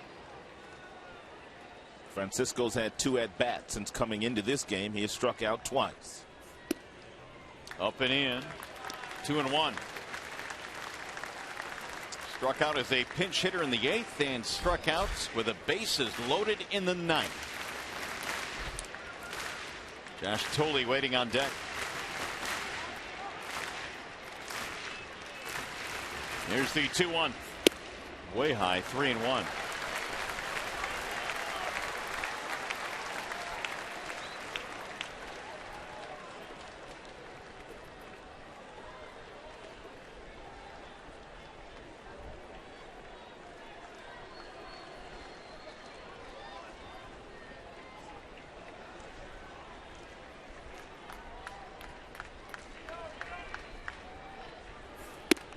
And he walked.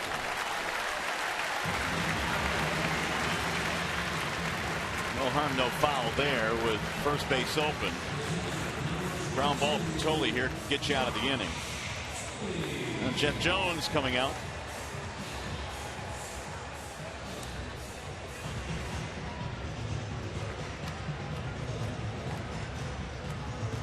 Suddenly Tigers pitching coach making his way out to the hill. Well, coming up tomorrow, the Tigers will head to Pittsburgh Our coverage begins at 6 p.m. with Tigers Live. Tigers taking on the Pirates tomorrow at 6 p.m. You'll see it right here on Fox Sports Detroit. Justin Verlander on the hill in that ball game. And Justin already knows that he's going to have to go very deep in the game tomorrow night in Pittsburgh due to what's happened here today with the Tigers in their bullpen.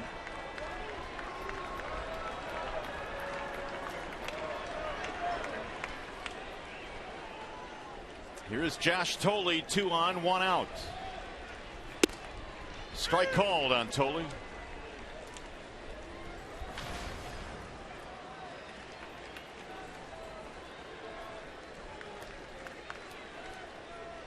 Cabrera and Francisco on the bases. Thole slaps one in the air to left. Kelly backing up, and he'll make the play. Down ran that one down, 2 gone.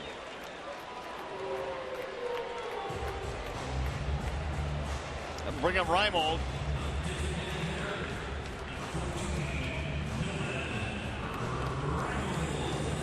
Rough day for Reimold. I mean, really rough day for him. He punched out 4 times. He does have a walk, but he's got a chance to turn a rough day into a good day. That's what Johnny Damon would always say. At 1 year he spent in a Tigers uniform. He would always say it only takes one good swing to change your entire day. Reimold knocked in the game winner in extra innings yesterday. Trying to do the same here in the bottom of the 12th.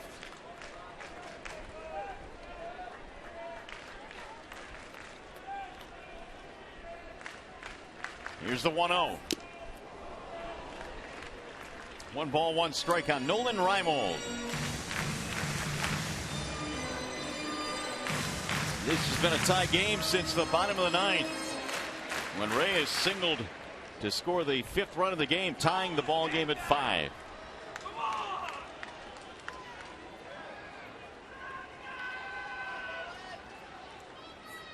Way high. 2 balls, 1 strike on Reimold.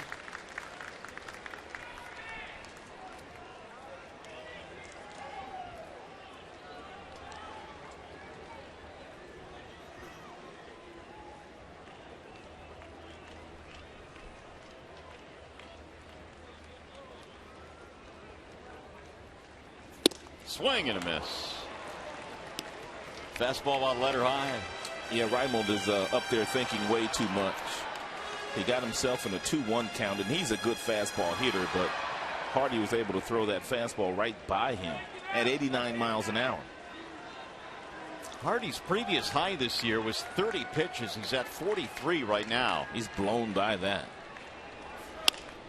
Little pop up into right field. There's Torrey Hunter waiting, and that is that. So the threat fizzles.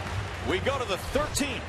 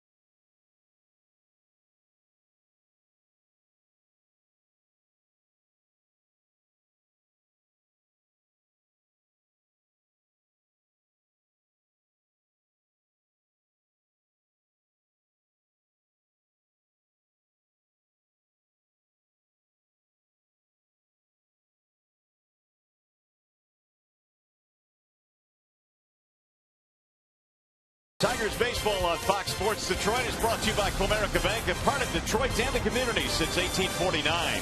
By your Metro Detroit Chevy dealers. Visit ChevyDetroit.com. See why Chevy drives the Motor City. By Wallside Windows, the official window company of Fox Sports Detroit. And by AT&T, mobilizing your world. Back here in Toronto, it is a 5-5 game as we go now to the 13th inning, and Casey Janssen has come on for the Toronto Blue Jays. The first pitch to Suarez has popped into right field. And that is caught for round number one. Ghost comes in to make the play. Different result for Suarez against Jansen. On Friday night, he swung at the first pitch as well and homered over the center field wall against Casey Janssen. One pitch, one out. That'll bring up Holiday. You look at his numbers, he doesn't walk very many people. Therefore, you can be very aggressive on every single swing against Jansen. He's always around the plate. Swing and a miss. The Toronto bullpen in this game has thrown 9 innings, 5 hits, no runs, and 9 strikeouts. So neither bullpen budging right now in a 5-5 game. 1-1 on Holiday. Man, Jansen works quick. Gotta love that. 1-2.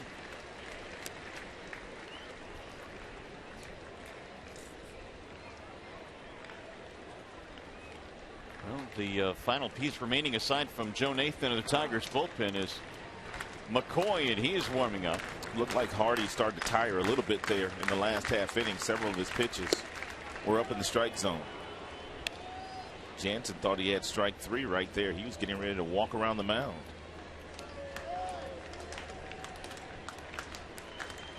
Here's the 2-2. Holiday slaps it foul.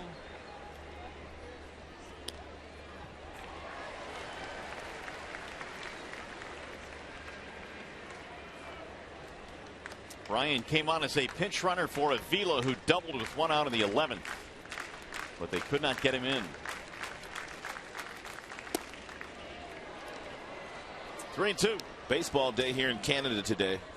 They got their money's worth. They got their money's worth.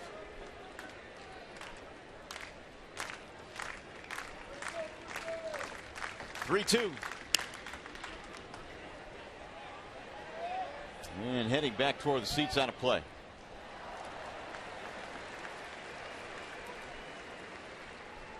Romine waiting on deck.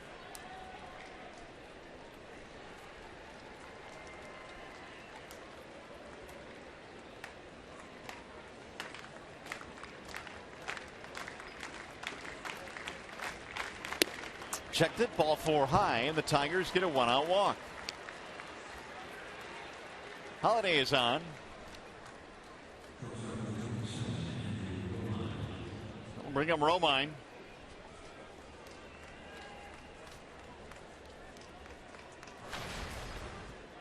Two-base hit way back in the 4th and a run scored. Otherwise 1 for 5 for Romine.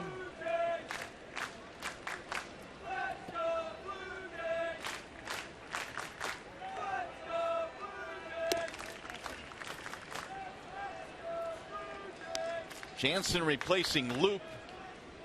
McGowan, Cecil, Sanchez. They've all pitched tonight for the Blue Jays. Redmond as well. Runner goes, and it's ripped foul down the first base line. Appeared to be a hit and run there with Holiday on the move. Romine swinging at a pitch, and he yanked it foul right down the first baseline.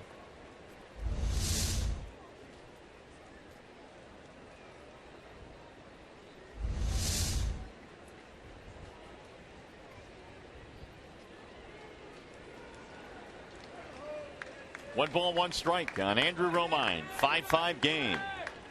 We're in the 13th. Runner goes again.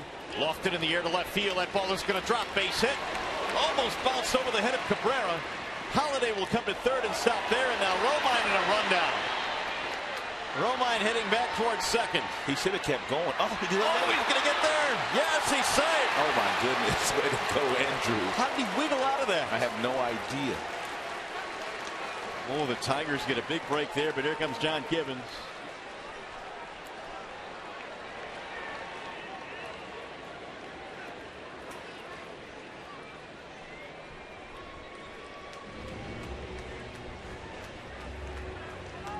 Let's take one more look. Looked like it might have been back-to-back hit and runs. The ball nearly bounces over the head of Melky Cabrera. Oh, Andrew Romine was all the way towards second base. Then he had to get back to first base. If he'd have kept going right here, he'd have made it past Bautista. Now Bautista tries to run him down, and it looks like Romine gets that left hand on the bag before the tag is applied by Bautista. When he runs back to first base initially, if he just continues to go, he would have made it safely.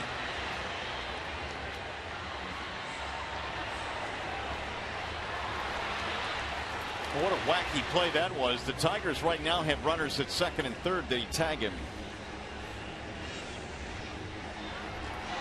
And again, extremely close play. There's no doubt he did tag him, but the key is obviously whether the hand got on the bag before the tag.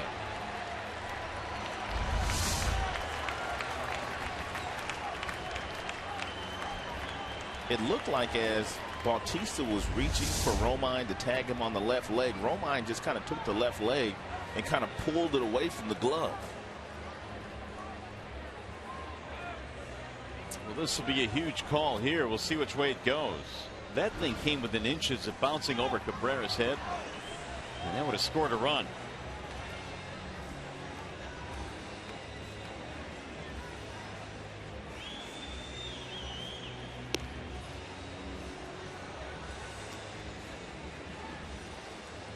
Right now the call on the field is safe at second base.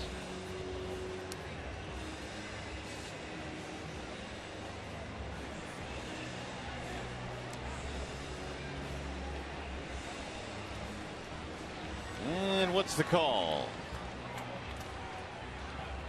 Out at second base. So Romine is the second out, and Holiday gets to third.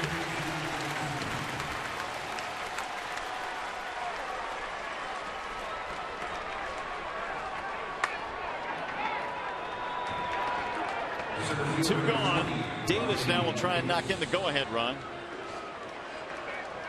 7-4-3 on the putout. Huge play. Here's Rajay trying to drive the runner in from third. Ball one. Rajay batting .293 this season, but nearly .360 with runners in scoring position. Davis is 0 for 5 with a walk in this game. He might as well cap it off with a base hit here. He's had a really good series against his former team. He's gotten lots of hits. He's made several really good plays in the outfield. Swing and a miss. Good breaking ball there thrown by Jansen at 75.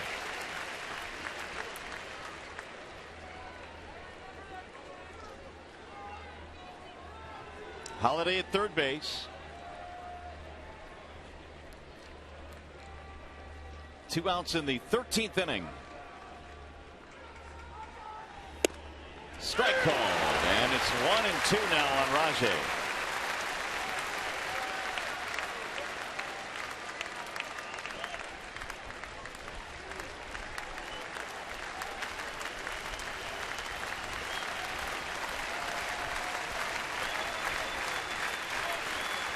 Here's the 1-2.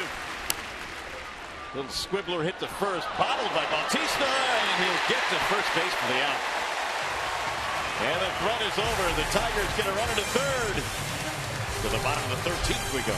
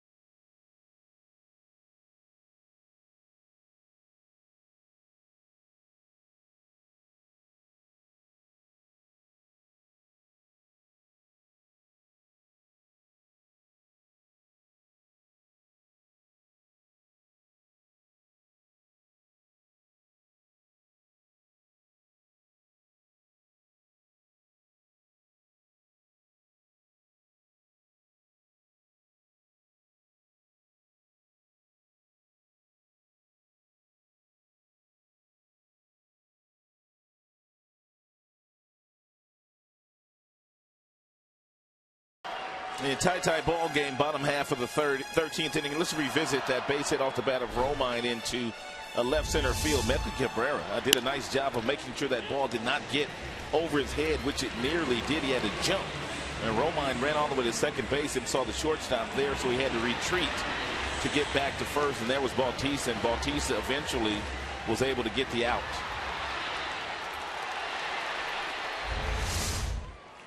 So the Tigers go deeper into the bullpen now. Patrick McCoy is the new left-hander out of the pen. Anthony Gose leads it off and looks at ball one. McCoy came off the disabled list to pitch in that Colorado series. And that is the last time he has pitched. That was on August the 2nd. Gave up 3 earned runs. That's it for a strike. 1-1 on Gose. Rasmus and then Kawasaki, 7, 8, 9 for the Blue Jays. Strike call. 1-2 on Gose. Torrey Hunter must think he's back in Minnesota, playing 13 innings on this field turf here today. Here's the 1-2, and it missed outside. 2-2. A few of these guys are probably going to feel this tomorrow, I would think. Yeah, they'll need some massages. Just think the Blue Jays, they play 81 games on this hard stuff. 2-2 is hammered back out of play. We're talking earlier about the fact that the Blue Jays are at least looking into possibly replacing this, exploring a grass surface here, but it won't happen until at least 2017. The Argonauts also play here in the CFL. Strike 3 call. Nice bender.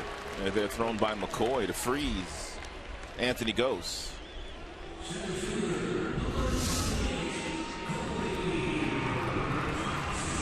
One gone. It's Colby Rasmus.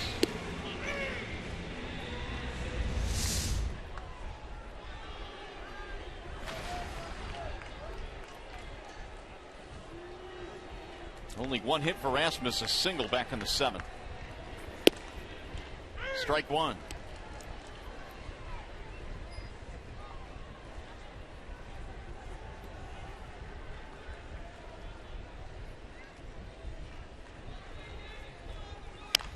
Ground ball back towards short.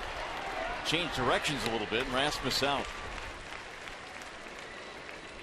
2 up, 2 down. Romine makes the play. Jenkins warming up in the Toronto bullpen.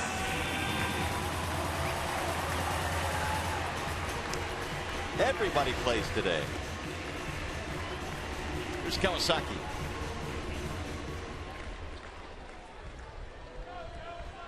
And Suarez even with the bag down at third base. First time he's ever played third base in a big league game. Ball 1 to Kawasaki. We've had 21 men left on base in this game, 11 by the Tigers, 10 by the Blue Jays. The Jays tied it up with a run in the bottom of the 9th. Kawasaki steps away from ball 2.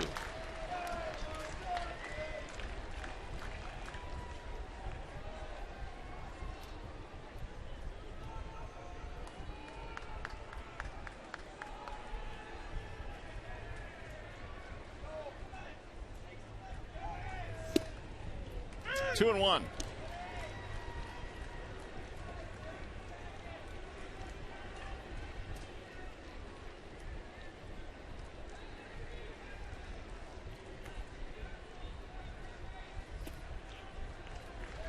Three and 1 now on Kawasaki. Should he reach, Reyes would be next. Tigers would add Kinsler, Cabrera, Martinez if we can get this thing to the 14th. Strike call. 3-2.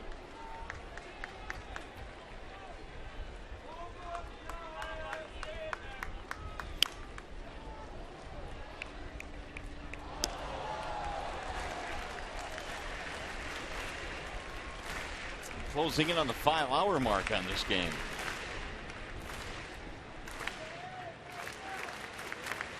Here's the 3-2 pitch. That'll get back out of play.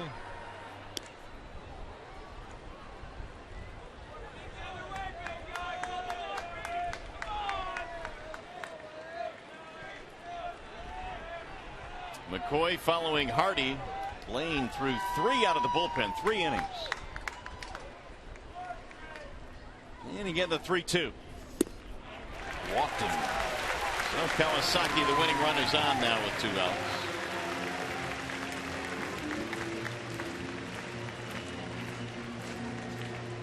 It's going to bring up the top of the order, Reyes.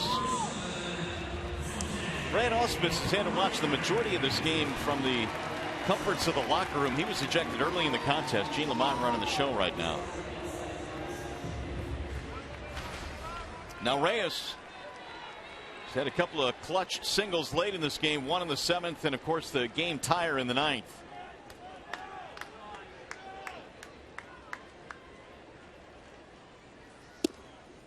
Strike 1.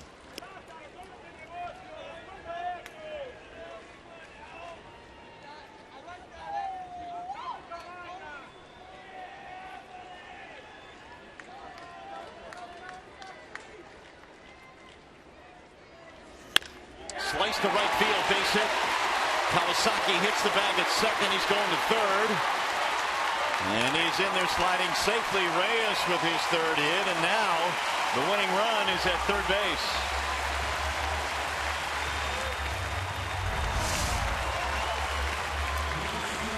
Reyes has had a pretty good day. He slices that fastball the opposite way. Torrey Hunter does a nice job of getting over there to cut it off. But not before Kawasaki able to slide in over at third with 2 down.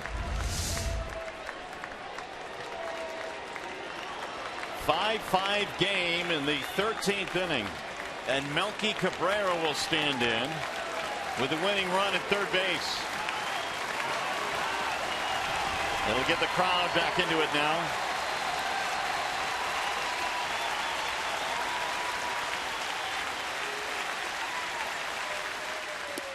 Ball 1 high. Cabrera's been on base in each of his last 3 at bats. He's got 3 singles and a walk in this game.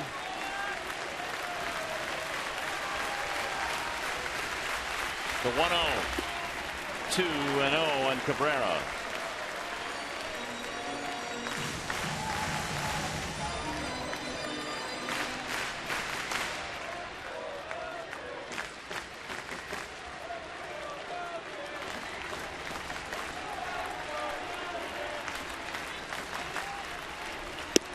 Outside, 3 balls, no strikes.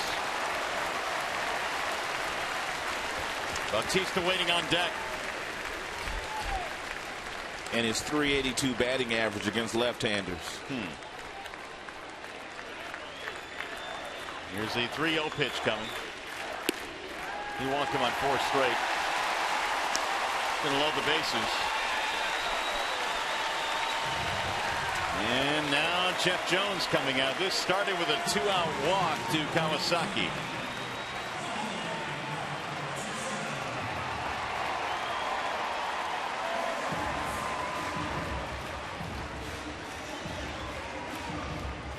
Well, as Jeff Jones comes out to have a chat, let's send him back to the studio and check in with Matt Shepard.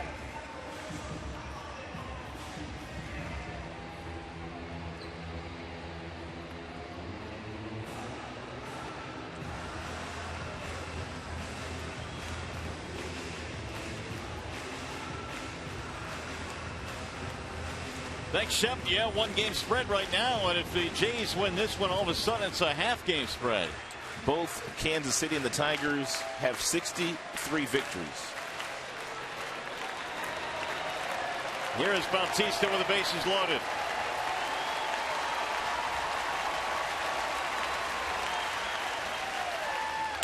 Ground ball back up the middle. Kinsler has it. He'll throw to first to retire the side. And McCoy is fired up as he marches off the mound. Jays leave him loaded.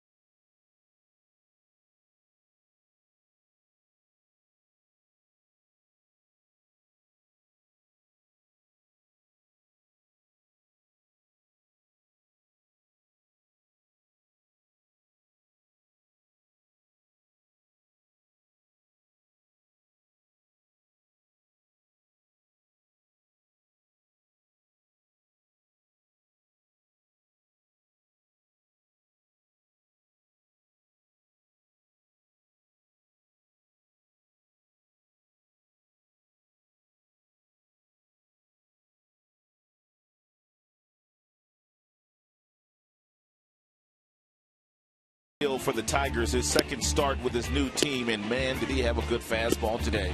Threw a ton of pitches, a lot of the fastballs 95 miles an hour and above, but he ran into some difficulty in the 7th inning, hit off with what appeared to be the left knee.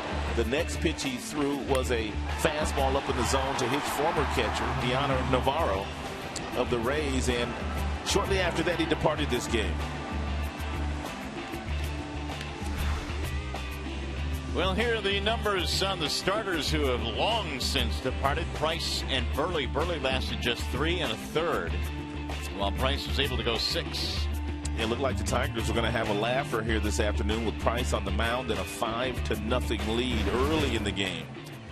The right-hander Chad Jenkins is on now for the Blue Jays, and he's going to face Ian Kinsler to start it off here in the 14th. He looks at a strike. 0-1. 20th game now that Chad Jenkins has been in. He has 11 strikeouts, 4 walks, 23 innings logged in the 19 prior games. Everybody out of that bullpen has a big arm. Everybody 93, 94 with their fastball. How about that guy Sanchez, though? 3 innings here today with 98, 99 with his fastball. Pulled foul third base side. Yeah, he was awfully impressive in his outing. Came out in the 7th and pitched 7, 8, 9. Struck out 3. Jenkins, meanwhile, was called up on July the 31st from Buffalo. It's his 5th separate stint with Toronto this year.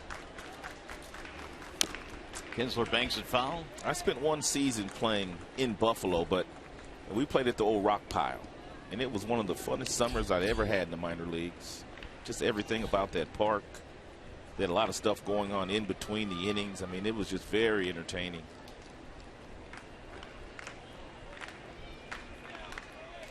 Now the 0-2. Chopper off the end of the bat. Bautista going to shovel it over there to Jenkins. Tough play. Have you ever been to War Memorial Stadium in Buffalo? No. And the stadiums now in the minor leagues are just so much different, obviously, than when you played. And even when I broadcasted in the 80s and 90s, they're palaces now. 1 out here in the 14th. Here is Miguel Cabrera.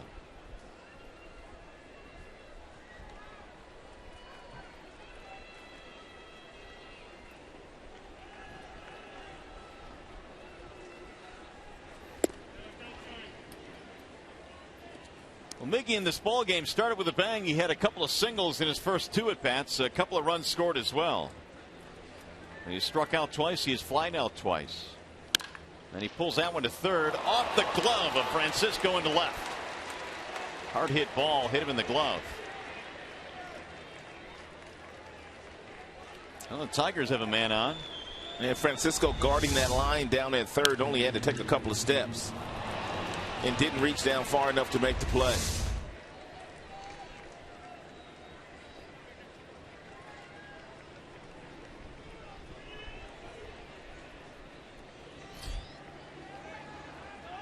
It's an error on the third baseman Francisco. 1 on 1 out. Here is Victor Martinez.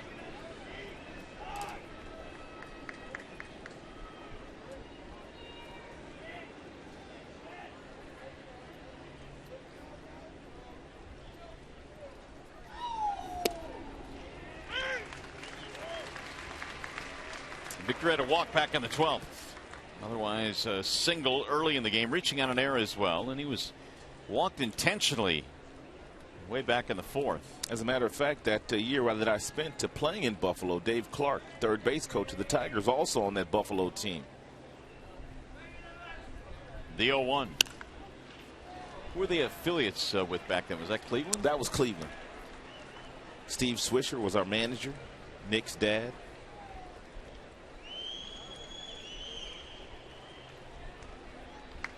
Jenkins ahead in the count, 0-2.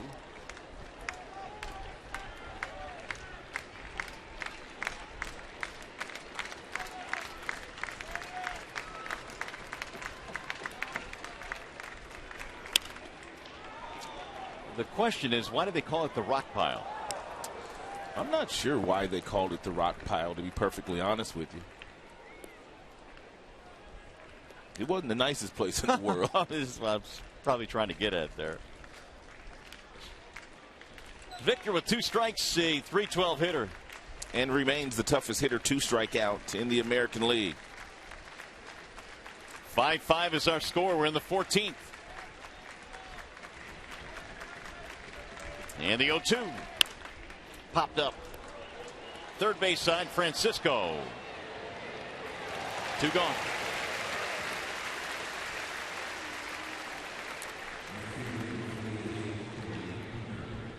It's going to bring up Torrey Hunter.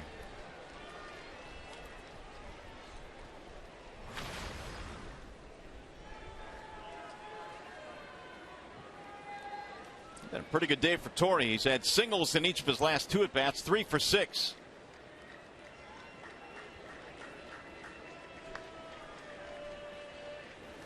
Shattered bat, little looper into center field. It's going to drop, base hit. Cabrera goes to second and stops there. Hunter has his 4th hit of the day. More importantly now, the go-ahead run is at second base. We'll bring up Don Kelly. It's already the longest game the Tigers have played this year by innings. Their previous longest was 13 against Cleveland.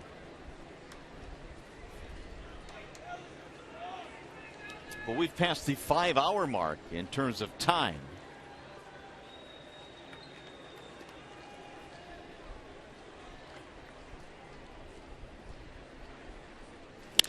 Kelly shoots one in the air toward left center. Rasmus cruising over, and that'll end the inning. No runs, a hit in air, 1 man left. To the bottom of the 14th we go.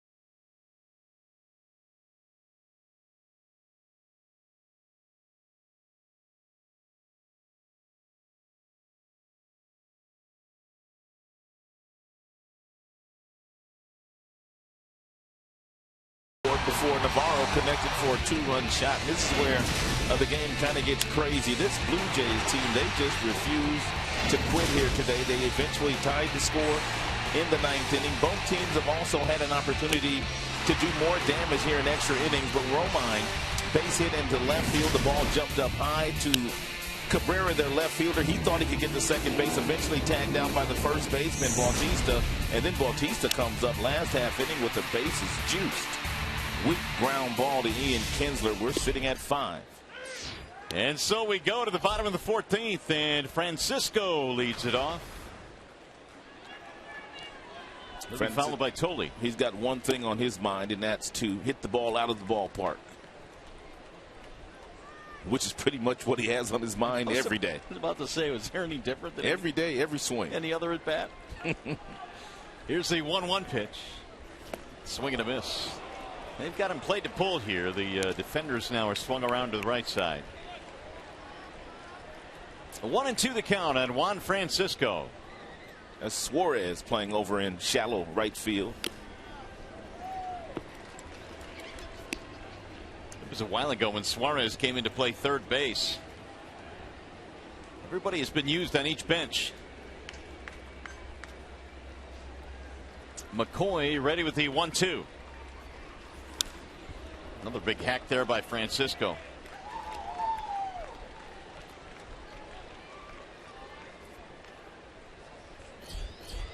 Here's Josh Thole.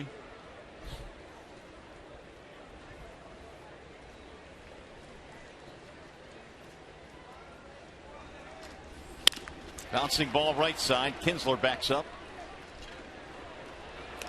Francisco, were you going to run? Uh-oh. Wow. Oh, he did slip. Okay. The fans not giving him much slack. Now there he did. Like he might have hurt himself too.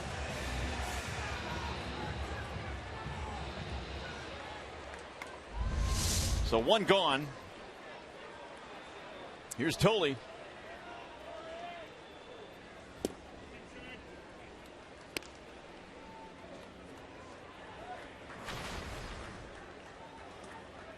It's only at bat. He hit the ball hard to left field. Sends a bouncer to short. Romine gobbles it up there, and Thole is out. 2 gone.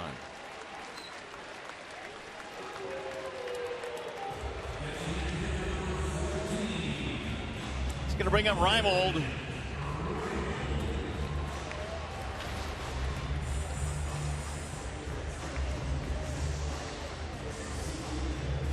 Tigers raced out to a 5-0 lead and have not scored in this game since the 4th inning.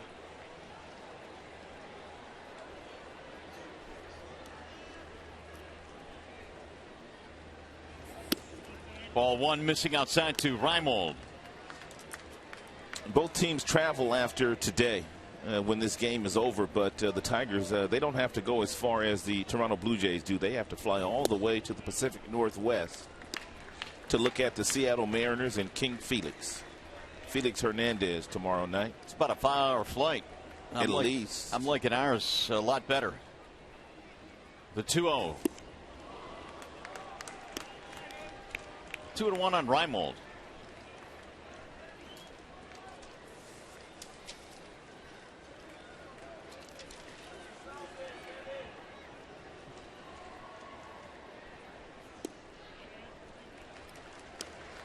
Three and 1.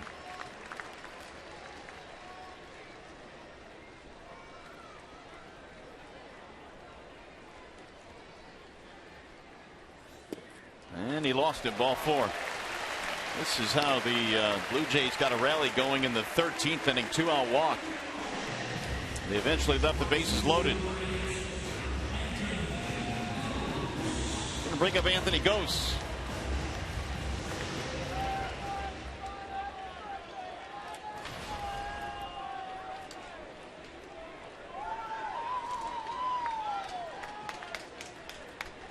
Big single and a steal for Gose as a pinch hitter in the 9th. He scored the game-tying run, and we've been tied at 5 since. Career high in pitches thrown as well here this afternoon by McCoy. His previous high was 31 when the team was in Houston earlier this year. Mario Tigers starting to get themselves in that area where they might have to use a starting pitcher if Brad is dead set on not using Joe Nathan today. We're getting real close. Of course, Brad Ausmus was thrown out earlier today, was ejected, so Gene Lamont right now is acting as manager. Verlander's scheduled to go tomorrow. Porcello follows Verlander. Ground ball back up the middle. Kinsler will scoop it up on the backhand. Gose is out. And so are the Blue Jays. Well, let's go to the 15th.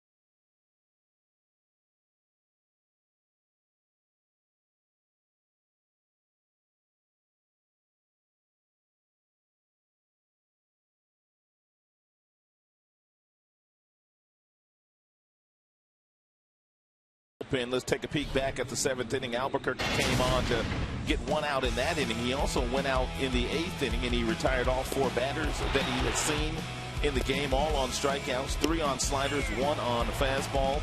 Real nice outing out of the bullpen today for Al Albuquerque, and he was fired up about that last strikeout. Well, we go to the 15th, all tied at 5. And it's Eugenio Suarez leading things off. Suarez looks at a strike in the count quickly, 0-2. Chad Jenkins out there for his 2nd inning.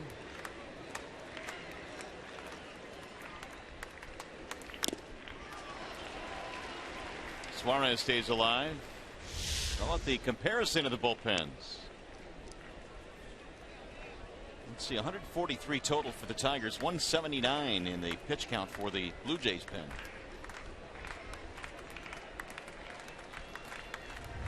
Here's the 0-2. Swing and a miss. Suarez is gone. 1 out in the 15th. Let's see, first strikeout for Jenkins. Do really bring up an interesting conundrum for the Tigers here. If this game continues just to go on, who is going to pitch next?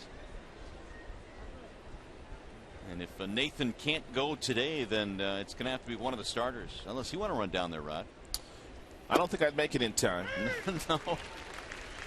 Making it in time would be the least of your troubles. And you don't want to see my act out there. Justin Verlander says it ain't going to be me. He's got his spikes on, though, which is a sign of something. He would not have his cleats on. 1 ball, 1 strike on Brian Holiday. It would either be him or Porcello. But it all depends on when Porcello threw his side as well.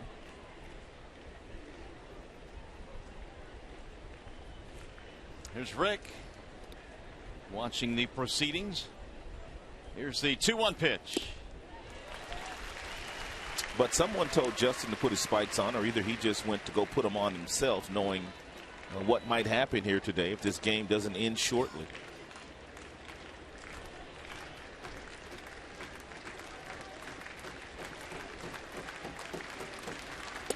And he got him, strike 3 in the outer edge.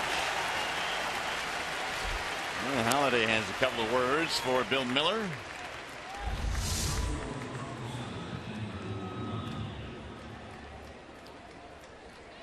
Pretty good pitch.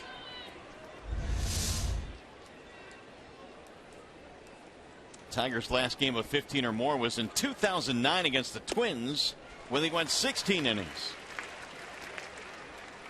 Meanwhile, for the Jays, last June. Yeah, not too long ago. 18 against the Texas Rangers. Romine sends a ground ball back to the mound. Jenkins, nice play. And the Tigers go quietly and quickly in the 15th. Still tied at 5.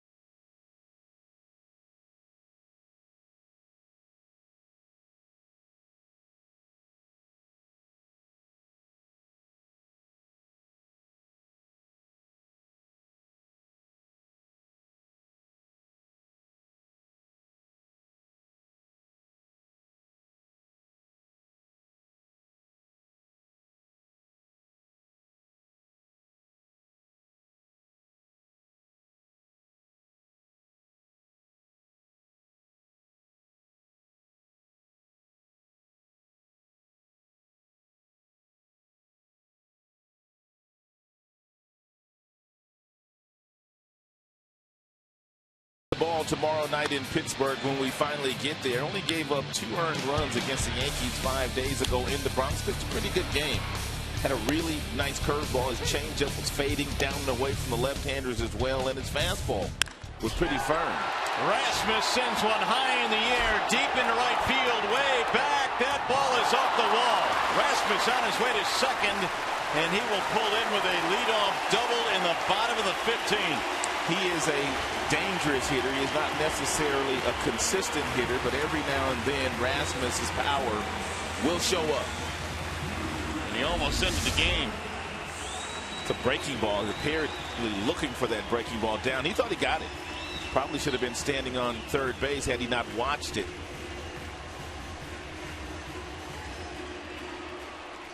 Well, some work to do now. Kawasaki coming up there, leadoff 2-base hit. He will probably be up there bunting to get Rasmus over to third. And he pops up the bunt, and it's caught by Suarez at third base. That's a break for the time being for the Tigers, but McCoy still has a lot of work to do to get out of this. Kawasaki unable to move him up. He stabbed at it.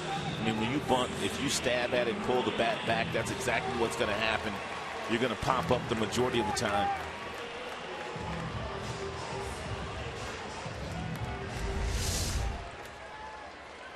Top of the order now, Jose Reyes. And Rasmus been running out of the batter's box. When he hit that ball he thought was traveling out of the ballpark, they would have needed Kawasaki to bunt. Reyes looks at ball one outside. They got to slow Reyes down. He's had a nice day. Didn't start out all that good, but his last few plate appearances have been good ones. RBI single in the 7th, tied the game in the 9th. Singled in the 13th. Strike call.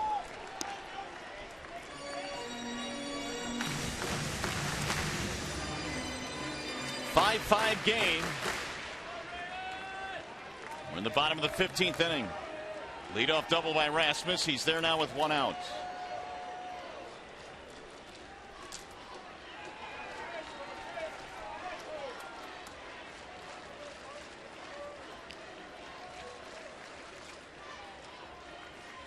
Reyes takes high. 2-1.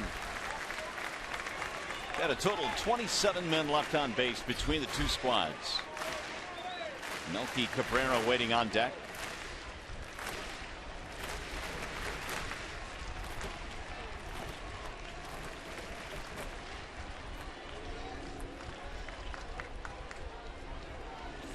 Swing and a miss.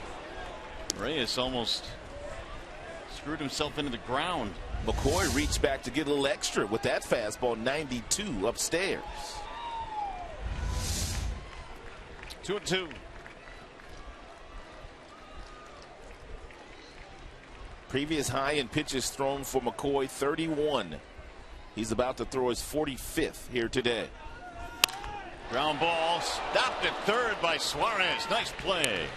And Rasmus stays planted at second. That's the first ground ball hit to Suarez. We told you earlier that he is manning that third base position for the first time in the big leagues.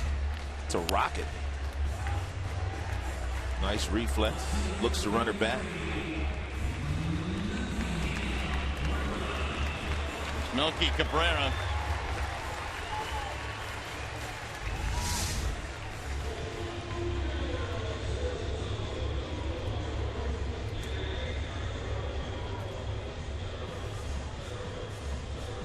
Now, do you think they are contemplating putting Melky Cabrera on base with Bautista hitting behind him? I really am. I mean, why? Because Bautista's having such a poor day? Well, yeah. I mean, Cabrera, I think probably has a better chance of getting a base hit here to end the ball game. I think that they kind of did that in the 13th inning when they walked him and they got Bautista to ground out with the bases loaded. Now, whether or not they're doing it, I don't know. They are doing it. Well, he's not going to bat. Wow. And Cabrera is on base now for the 6th time today. What does that say about Cabrera that they're walking him to get to Bautista? I know, right? Only the 2nd time this year that Melky Cabrera has been given a free pass. And the reason for that is because he bats second right in front of Bautista.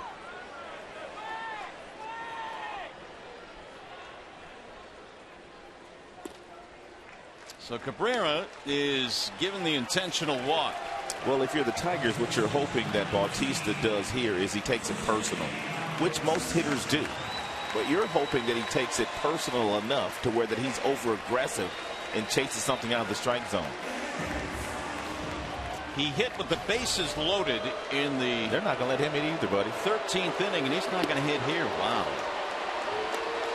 Well, they're going to set up lefty-lefty with Francisco. Boy, that puts a lot of pressure on McCoy. But it's their best shot at winning the game, I guess. I mean, would you rather do that or face Cabrera or this guy right here? This is the kind of treatment that Prince Fielder and Miggy used to get when teams would pitch around both of those guys late in games. So back-to-back intentional walks. It will push the winning run to third base. And they want the lefty-lefty here. Francisco against McCoy. Walks to Cabrera and Bautista.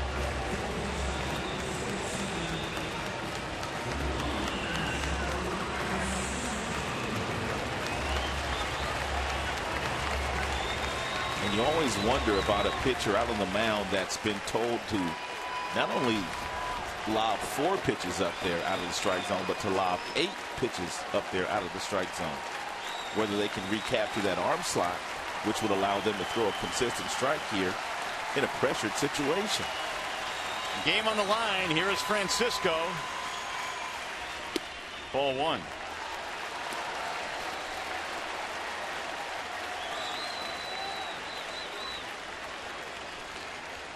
Rasmus started the inning with a double. He's standing at third now with 2 outs. The bases are loaded. And McCoy had to wiggle himself out of a bases loaded jam last time.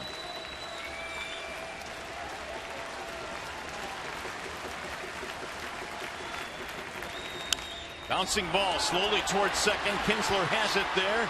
Plenty of time, and McCoy does it again. They leave the bases loaded here in the 15th. What was that clutch? A great strategy. They roll the dice. Couple of intentional walks, and because of that, we go to the 16th.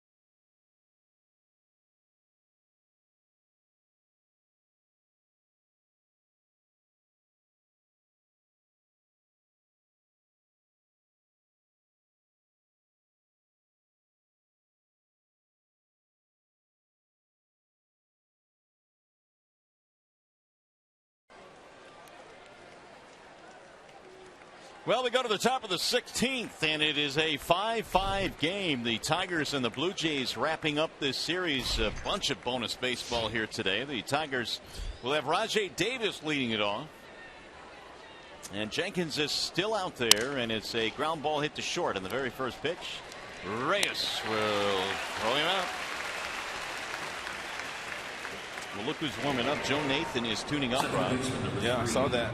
He had thought that maybe because Nathan unavailable today, they might go with a starter, but Joe Nathan is being asked to warm up. 5 runs, 16 hits for Detroit. 5 runs, 13 hits for Toronto.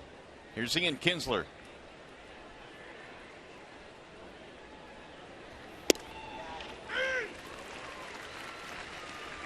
The Blue Jays in this game have stranded 17 runners. Here's the 0-1. Kinsler bouncing ball right side. Kawasaki, great play, but he's not going to be able to finish it. See, 1-out single for Kinsler.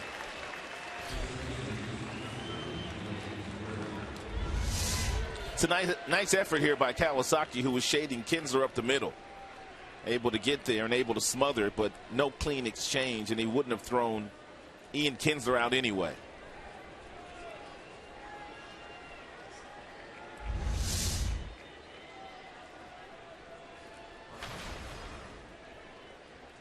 And it's about time for the big fella to run into one. Right here, right now. He'll drive one to left center field. That's a base hit. Kinsler rounding the bag. He's going to third base. Frozen. Here comes the throw, not in time, and Cabrera has a single to put runners at first and third, and the Tigers now in good shape here in the 16th. Miggy went down to get a nice little two-seam fastball that was outside and did hit an absolute frozen rope right past the shortstop. Good aggressive base running by Ian Kinsler, getting over to third base.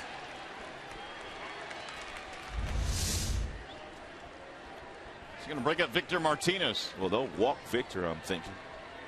Play for the double play. There's a whole lot of intentional walking going on the last couple of innings. Martinez will get the free pass. They're going to try their luck with Torrey Hunter. Torrey's had a nice day. He has 4 hits today.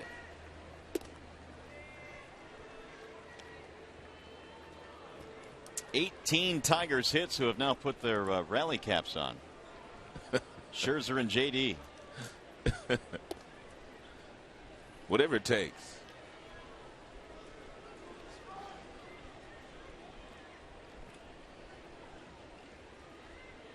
Quite and now ball 4 coming. Quite a few fans have stayed around here. They have. I mean, the announced attendance was more than 46,000, but a lot of them want to see the end of this one. All right, here's Torrey Hunter now with only 1 out, bases loaded. He's been good in these types of situations this year. 17 of 26 at getting that runner home, and from third, less than 2 outs.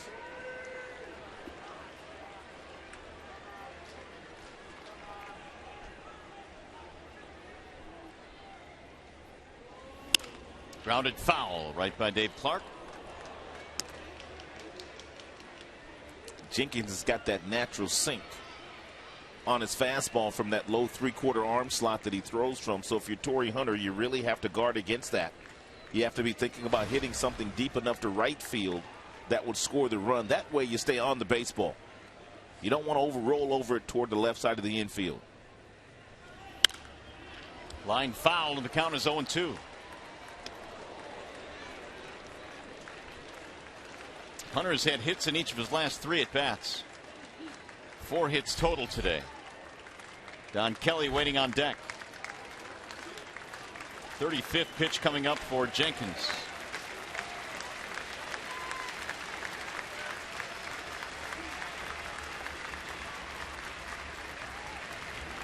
Bouncing ball back to the mound. A 1-2-3 double play. I don't believe that. Inning over.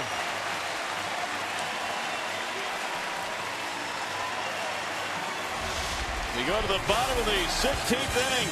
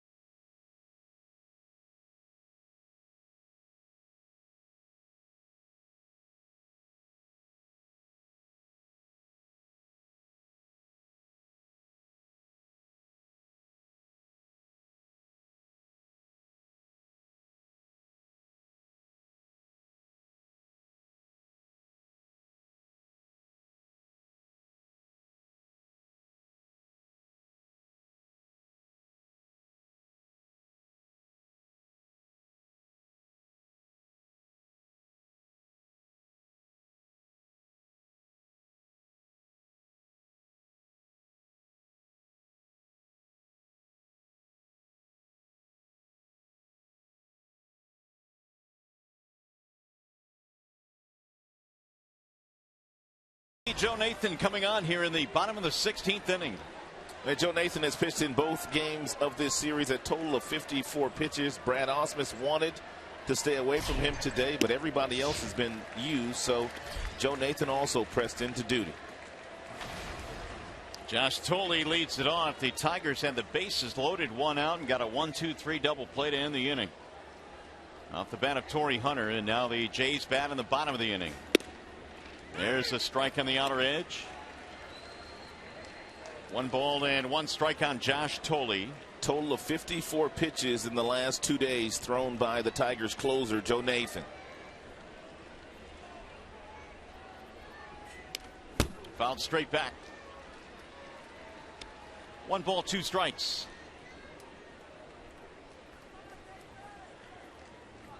Tolle, Reimold, Ghosts are the batters here in the 16th.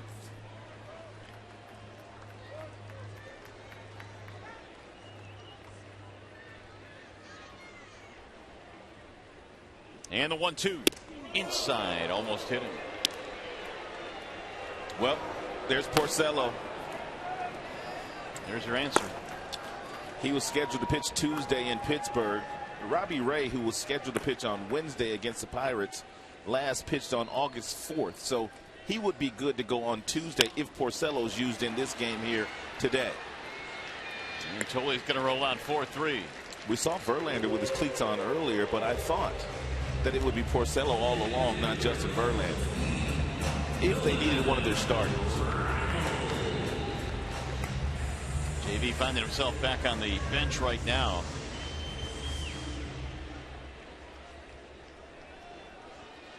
Because you'd have to think Joe Nathan can really only give you one, right? Exactly. I mean, he can give you just one today. Yeah, I mean, that again is really pushing it based on what he has done the last 2 days. Missed it outside. So if in fact he does get through the 16th here, it'll be Porcello in the 17th. And then more than likely Robbie Ray will pitch on Tuesday, not Wednesday.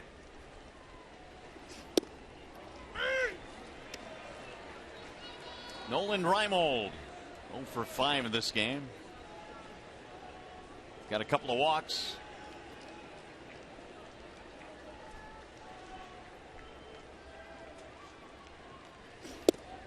In there for a strike. 1-2 on Reimold. Toronto has a secret weapon on their bench as well. R.A. Dickey, the knuckleballer. He can come out and throw today if he wanted to. Didn't think about that.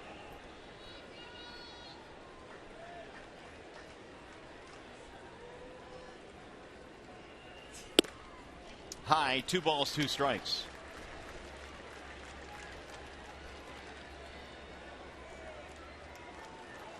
Everybody in the bullpen used today for the Tigers. There's R.A. Dickey.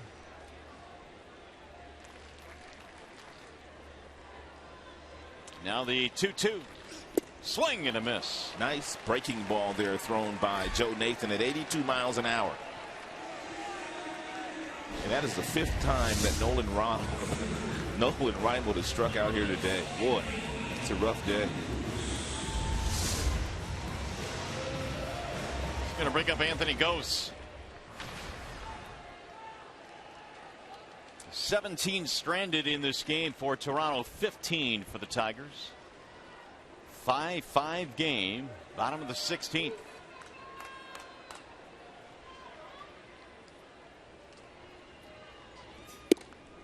That's in for a strike. 550 pitches in this ball game,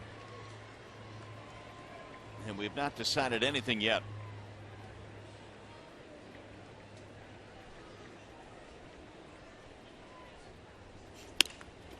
Little looper into left field. Kelly has to back off the plate on 1 hop, and Gose is aboard with 2 outs, which presents problems. He's got tremendous speed, and with 2 outs, there's no doubt Gose will be trying to steal a base to get himself into scoring position.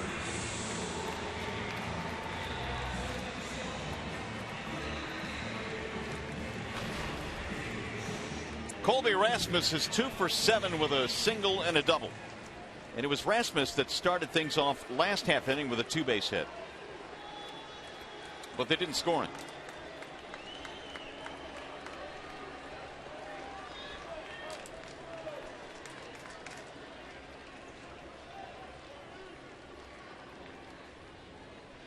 Runner goes, wasting little time. Holiday's throw not in time. Stolen base for Ghosts.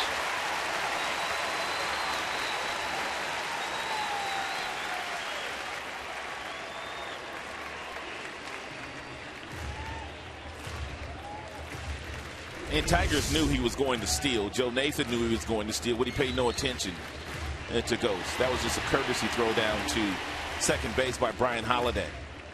Told you Ghost had steals of 70 and 76 bases in a couple of different seasons in the minors. He's got a couple of bags in this one today. He didn't even start. Winning run down at second.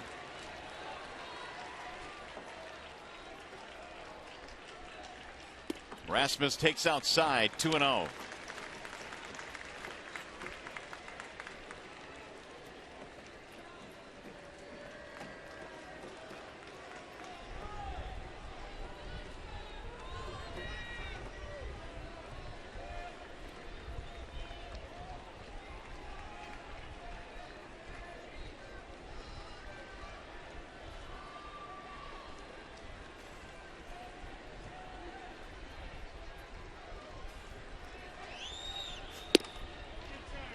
Three and 0 on the count on Colby Rasmus. It looks like Nathan is pitching around Rasmus to get to Kawasaki, who is in the on-deck circle, but I'd much rather go after the power hitter, a guy that's a free swinger, a guy that swings and misses, versus going after a table setter like Kawasaki.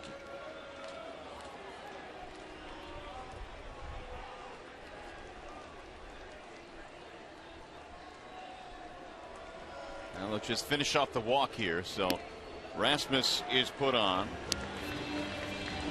First and second for Kawasaki.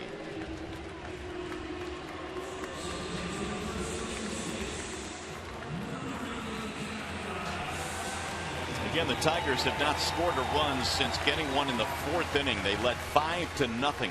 Tigers outfield playing very shallow. Rajay in center, real shallow, is Hunter in right. Don Kelly in left. Kawasaki not much power. But unless it's a rope into the outfield, they're not going to throw Ghost out. He's way too fast.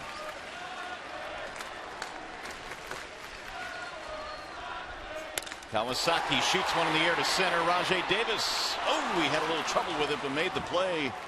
And the threat is over.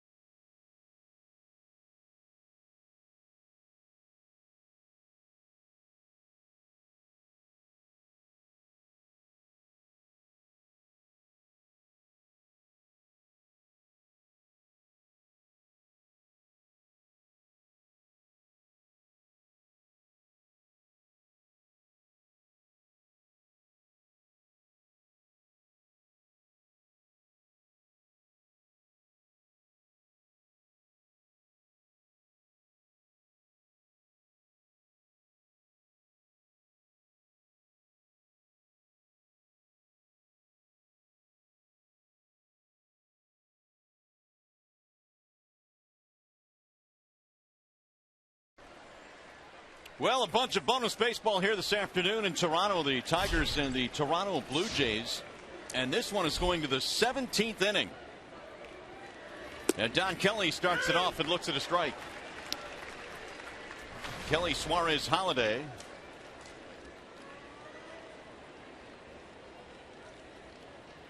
Jenkins is still out there. Bouncer back up the middle, but Reyes had it played nicely right behind the bag, and Kelly is out.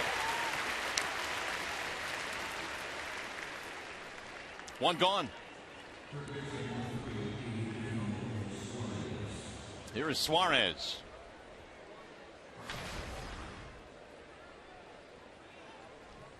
He is 0 for 3, did not start this game. Suarez came on to play third base.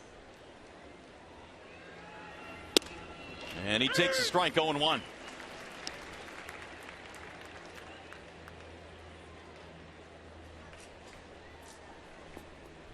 Now Jenkins working quickly. The 0-1 pitch is outside.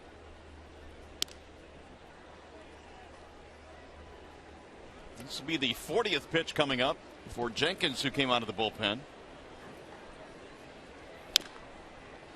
Rolled foul, and the count now is 1 ball, 2 strikes on Suarez.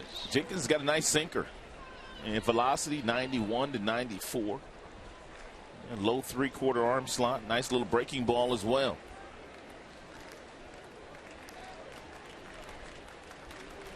Here's the 1-2. Outside, 2 balls, 2 strikes. Rick Porcello apparently is headed in next. He was scheduled to pitch on Tuesday, but Robbie Ray will pitch on Tuesday if Porcello comes in the game.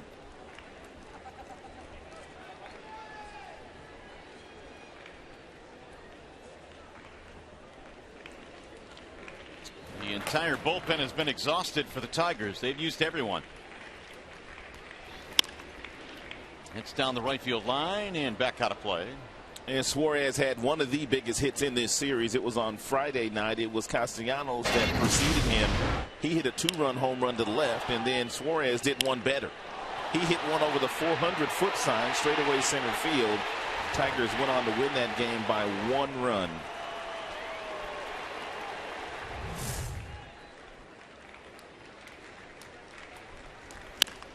Rolled foul, third base side.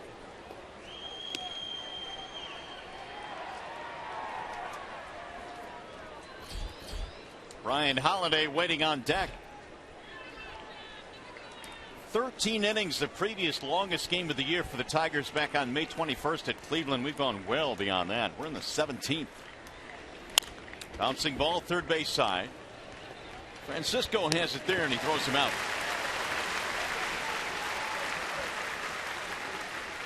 Two up, 2 down.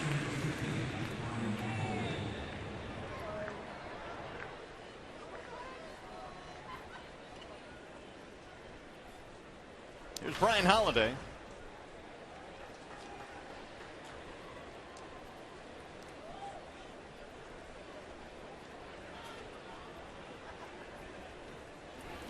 Holiday ropes one foul. That'll get back toward the seats. 18 Tigers hits and 14 for Toronto.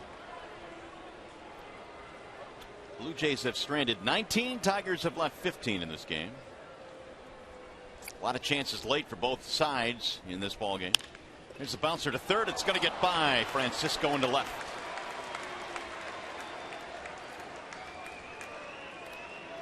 Holiday's on again.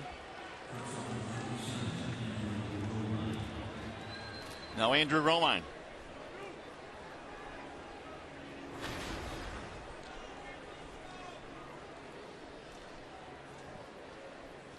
Make it 19 Tigers hits.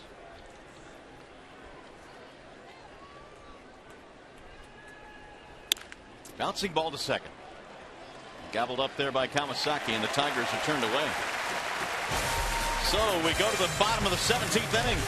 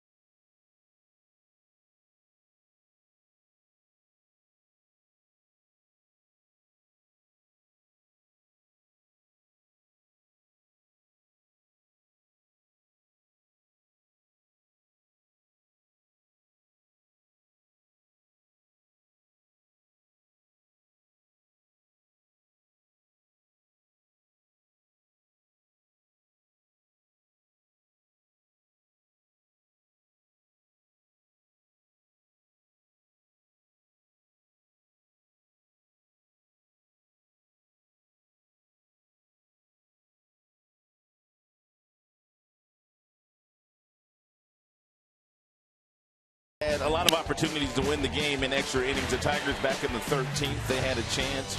Hit and run. Brian Holiday was able to get to third, but Romine was thrown out trying to stretch a single into a double. Bases loaded. Bautista's had a rough day. He grounds out with the sacks full. Francisco also at the plate. He didn't get it done with the bases loaded. Inning over. Torrey Hunter last half inning. 1, 2, 3 double play with the bases loaded. So lots of opportunities, but so far neither team has been able to capitalize. Meanwhile, runners in scoring position for this ball game. 5 for 18 for the Tigers. 4 for 16 for the Blue Jays. Got a total of 16 pitchers used in this game. And you've got to go back to 2003 for the last 17-inning game for the Tigers. Rick Porcello is on now in relief. Well, relieving for Porcello, really nothing new. Obviously, he's been a starter in the big leagues, but he has relieved in the postseason for the Tigers. And he will face the top of the lineup. It'll be Reyes, Cabrera, then Bautista. And he can stay out there for as long as the Tigers need him today.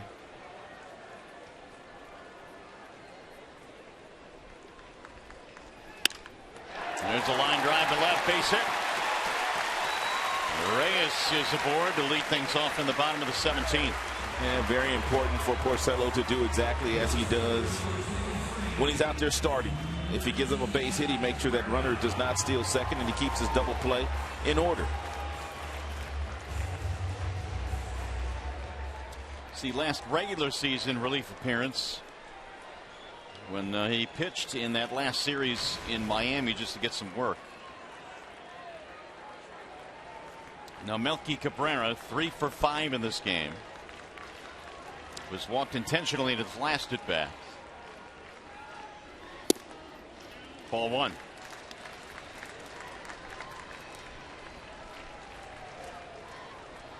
And Porcello does a pretty nice job at making sure that base runners don't get good jumps against him. And Reyes has great speed. Down the left field line, but foul. And Melky Cabrera has grounded into 18 double plays this year. So this is the perfect situation for Rick.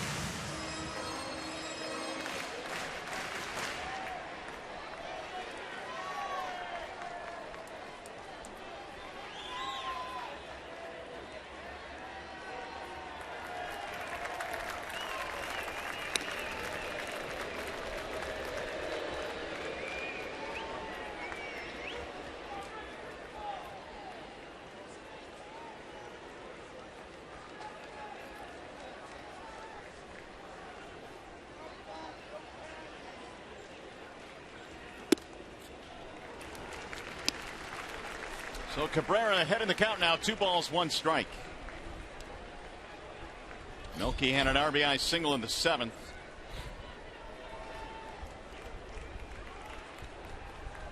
Three hits, 3 walks. Way high. Now it's 3-1.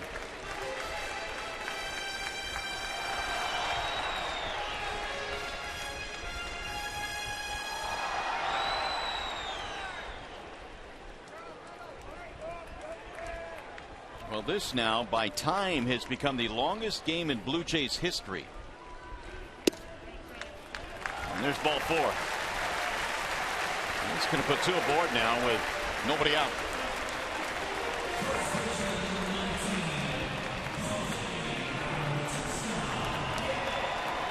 As we approach 6 hours of baseball today, 2 on, nobody out.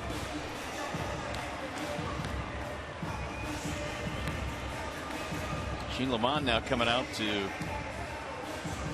talk with the home plate umpire Bill Miller.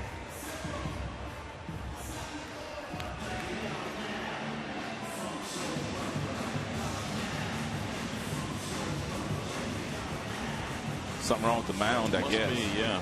A lot of pitches have been thrown on the mound today.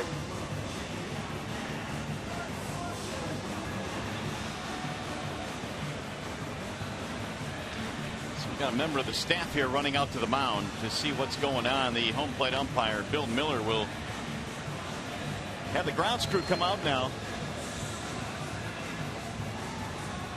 See what happened on that last pitch.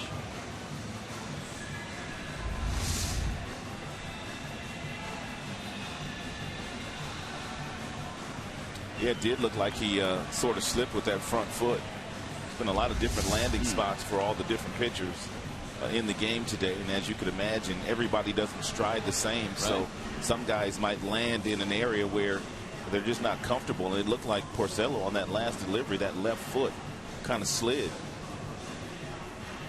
Well, this mound is getting a workout like it has never had before. As we mentioned, the longest game in Jays history.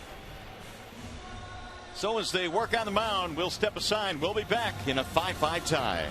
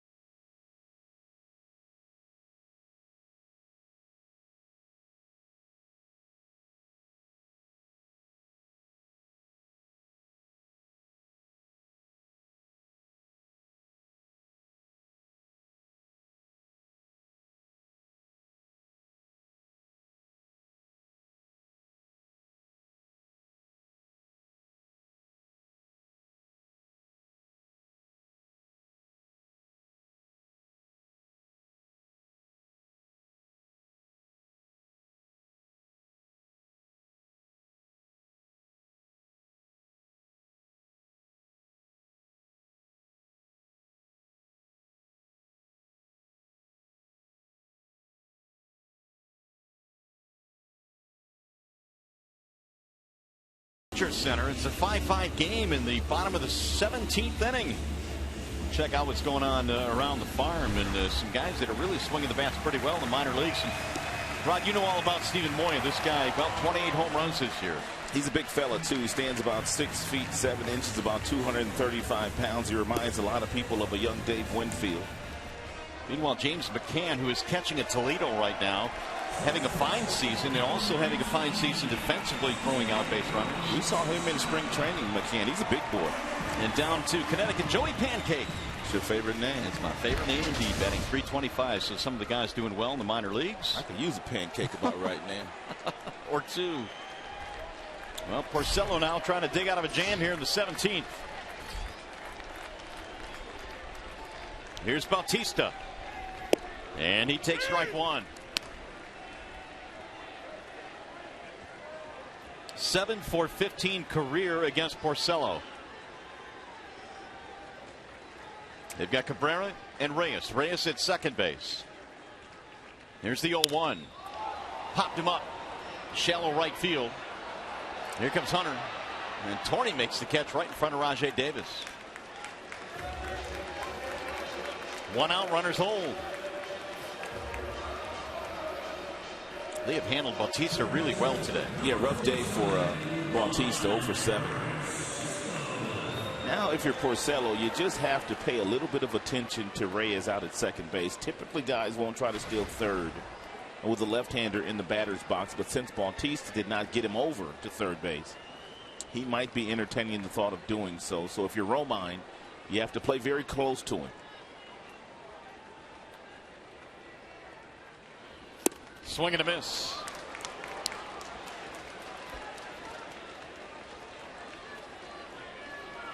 Andrew Romine, you see him at the top of your screen, and playing very close to Jose Reyes, making sure he doesn't get too big a lead.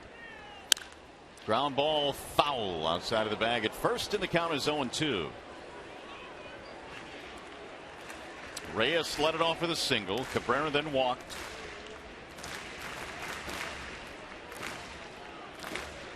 And Rick Porcello on in relief. Everybody has been used in the Tigers bullpen. Way high. 1-2 the count.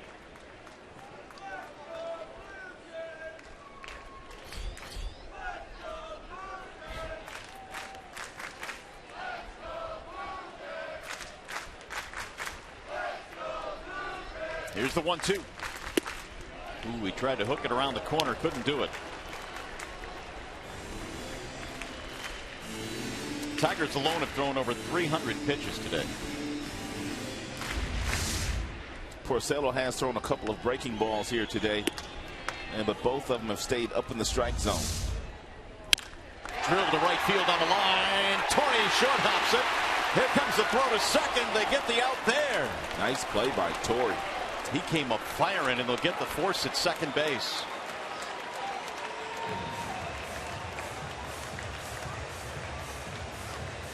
And that's going to leave runners at first and third with 2 outs. Melky Cabrera was the base runner at first base. The ball was hit like a bullet off the bat of Francisco. Because Torre was playing so shallow, he was able to come in and short hop that ball. And then by the time Melky took off for second, it was too late. And Torre was able to force him out there.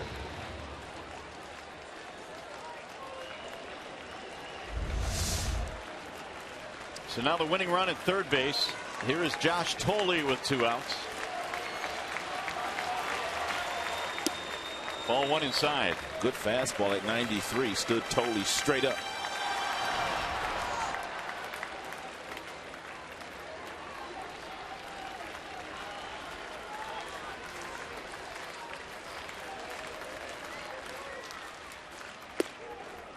And the runner will take second. That is Francisco. He'll walk down there. 2 balls and no strikes.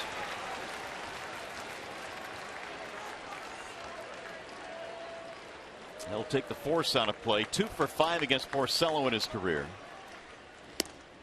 Strike on the outer edge. 2-1. Changeup. Fading changeup. Circle change by Rick Porcello at 83 miles an hour.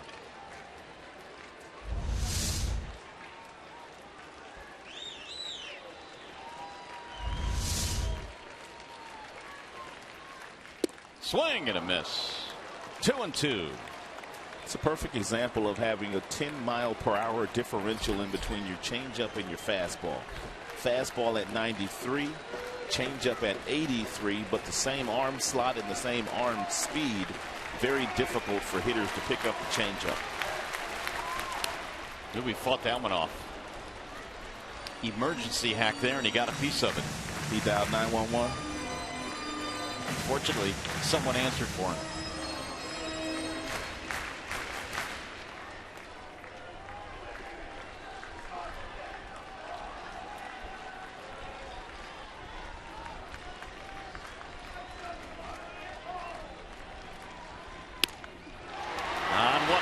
Shortstop Romine for the out, and the Blue Jays again threaten but do not score. 17 innings in the books. We go to the 18th, still tied at 5.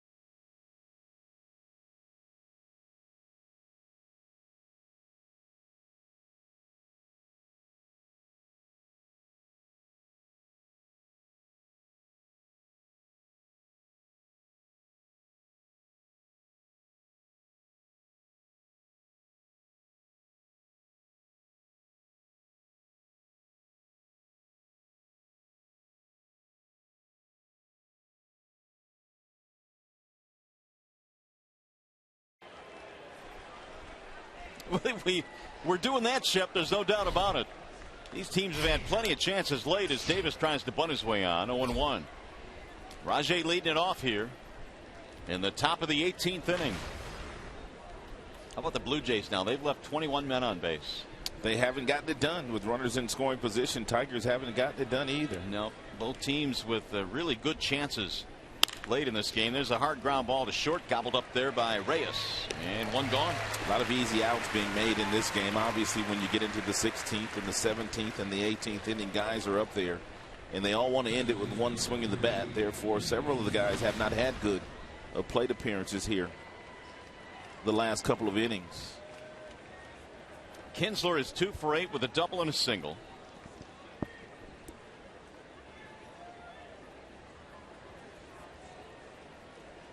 Meanwhile, Jenkins has done some yeoman's work out of their bullpen.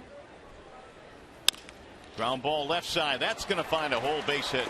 It's got that natural sink on that two-seamer, but Ian Kinsler able to find a seam on the left side of the infield.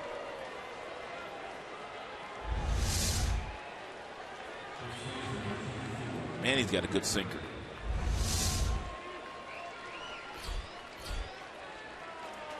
Wow, look at this for Jenkins. 41 of the 50 he's thrown are strikes. Now Cabrera. Singled in his last at bat.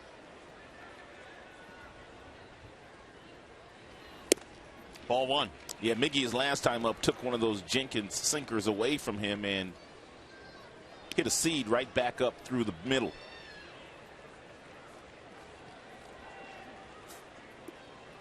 This is the third 18 inning game in Jays history. Third time they've done it.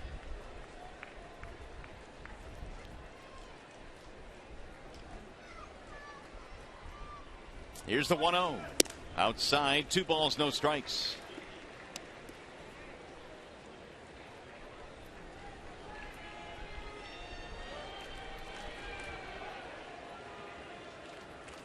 Jenkins came on in the 14th. He's still out there.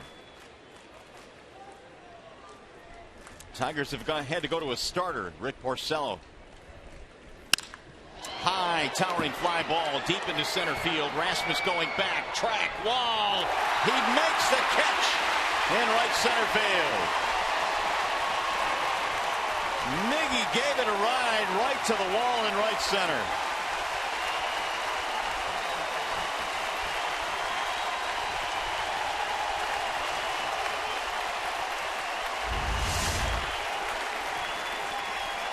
Rasmus is a real good defender in center field. He has great range, and he goes over and makes a real nice play.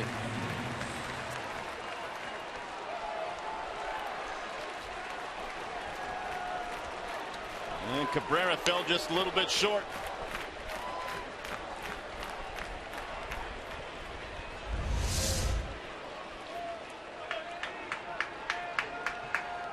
Two outs. Kinsler still at first base.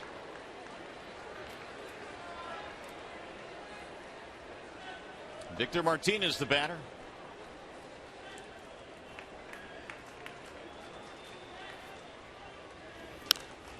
He'll foul one straight back. 0-1.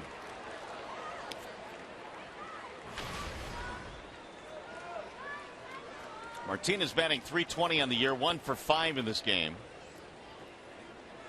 He has a regular walk and an intentional walk.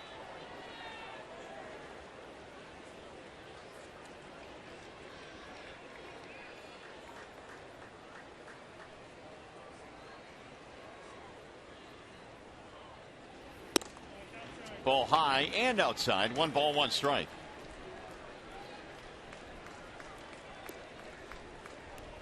Jenkins, 26 years old, out of Chattanooga. That's where he was born. He went to Kennesaw State University.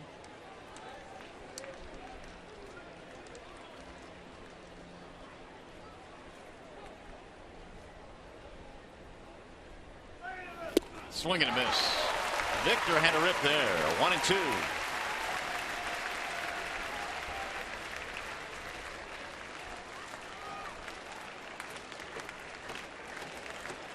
Tigers 5 runs, 20 hits. Blue Jays 5 runs, 15 hits. Go-ahead runner at first base. That's Kinsler.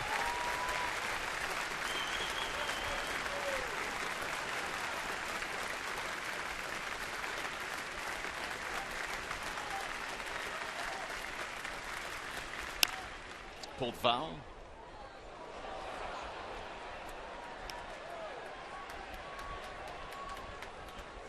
This is turning into a night game. Yeah, we were scheduled to land in Pittsburgh at 7:30. Well, it's 7:23 right now.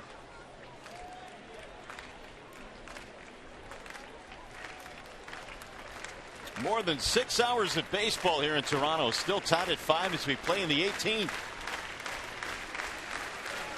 The Angels thought they were cool last night by playing 19. Yeah, they did. Ooh. Here's a foul back out of play.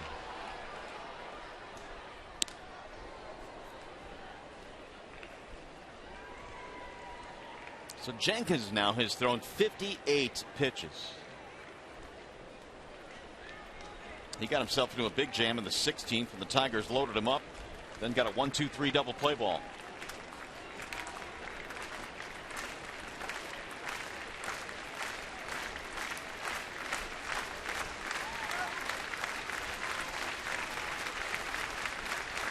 Here's the 1-2. Victor fouls it away again. You've been there for 12 hours, haven't you? You get it about 7 in the morning, don't you? No, not quite. Close. I think it was like 9 this morning. 8:45, so I'm pushing about 12 hours. You got 10 and a half in today. Who'd have thunk it? And the way this one is going, there doesn't appear to be an end in sight.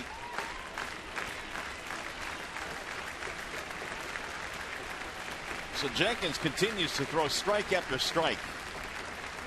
Again, the 1-2 runner goes, and a bouncing ball back up the middle.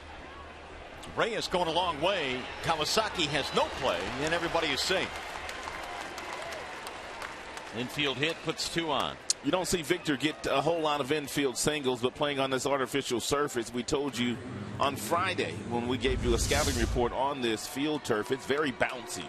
A couple of high bounces, and then no one can make a play on Victor. We also saw a ball earlier that almost bounced over the head of their left fielder, Melky Cabrera, hit by Andrew Romine. So here's Torrey Hunter now with Kinsler at second, Martinez at first. And a chance to atone for the double play ball that ended the 16th inning. And he chops one on a check swing right to the first baseman. That's going to end the inning. So the Tigers threatened, but they'll leave 2. We go to the bottom of the 18th.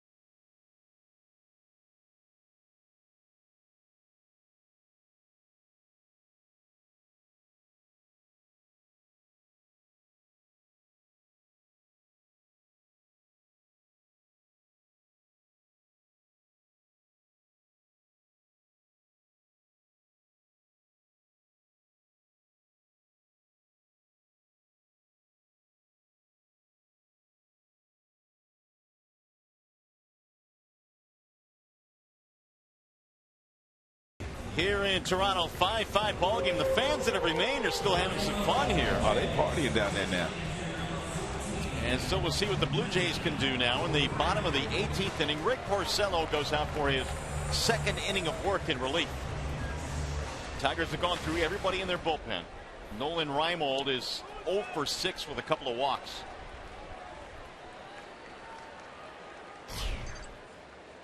And Porcello goes to work. It's a strike call. And in that 0 for 6 for Reimold, 5 strikeouts here today.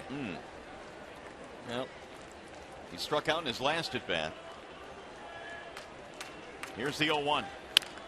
Bouncing ball slowly towards second. That'll be an easy play for Kinsler. One gone.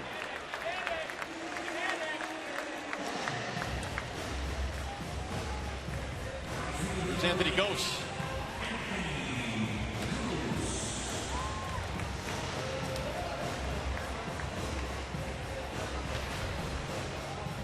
Two for 5, 2 singles for Gose.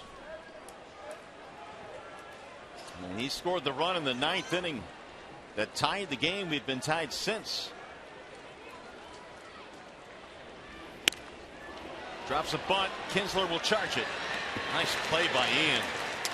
Great baseball instincts by Ian Kinsler, knowing that Gose has speed and knowing that Gose is thinking about bunting in that direction. He got a great jump and a great break. Look at him. He was all over this bunt. He was already moving before the ball was made contact by Gose. What a second baseman. What a year at second base.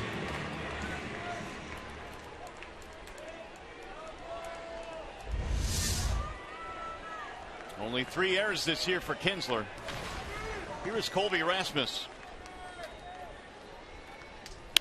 He pulls this one on the ground right to the second baseman. Kinsler handles this one. Rick Porcello runs off the mound with a 1-2-3 18th inning. You know what that means? We're going to the 19th.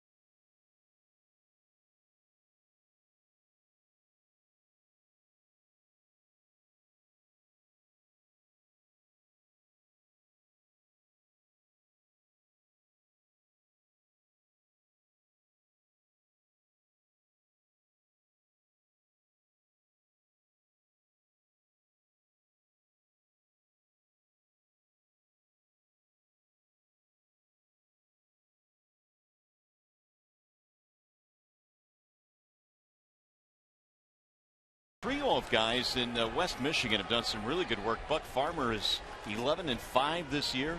Apparently the cupboard is not bare down in the lower minors for the Tigers. No, not at all. Zomek had a 13 strikeout game earlier, and Austin Kubica has won 10 games. So a lot of good young talent down at West Michigan.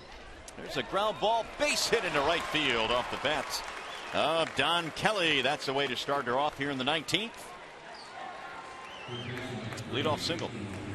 The Tigers have to score here in this inning and win because I'm officially out of my room. I can go 19 innings on my scorecard. Oh, 13 was the limit for me. I've been That's it? Yeah, I've been on the lineup card for a long time.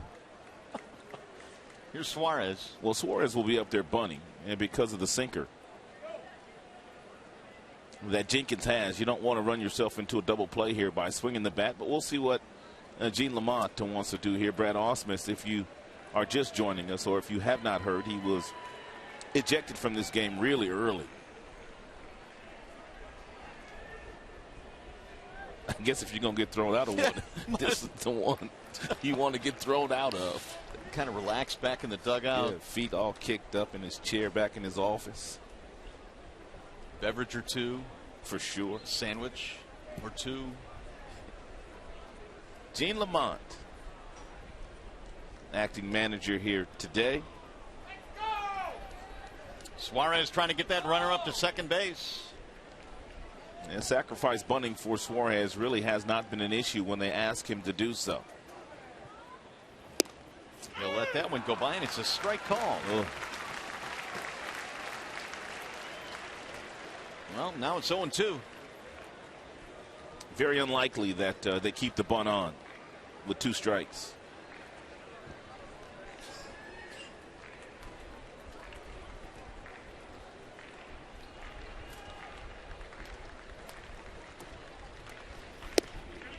A little bit outside. 1 ball, 2 strikes on Eugenio.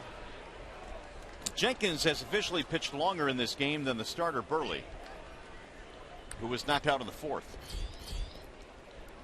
Holiday waiting on deck.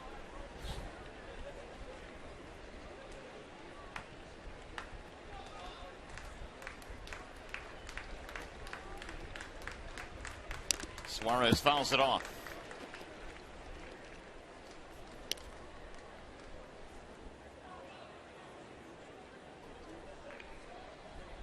Well, you talked about this earlier. R.A. Dickey could probably go out there today. He's not warming up, but he's at least out in the bullpen. Looks like he's been running around, moving around. He's got a little lather going. He threw on Friday night here, but a knuckleballer, no issue for him to go here today and give them an inning or 2 if they need it. And Suarez goes down swinging, so he's unable to bunt the runner up. 1 gone. He's going to bring up Brian Holiday.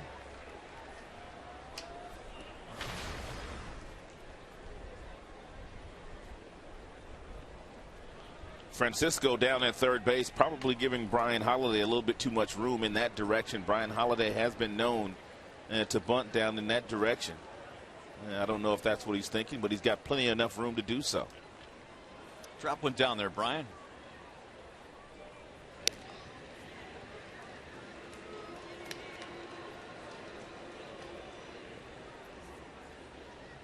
And Tigers could also hit and run if they wanted to do something, put Don Kelly in motion.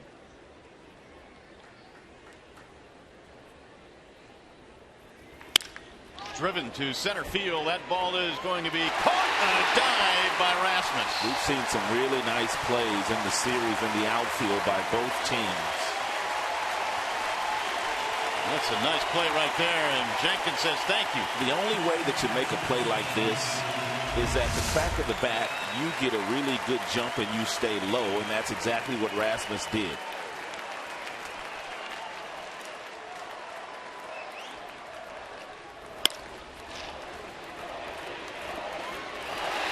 Ball was hit hard by Holiday, but he's round. It's a gamble, too. If that ball gets past him, there's no doubt Kelly scores. Strike 1 on Romine.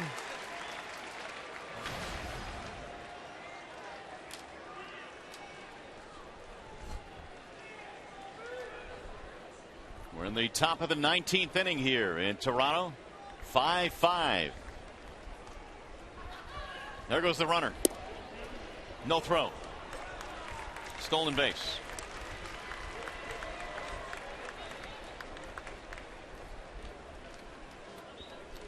One ball, 1 strike.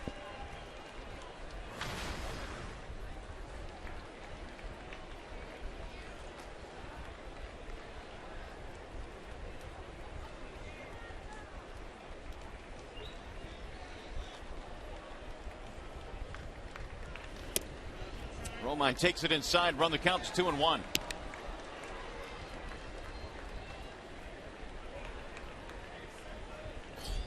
Kelly started things off with a single. 2 outs later, he has stolen second, and Romine now trying to drive him in. Top of the order, Rajai Davis on deck. It's a 9th at bat for Romine here already today. He's gotten more at bats today than he usually gets in a week.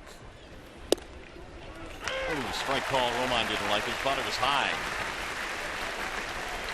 Now it's 2-2. We talked about Bill Miller. We talked about him a lot earlier in this game. He's been calling that high strike all afternoon long. We're into the evening now.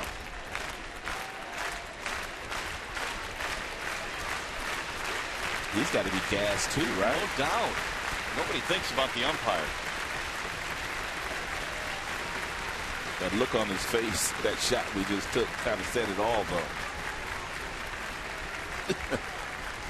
I feel your pain, man. Swing and a foul tip, and that is strike 3. Romine slams the bat and the helmet, and frustration sitting in now for the Tigers, who haven't scored since the 4th inning of this game. Rasmus has made a couple of big ones in this one, including a diving catch here to the bottom of the 19th.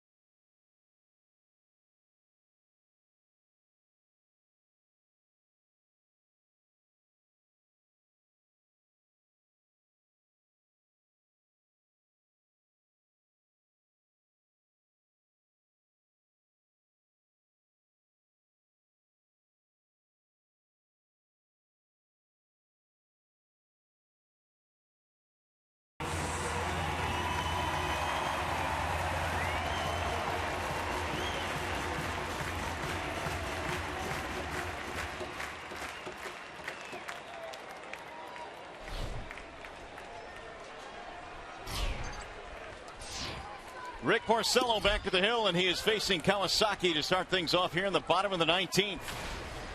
And Munenori Kawasaki is 0 for 5. He has scored a run. He'll be followed by Reyes and then Cabrera, Melky Cabrera, here in the 19th inning.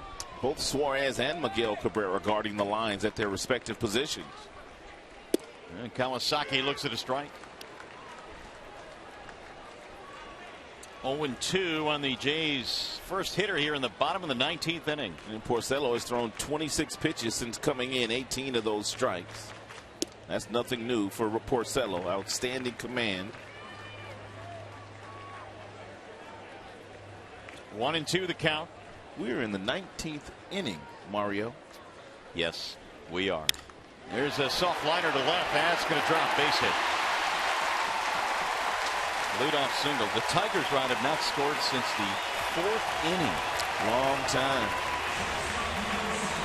6, 7, 8, 9, 10, 11, 12, 13, 14, 15 innings they haven't scored. So the winning run is on now. And Porcello will go to work against the top of the lineup. It is Jose Reyes. He's had a good day. He's gotten quite a few hits in the game today, 4 to be exact. He's an outstanding bunter as well.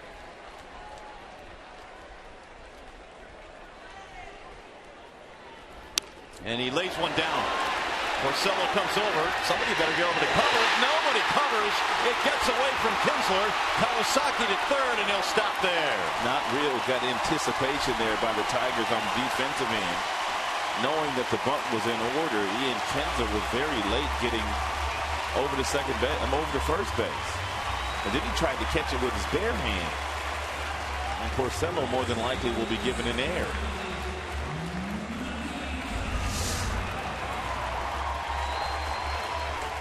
Yeah, Kinsler was late in getting there and trying to barehand it. Getting a look at that replay, it looked like Kinsler took off right away going over to first base. But Reyes is so fast. Cabrera's been getting this treatment all day long. And the Tigers right now are going to load the bases with nobody out. Yeah, they walked him intentionally twice today, and he came into the game having only been given one intentional free pass all year. Sack E1 was the call on that last play. Sack E1. More importantly, now the bases are loaded for Jose Bautista.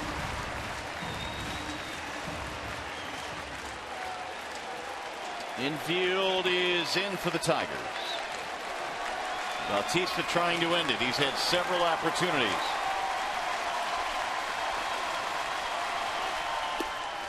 Strike one. Really, on this artificial surface, if you're the Tigers infielders, you could probably back up about 3 steps and give yourself more room. If Bautista does hit something to the left or to the right of you, at least it would give you an opportunity of making a play at home.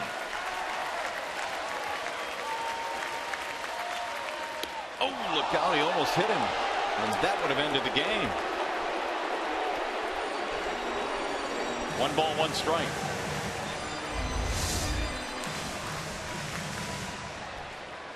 Came that close.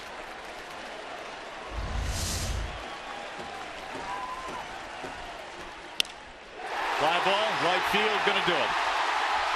That ball is up against the wall, and a game winner for Jose Bautista in the bottom of the 19th inning.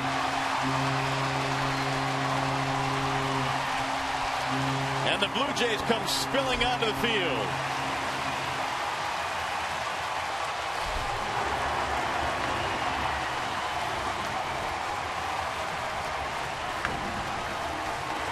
It was one of those days that looked like it would never come to an end, but the Jays win it in the bottom of the 19th.